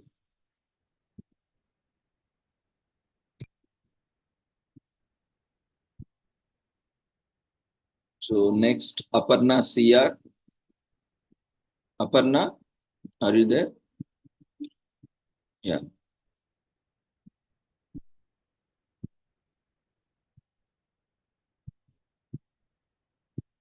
So after Aparna, we have, so this is the last presentation. One more is there.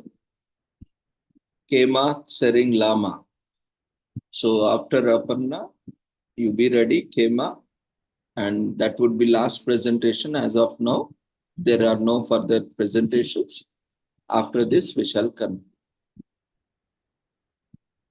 Yeah, you may continue, Aparna. Yes, sir. Am I visible? Yes.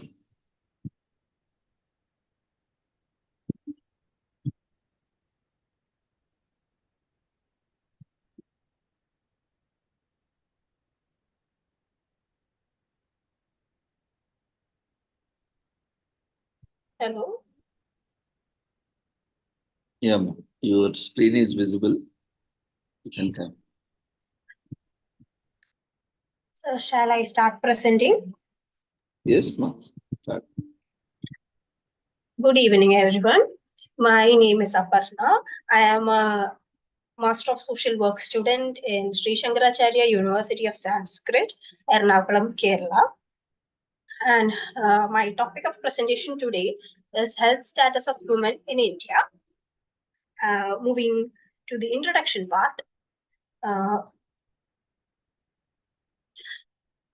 First, speaking about the Cairo Conference, also known as the International Conference of Population and Development, held in 1994 in Egypt.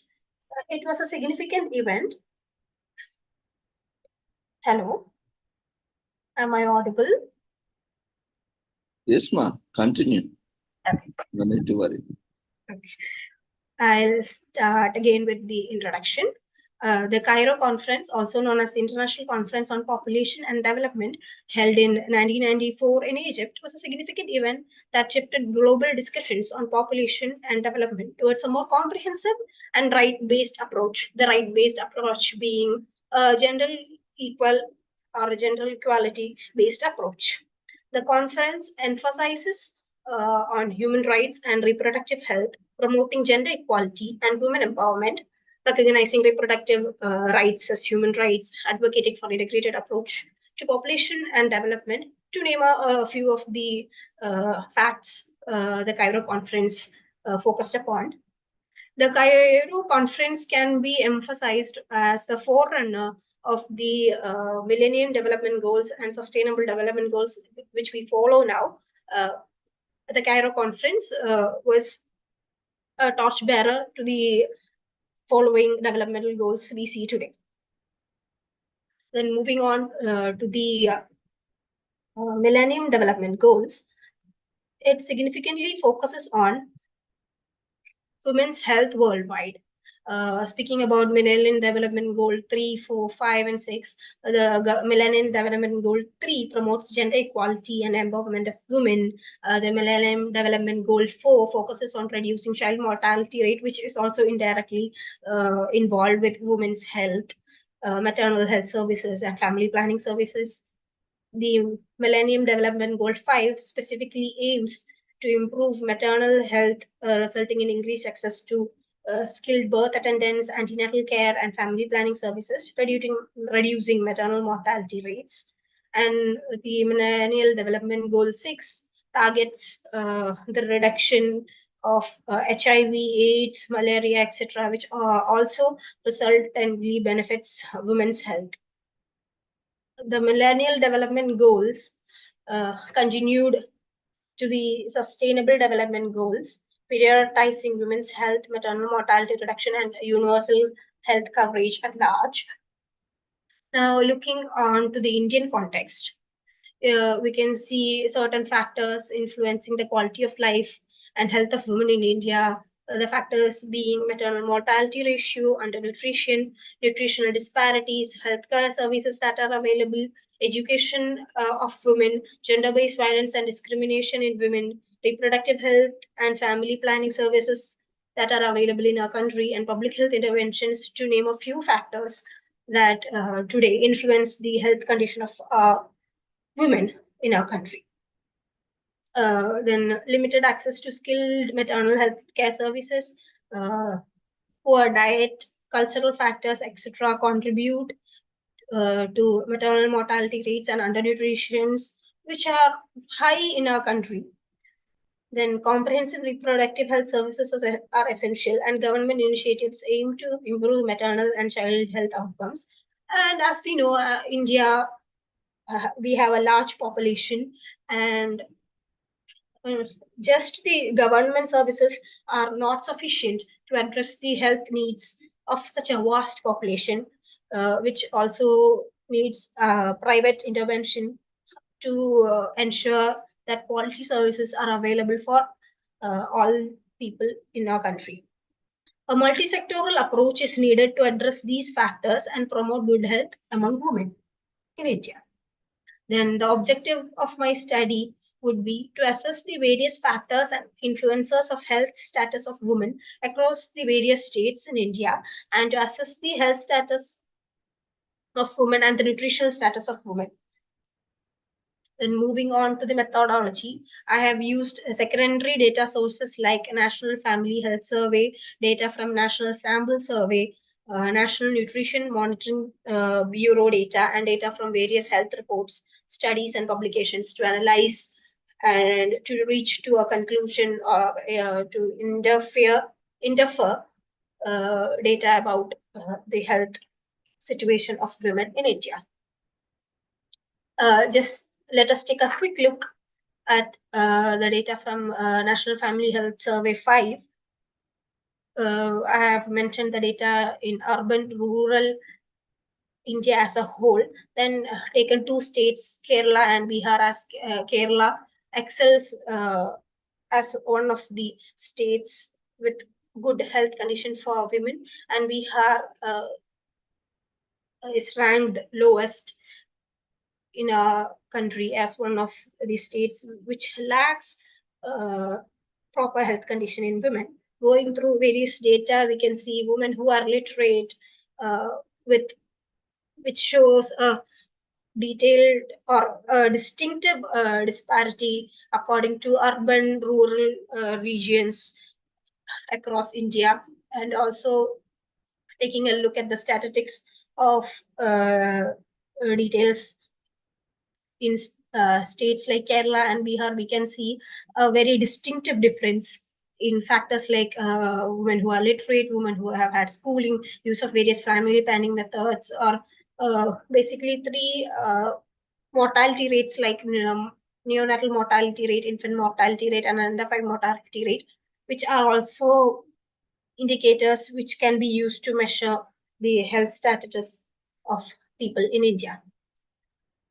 Then going through the various data available, the findings that I have come to, let us take a look at it.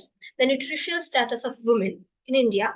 A significant proportion of women in the reproductive age group in India experience undernutrition and malnutrition with varying prevalence across states, and factors contributing include inadequate knowledge, limited access to nutritious food, poverty, and socioeconomic and sociocultural practices. Then another factor we can look into is health indicators.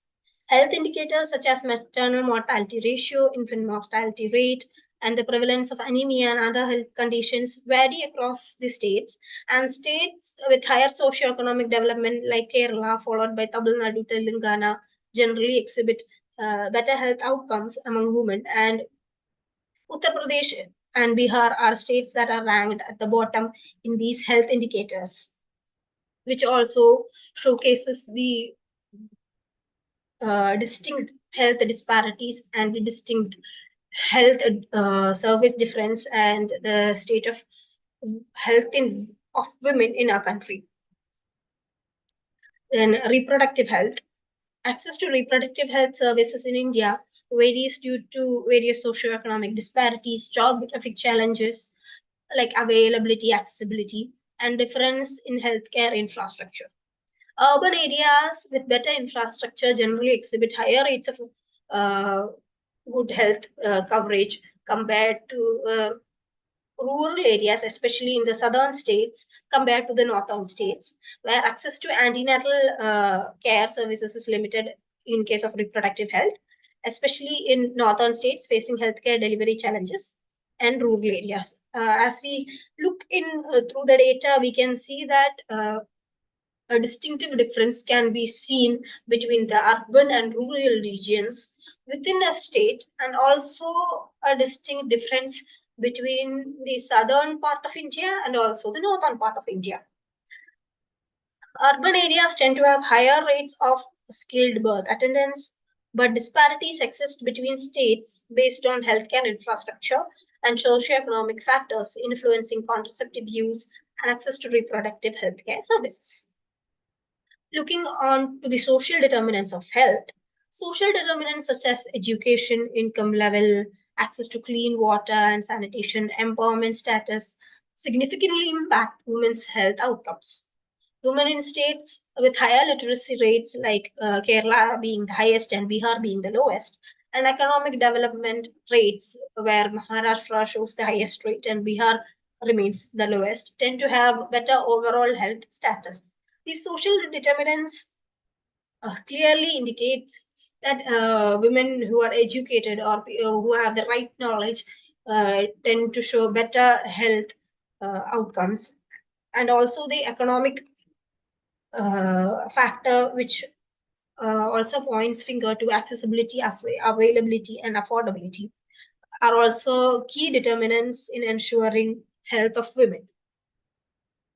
Moving on to the regional disparities, as I mentioned before, distinct variations can be seen between the urban and rural regions, and also a very distinctive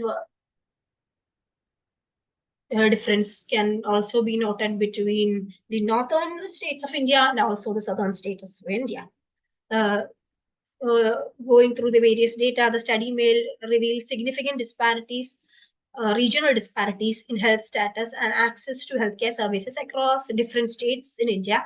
And looking into each state, a very distinctive difference can be noted between the rural region and urban region of the same state. Women in rural and remote areas are more likely to experience poorer health outcomes compared to the urban counterparts. Then looking into the policy implications are also a factor that can be noted or looked through the regional disparities, as different states may have their various infrastructural facilities, their healthcare systems, and also various levels of education, economic status, etc. Findings of the study can inform policy interventions aimed at improving the nutritional status and overall health of women, focusing on addressing socioeconomic disparities and enhancing access to essential healthcare services. State-specific recommendations can be proposed to prioritize investments in healthcare infrastructure and social development programs to promote women's health and well-being. Okay, now going with the theme of our seminar, Sustainable Development Goals and Health of Women in India. The Sustainable Development Goals adopted by United Nations member states in 2015 includes targets related to improved health and well-being of women globally. In context of India, several Sustainable Development Goals are particularly relevant to advancing women's health and addressing key challenges. As we know, there are 17 Sustainable Development Goals, each of which has its particular impact in influencing the health of all, and especially the health of women. But let us currently focus on the Sustainable Development Goal 3 and Sustainable Development Goal 5, which goes by ensuring healthy lives and promoting well-being for all at all ages. And the Sustainable Development Goal 5, which points towards achieving gender equality and empowering all women and girls. These Sustainable Development Goals has certain targets under them, which are also relevant in achieving health. The relevance to women's health in India through the eyes of Sustainable Development Goals. Maternal health. Achieving the Sustainable Development Goal Target 3 aims to reduce maternal mortality and improve access to essential maternal health services, including antenatal care, skilled birth attendance, and emergency obstetric care. Looking into the Indian context, programs like National Health Mission, which has urban rural health mission and urban health mission and rural health mission under it, and programs like Ayushman Bharat program, where wellness center, etc., emphasizes and helps promote the target 3 of the Sustainable Development Goal in India. Then reproductive health, it is a sub of, or it focuses on both Sustainable Development Goal 3 and Sustainable Development Goal 5 target, which emphasizes universal access to sexual and reproductive healthcare services, family planning, and reproductive rights, addressing key challenges related to contraceptive use and reproductive health services for women in India.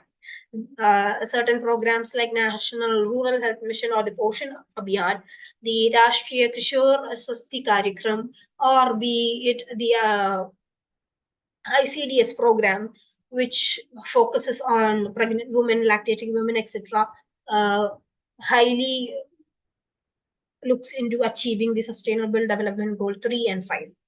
Then moving on to the Sustainable Development Goal 5, which focuses on promoting gender equality. It promotes gender equality and empowerment of women and girls, addressing socio-cultural barriers, discrimination, and harmful practices that impact women's health and well-being. Programs like Beti Bachao, Beti Padhao, Pradhan Mantri Surakshit Matru Vidya Abhiyan, and one-stop centers. One-stop centers highly emphasize on promoting gender equality as well as the Sustainable Development Goal 5. Then looking into the suggestions which I have put forward after going through the various data from various surveys, suggestions to improve the health condition and the health status of women in India, improving the dietary diversity and nutrition education in women by spreading awareness and bringing more women into mainstream education and educating them on healthy practices, on practices to promote good health and to intake the right nutrition is important for attaining good health.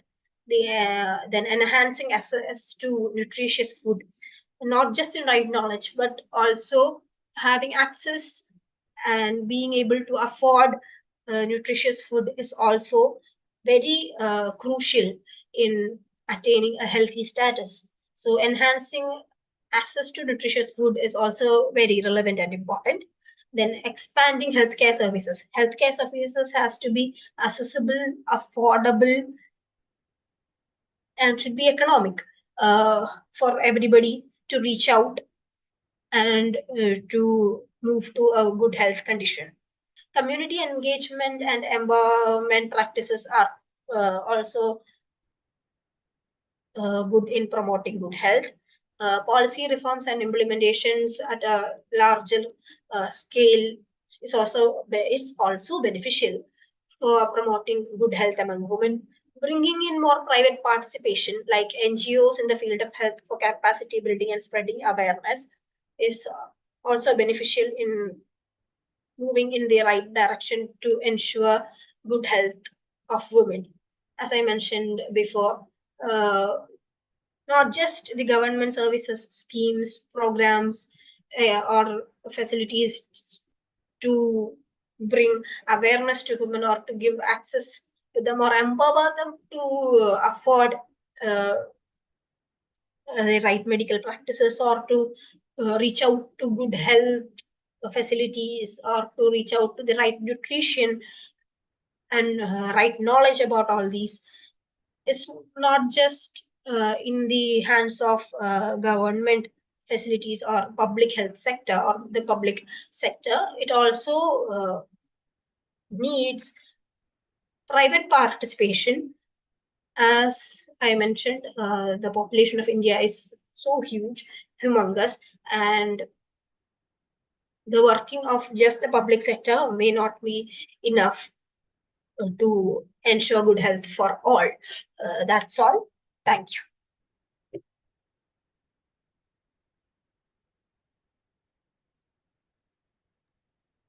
Congratulations, ma.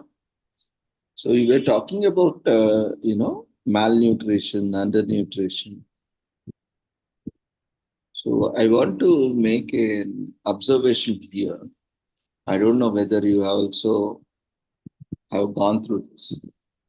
There is a greatest myth that is propagated, or a propaganda that is happening, that only if you eat meat, you will be healthy. That is not true. And that is also not proved anyway. That is a greatest myth to save the meat industry, to promote meat industry. Nothing else. It's a business idea. Why I am saying this is, you can go and see, even government also provides eggs and various meat products as part of diet. And still we see malnutrition, undernutrition. That itself debunks the myth that if you consume meat, eggs and all, you'll be healthy. Now it is more of common sense of all of us, whether we still believe that myth or whether we all debunk that myth. So that is very first thing. And why we are talking this in this context is, when we are talking about sustainable development, animal farming leads to greenhouse gases production, especially methane gas. That is more dangerous than carbon dioxide. The more meat, the more eggs, the more related products you consume, you create a demand, you are accelerating more greenhouse gases emissions. So you are contributing to the climate change now. So why every year temperatures are increasing? Because of our preferences. We want to consume more meat and more meat products, more eggs. And with that, more agriculture, animal agriculture especially. We need more farms, animal farms, whether it may be poultry, whether it may be, anything, whatever we are consuming as meat and meat products. So it is contributing to the greenhouse gas emissions. And not only that, what about the pollution? You need a lot of water, right? Even the air. Have you ever visited a poultry farm? How many seconds you can stay there? Or how many minutes you can stay there? Can you imagine the plight of, this is also a study where social workers can take up, occupational hazards in animal farming industry, or in poultry industry, or in meat industry, or in slaughterhouses. These are the research gap. Though we have research, but, these type of research also we can take up. So in the context of sustainable development, this is not at all a sustainable. And what about the feed for the animals? It is the feed that is supposed to be food for people. Now people are dying with hunger. How many people are dying with hunger? Every hour, many persons are dying with. Just Google it and see. Now, we are not able to feed the people and we are feeding animals. Nothing wrong. But for what purpose? To consume animals, birds as food. Now, this is where our thought process is going wrong. We are wasting the food resources, which we have, the food produce to feed animals and birds, which are to be consumed as food. Instead of that, consuming the agriculture produce as it is saves a lot of greenhouse gas emissions. And not only that, when you take this, lot of things are involved, like transportation, right? From farmlands to the animal farm. From there, the water used in the animal farm are highly polluted.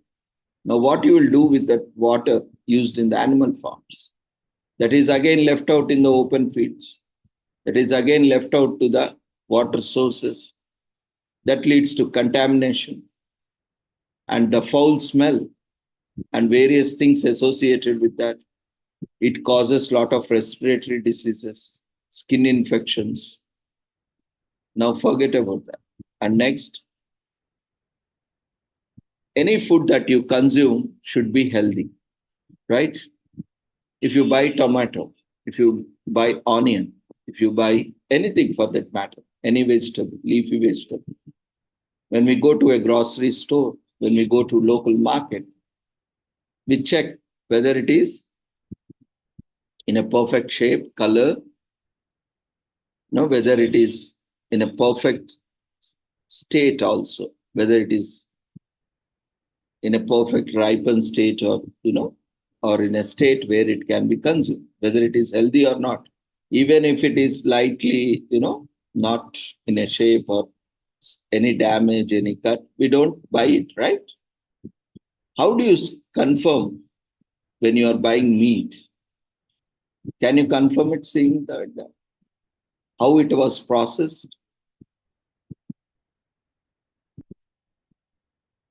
Have you ever thought? So these are various things that we need to think about. We are not against, non-vegetarian, or we are not against vegetarians. We are trying to adapt sustainable practices.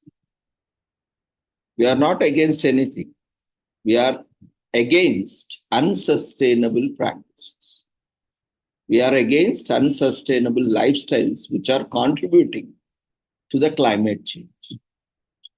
So we need to think on our lifestyle. We need to think on our food products, food habits, what we are consuming, and how it is contributing to the climate, how it is contributing to our health. If it is contributing positively, you consume it. If it is not contributing to your health as well as to the planet, that means it is unsustainable food practice which has to be stopped. In a similar way, especially women, why I am talking this, women is the one who decides what to feed the family. Most of the time, right? Whatever she prepares. And she helps in establishing the preferences also, food preference. How we all developed our food preferences? Because our mother, our family members used to serve us. That's how, when we start consuming and when we start liking, and when it is more available, we started consuming that. And our family gatherings, our friends. So similarly, women can play a great role in sustainable development, not only in various ways, but also taking a cautious decision of going for a sustainable and healthy food choices, not only for her, but also for her children and also for her family. Automatically, that will reflect in society, community, and that's where the small change, every woman, wonderful women and girls out there, your small decision can save the planet from climate change. So take a conscious decision and support sustainable development goals and save our planet. Now, saving our planet, saving our human beings is in your hands. See how significant role women have been playing in the past, present, in future. So take this as an opportunity. Wonderful presentation. You have highlighted various aspects. Now we need to think pragmatically, practically. What are the various choices available and what is now. Earlier I mentioned decision, but consequences we don't know. Now the decision of consuming meat products has the consequences of greenhouse gas emissions, has the consequences of pollution, has the consequences of climate change. See how a simple common sense understand. Now we have an informed decision. Earlier we might know, we might not know that these are causing. Now you know. Now you decide whether you still prefer the same food preference or not. If you are taking, then you cannot blame anyone again. You are responsible for the climate change. You are responsible for the acceleration of climate change. Now don't go blame anyone else. Now it is your responsibility. It is my responsibility. It is everyone's responsibility. We have to take conscious decisions. And we need to support women. Again, because they have taken decision to go to take up only food that is sustainable, that is healthy for ourselves and for the planet. Now we need to accept their decision and we need to follow them. Then only they will be able to implement it. And that becomes sustainable only when we accept it over a period of time. So with this wonderful presentation, this is my observation and suggestion so that we can become more sustainable. Thank you. Congratulations. And we wish you all the success. Thank you, sir. We'll move on to next presentation, the last presentation for the day. Daisy, do you have any query? Use chat box. Sir, I am Kema Sitting. Acha, you are using a different name. Yes, sir.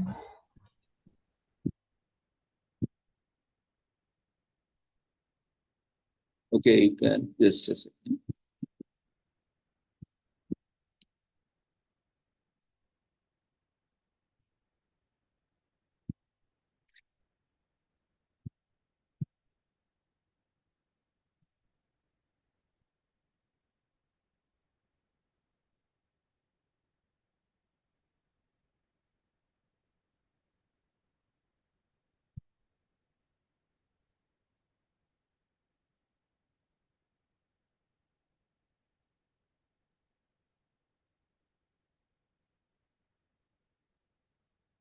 Now you can unmute yourself.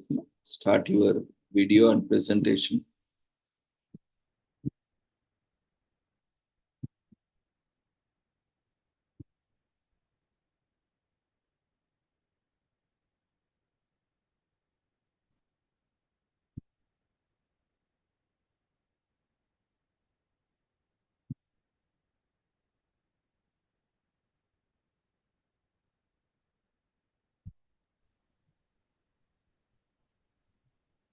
Siddhi, okay, after this, we'll invite you. You can wait.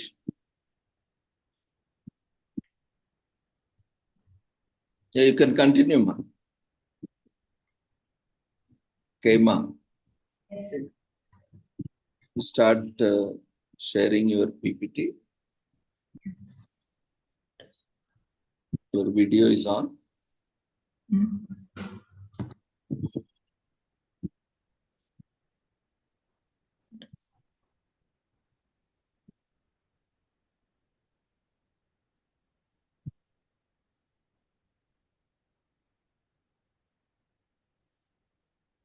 Is my screen visible, sir?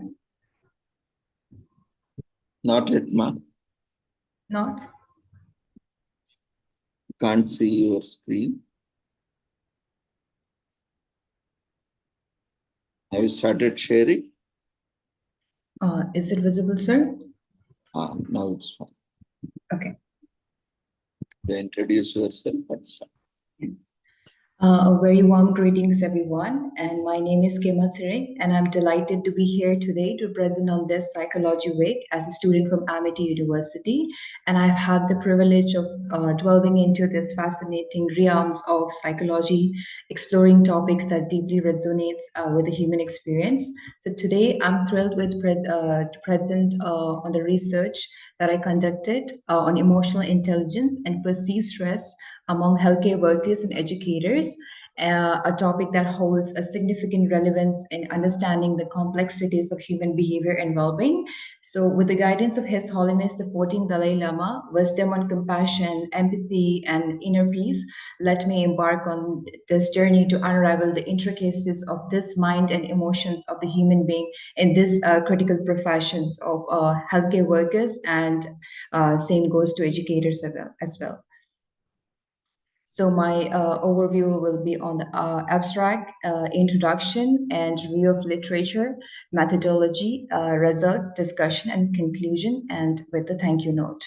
So starting on with the abstract part, this study compares emotional intelligence and stress levels of healthcare workers and educators, analyzing data of 50 persons from each group. So results shows a significant higher EI among the healthcare workers as well as educators exhibit notably high perceived stress. So moving on to the introduction part. So understanding the mind and emotions is essential for creating a happier and more compassionate world. So in our study, we delve into the realms of emotional intelligence and perceived stress among these two critical professions, healthcare workers and educators. So healthcare workers and educators, these professions play a pivotal role in shaping and societal well-being, as well as yet they face a very unique challenges that impact their mental health and effectiveness in their roles. So coming down to the review of coming down to the literary reviews that I did.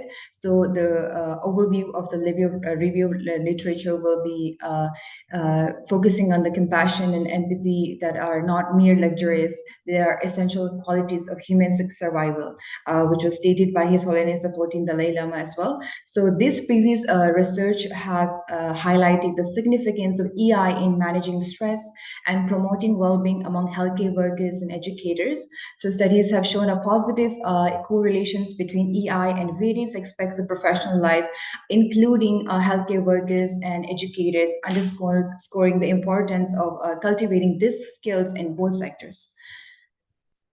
So these are the previous research. I will not delve into this very deeply since we have very limited time. So I've just given this overview of what this literature is all about. So coming down to the method part,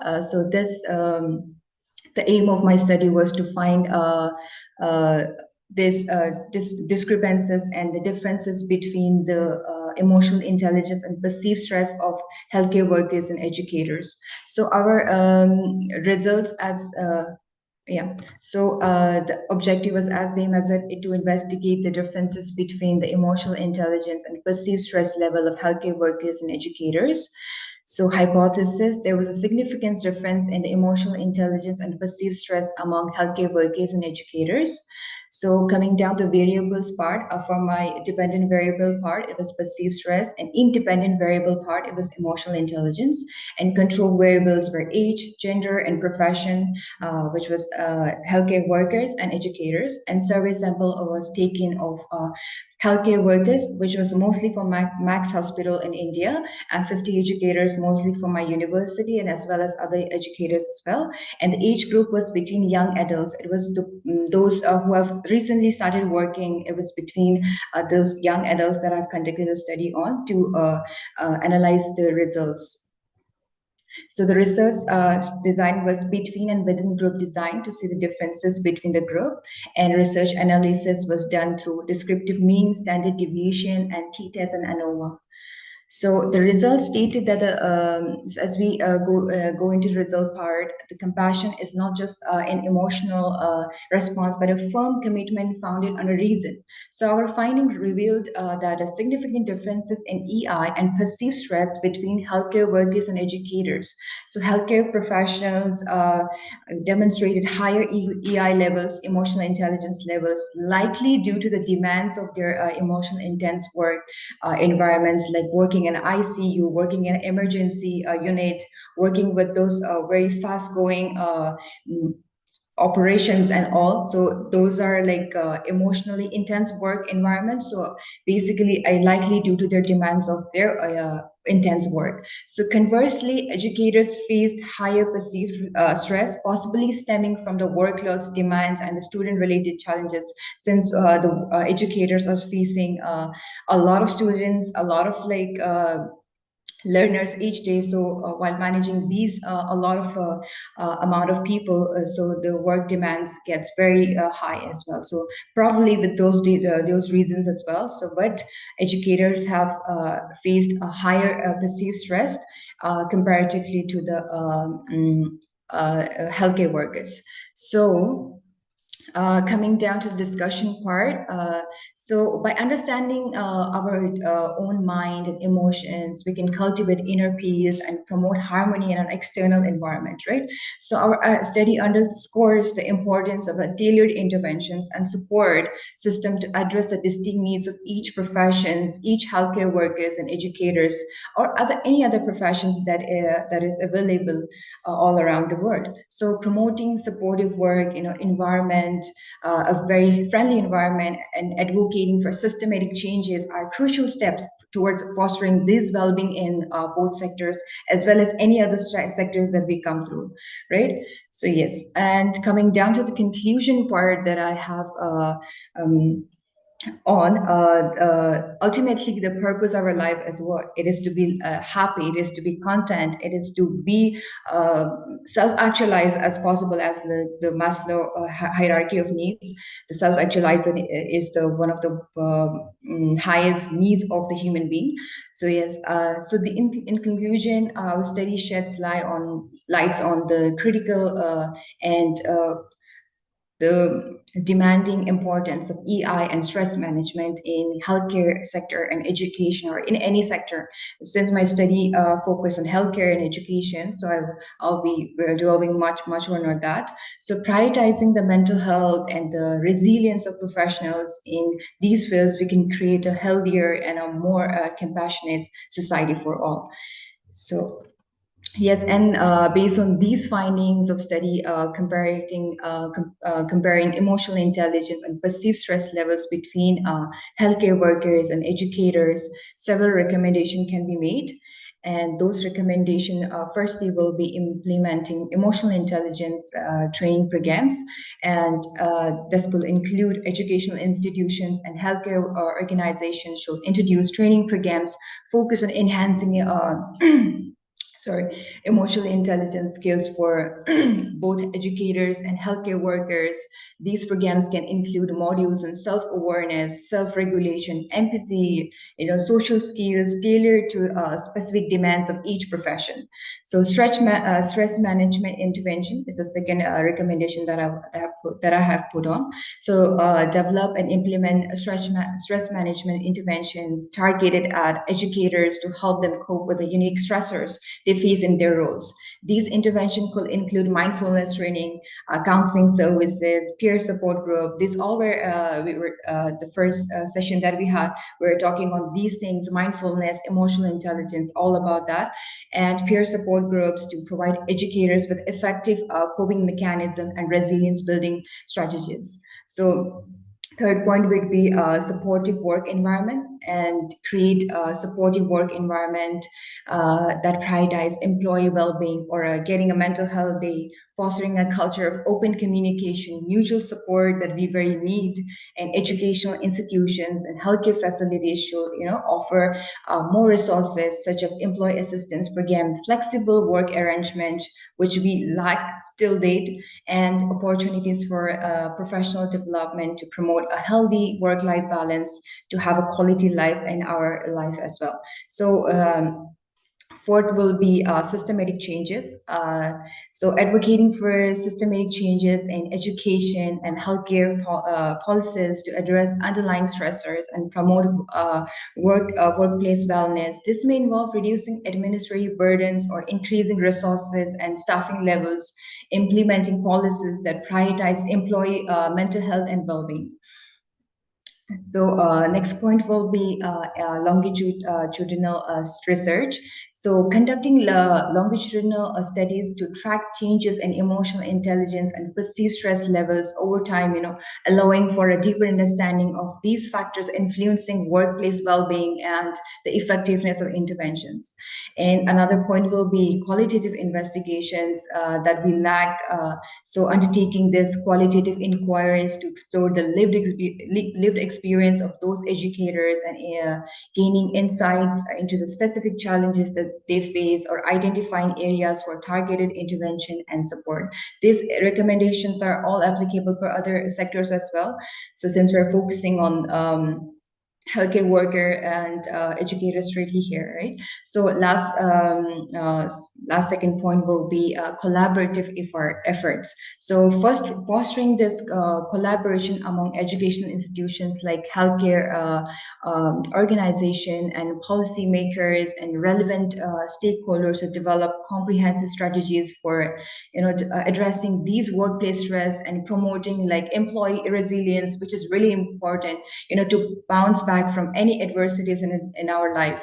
By working together, stakeholders can leverage their collective experience or collective expertise or resources to create a positive and sustainable change. So the last point will be evaluation on interventions effectiveness, like continuously evaluating the effectiveness of intervention programs aimed at promoting like emotional intelligence, reducing perceived stress levels among the educators, healthcare workers, and it applies to any other sectors.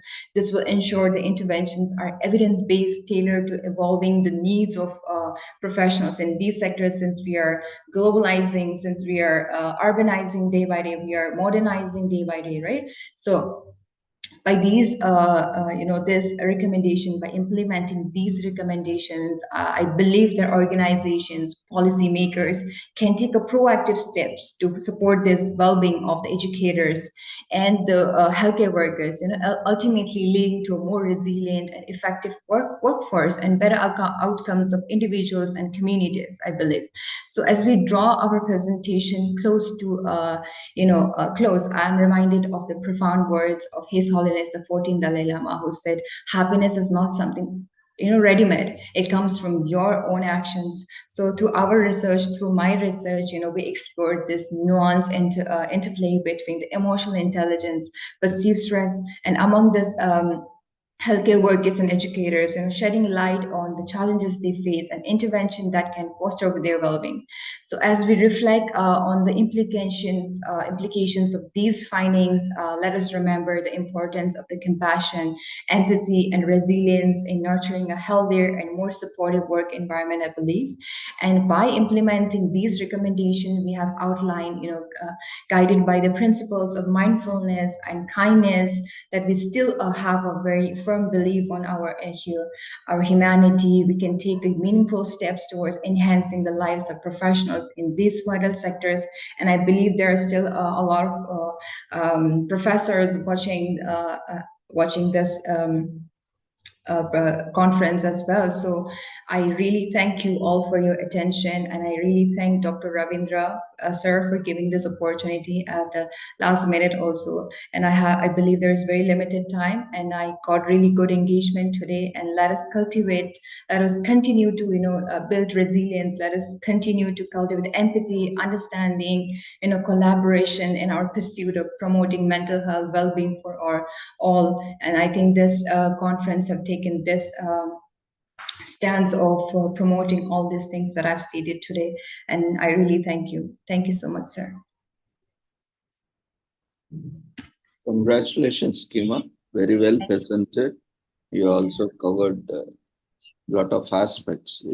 As already even earlier speakers were also mentioning, and even participants were also addressing. No, it is the need of the hour. We need to be resilient because things are changing drastically now. It's not like earlier. The climate is changing at various aspects. The technology is changing. Lifestyles are changing. Occupations are changing. Professions are changing. In this fast-paced changing world, we need to adapt ourselves, and that itself creates a lot of stress. Today there is a new mobile, and tomorrow there is another operating system with a new mobile. That itself creates a lot of stress. How I am going to, or a new version itself creates a lot of stress. Where that setting has gone, or where that these things, small things also create sometimes. Even we are used to WhatsApp, and suddenly tomorrow that setting has gone into some other menu or submenu. When that small issues also, we are wondering where that has gone. So in this fast-paced changing world, especially healthcare workers face a lot of challenges. Because even healthcare workers have to work with technology to deliver services, right? Earlier it was like, physical relationships, in-person relationships. But now we are using technology to update registration. Client registration happens online or on mobile or through devices, through portals, apps.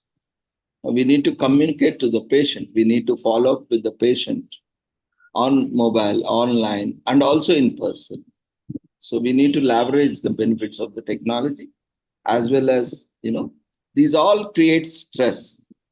These are all stresses, Earlier, only one mode of communication, intervention. But now you have multiple modes of delivering services. In person, online, virtual, even telemedicine now, So all these challenges are there, very well presented.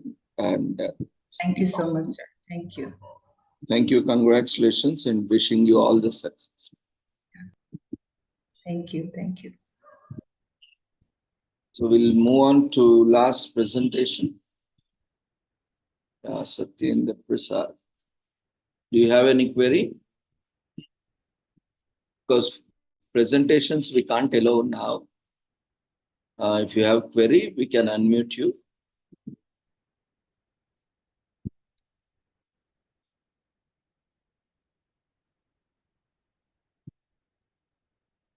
Can allow only one presentation that already has been mentioned.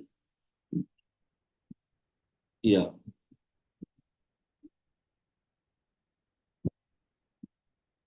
So Satyendra ji, do you have any query or related to session? You can take up your query. If it is, you can respond in chat box.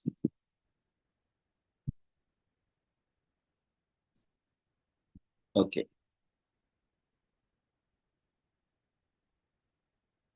You can continue to share in the chat box. We'll move on to last presentation. We are already overhead of time. It is by Siddiq Hassan. You can raise your hand, ma. Siddiq Hassan. Okay. Now you can make your presentation, unmute yourself, start your video and PPT.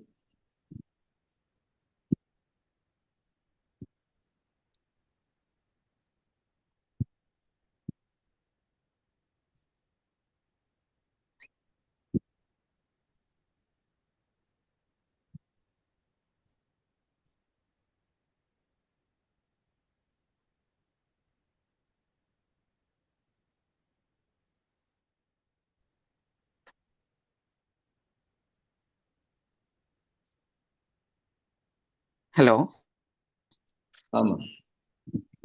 Sir, my presentation is visible? Visible now. Can you make it full screen? Yes. Okay.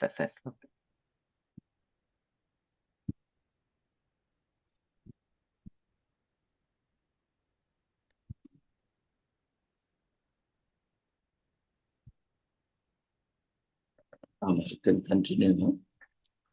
Okay. So greetings to all.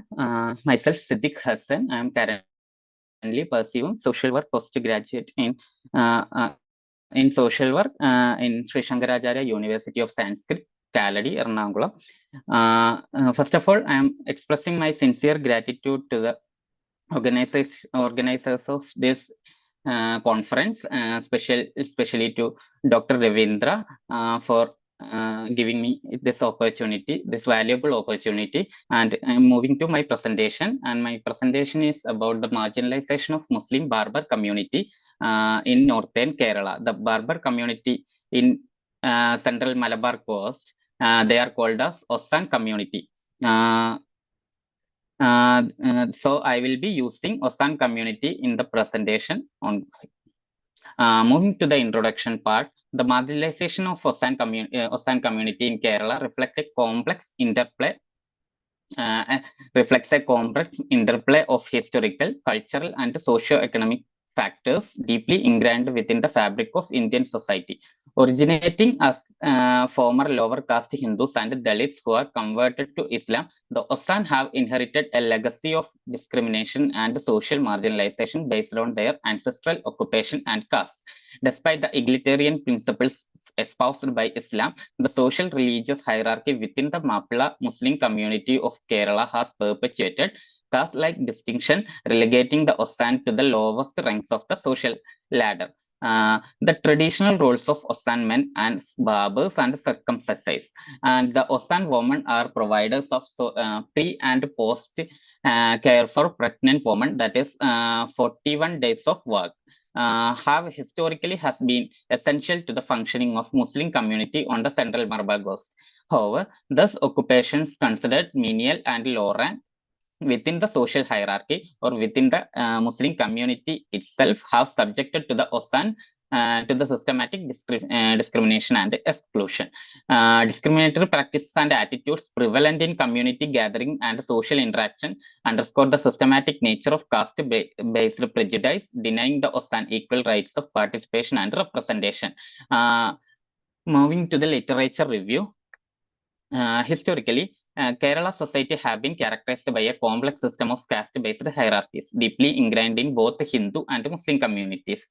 As noted by Amir in 2019, the socio-religious hierarchy within the Mappila Muslim community of Kerala mirrors caste-like distinction prevalent in Hindu society, with the Ossan occupying the lowest position in the social hierarchy. Despite the egalitarian principles of Islam, a social economic segregation and discrimination persist within the Mappila community, perpetuating the marginalization group like Ossan and Puslans. Puslans are also the lower caste communities in the central Malabar coast. They are the traditional fishermen.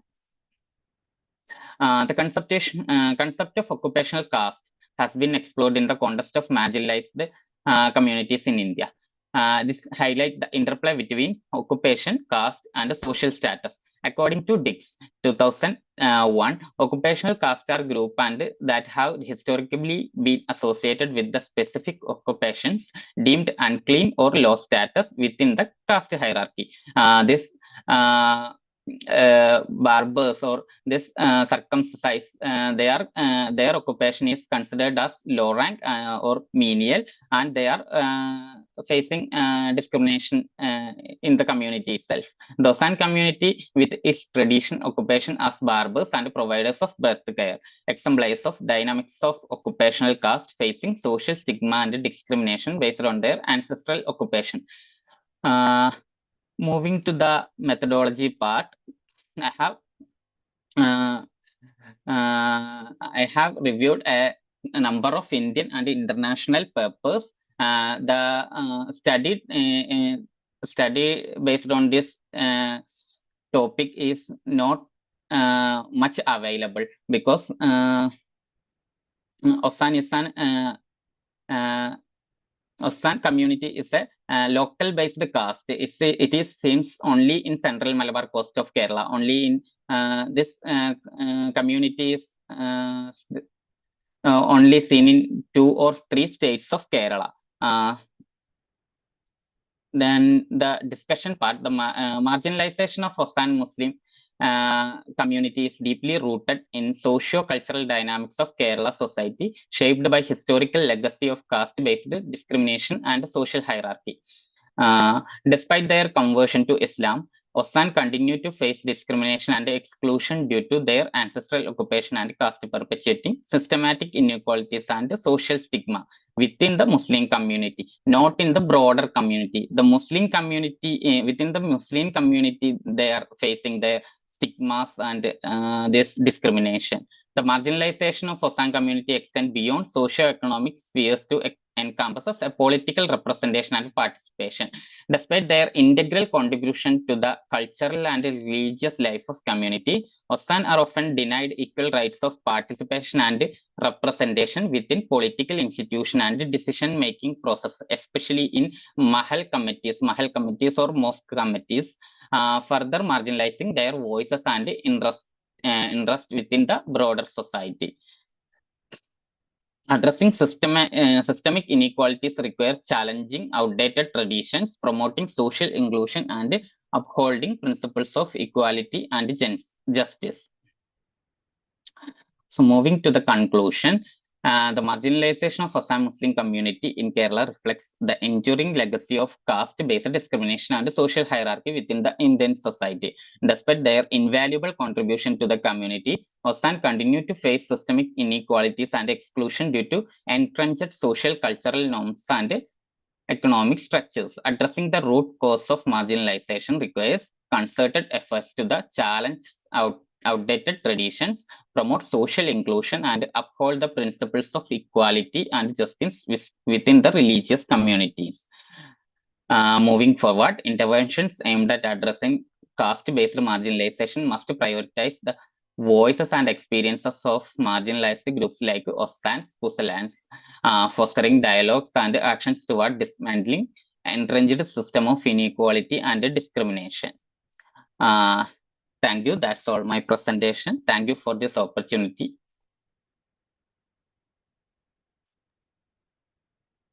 Very well presented, but I think you are doing overgeneralization without adequate data. You are overemphasizing and overgeneralizing to, because when you said in Indian society, not everywhere it is happening, right?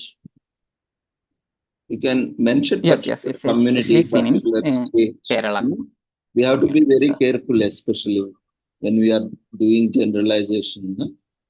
So, which particular area? Because not everywhere it might be. Some places there might not be any such community existing. So we should be careful. Yes, with things. Okay, here it is fine, but when you are presenting a report to any government, or because this is an official statement by you, on record, so you have to be very careful. Yes. Okay, anyway, your student, even learned also keep making mistakes. So no need to worry, but be cautious next time onwards. be very specific. Whenever you are making such big statement, that is a big statement, you are making a statement in India itself, such a big nation. There, so especially when making such a big statement, we are responsible for that. We have taken a decision. Yes. And we are accepting that responsibility for the consequences as well. So that's why we have to be very careful, and that should be substantiated with the evidence, documentation, empirical evidence, statistics, and all. Anyway, congratulations. Wish you all the success. Thank you, sir. Thanks. So with this, we shall conclude today's commemorations. Today's commemorations, we couldn't take it up physically. Actually, I will mention, but we will not do commemorations. But we today commemorate and remember Chernobyl disaster. That is one of the reasons that we have put this session also here today, which talks about emotional intelligence. And we had a team of resource persons from US, our match, and from various other countries, because that's a important occasion, because disasters have become a norm today. Like every day we see disaster happening at one place or other. So it's an important, very important as such, that we need to be very cautious, and we need to be resilient to all such things that are happening at a very fast pace. So thank you, everyone. You all have been there for quite long time. It's almost, I see the timers running, almost 5.5 hours, more than 5 hours, 40 minutes as of now. So you have been there. We appreciate your patience and endurance. That proved itself, you are very resilient, to all the stressors.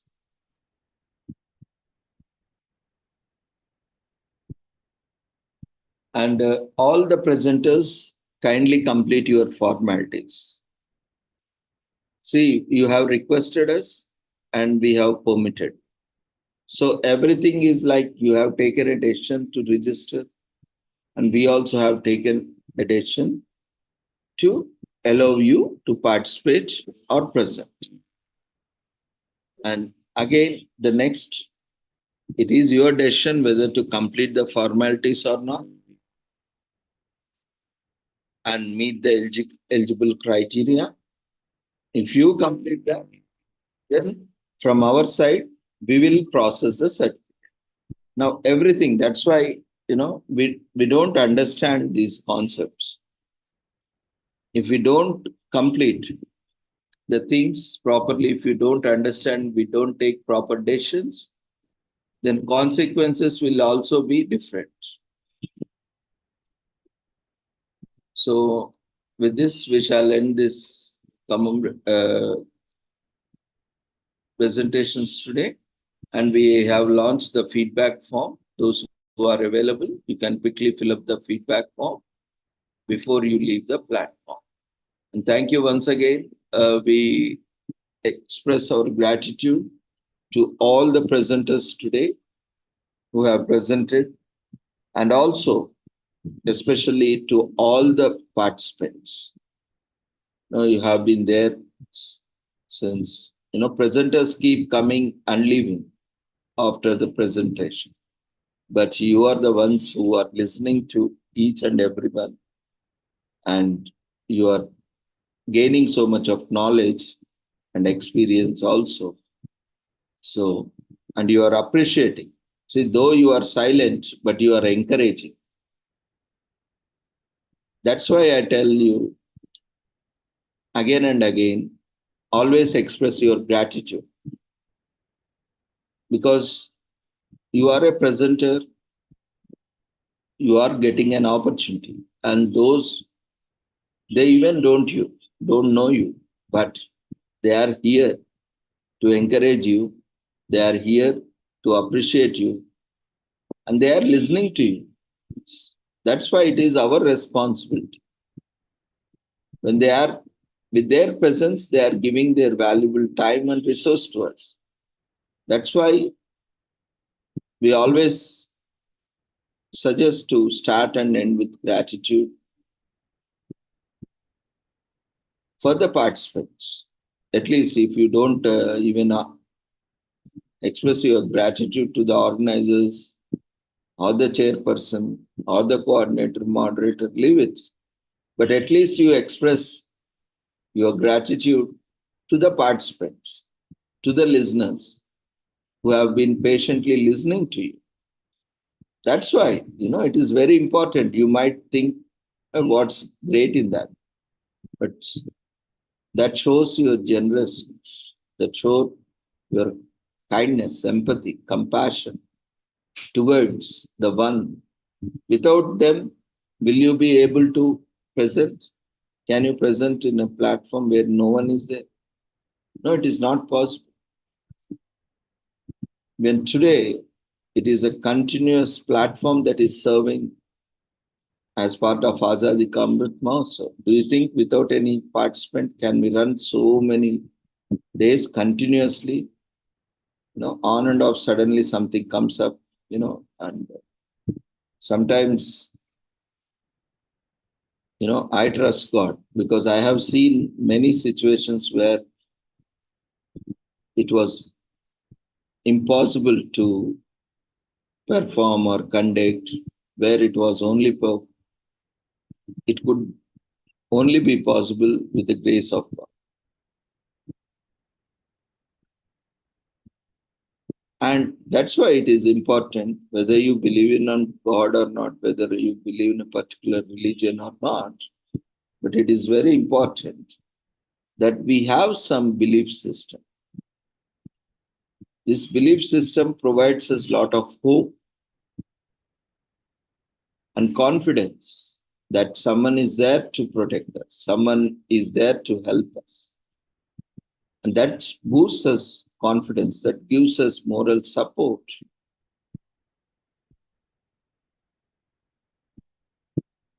So once again, on this wonderful occasion, I pray the Almighty that you all be provided the strength to build up more emotional intelligence and quotient so that you can happily or comfortably develop and practice resilience in day-to-day. Thank you, everyone. Before leaving, quickly fill up the feedback form. See you all tomorrow. And there is one more conference tomorrow that is also organized by our collaborators. We are also one of the collaborators. That is purely on environment. So that is being organized tomorrow from 9 a.m. in the morning. And that will go till 5 p.m. in the evening. And the same link is there to join. Those who are interested, we are giving certificate also. But this platform is very strict. I'm telling you, but there are other platforms, organizations who give certificates also. There, and here we follow all the formalities. So they are a little bit liberal. Of course, I am also part of that organization, but every organization has its own policy. We have to go by that policy, whether we like it or not. We can only decide whether we are part of it or not, and we can't do anything more of it. We have to follow organization policy, whatever it is. Right? So you can join tomorrow presentation. We are giving certificates to all in that. Little bit liberal, more liberal, I can say open. So do attend, and 6 o'clock we will have this conference as usual. So tomorrow we will be sharing, the registration link in the chat box for that conference, which will start at 9 a.m. and which will end at 5 p.m.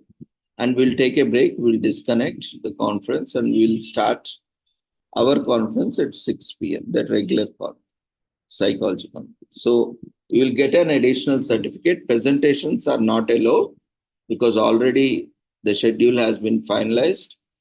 And as I told, this platform is to encourage,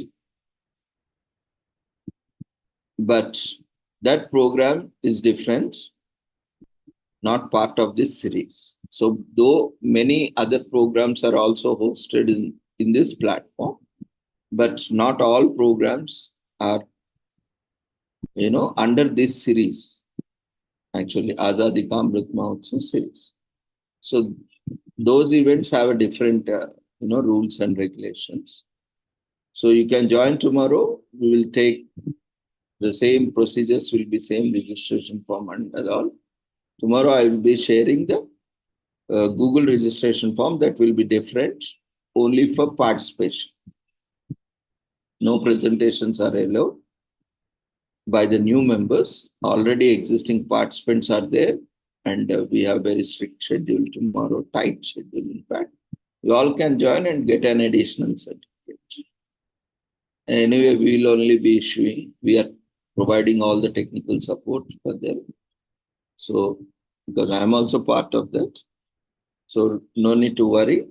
You can join, whoever can join tomorrow at 9 a.m. till 5 p.m. online. With the same link, you can join. And as usual, our conference will continue at 6 p.m. So those who have not able to present till now can make your presentations. Now we are already on the 5th day, and due to tight schedule, we couldn't update the list. So don't worry about your presentation not available on the website. Even if that is not listed also, you can register and then you can ask the permission here, make a request and we will allow you.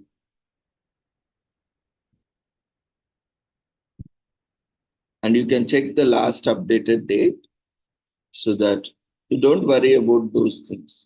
If you have registered, even if you are registering tomorrow also, you can join and make a request.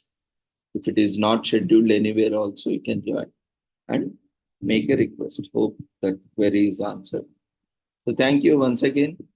See you all tomorrow. Take care. Good night.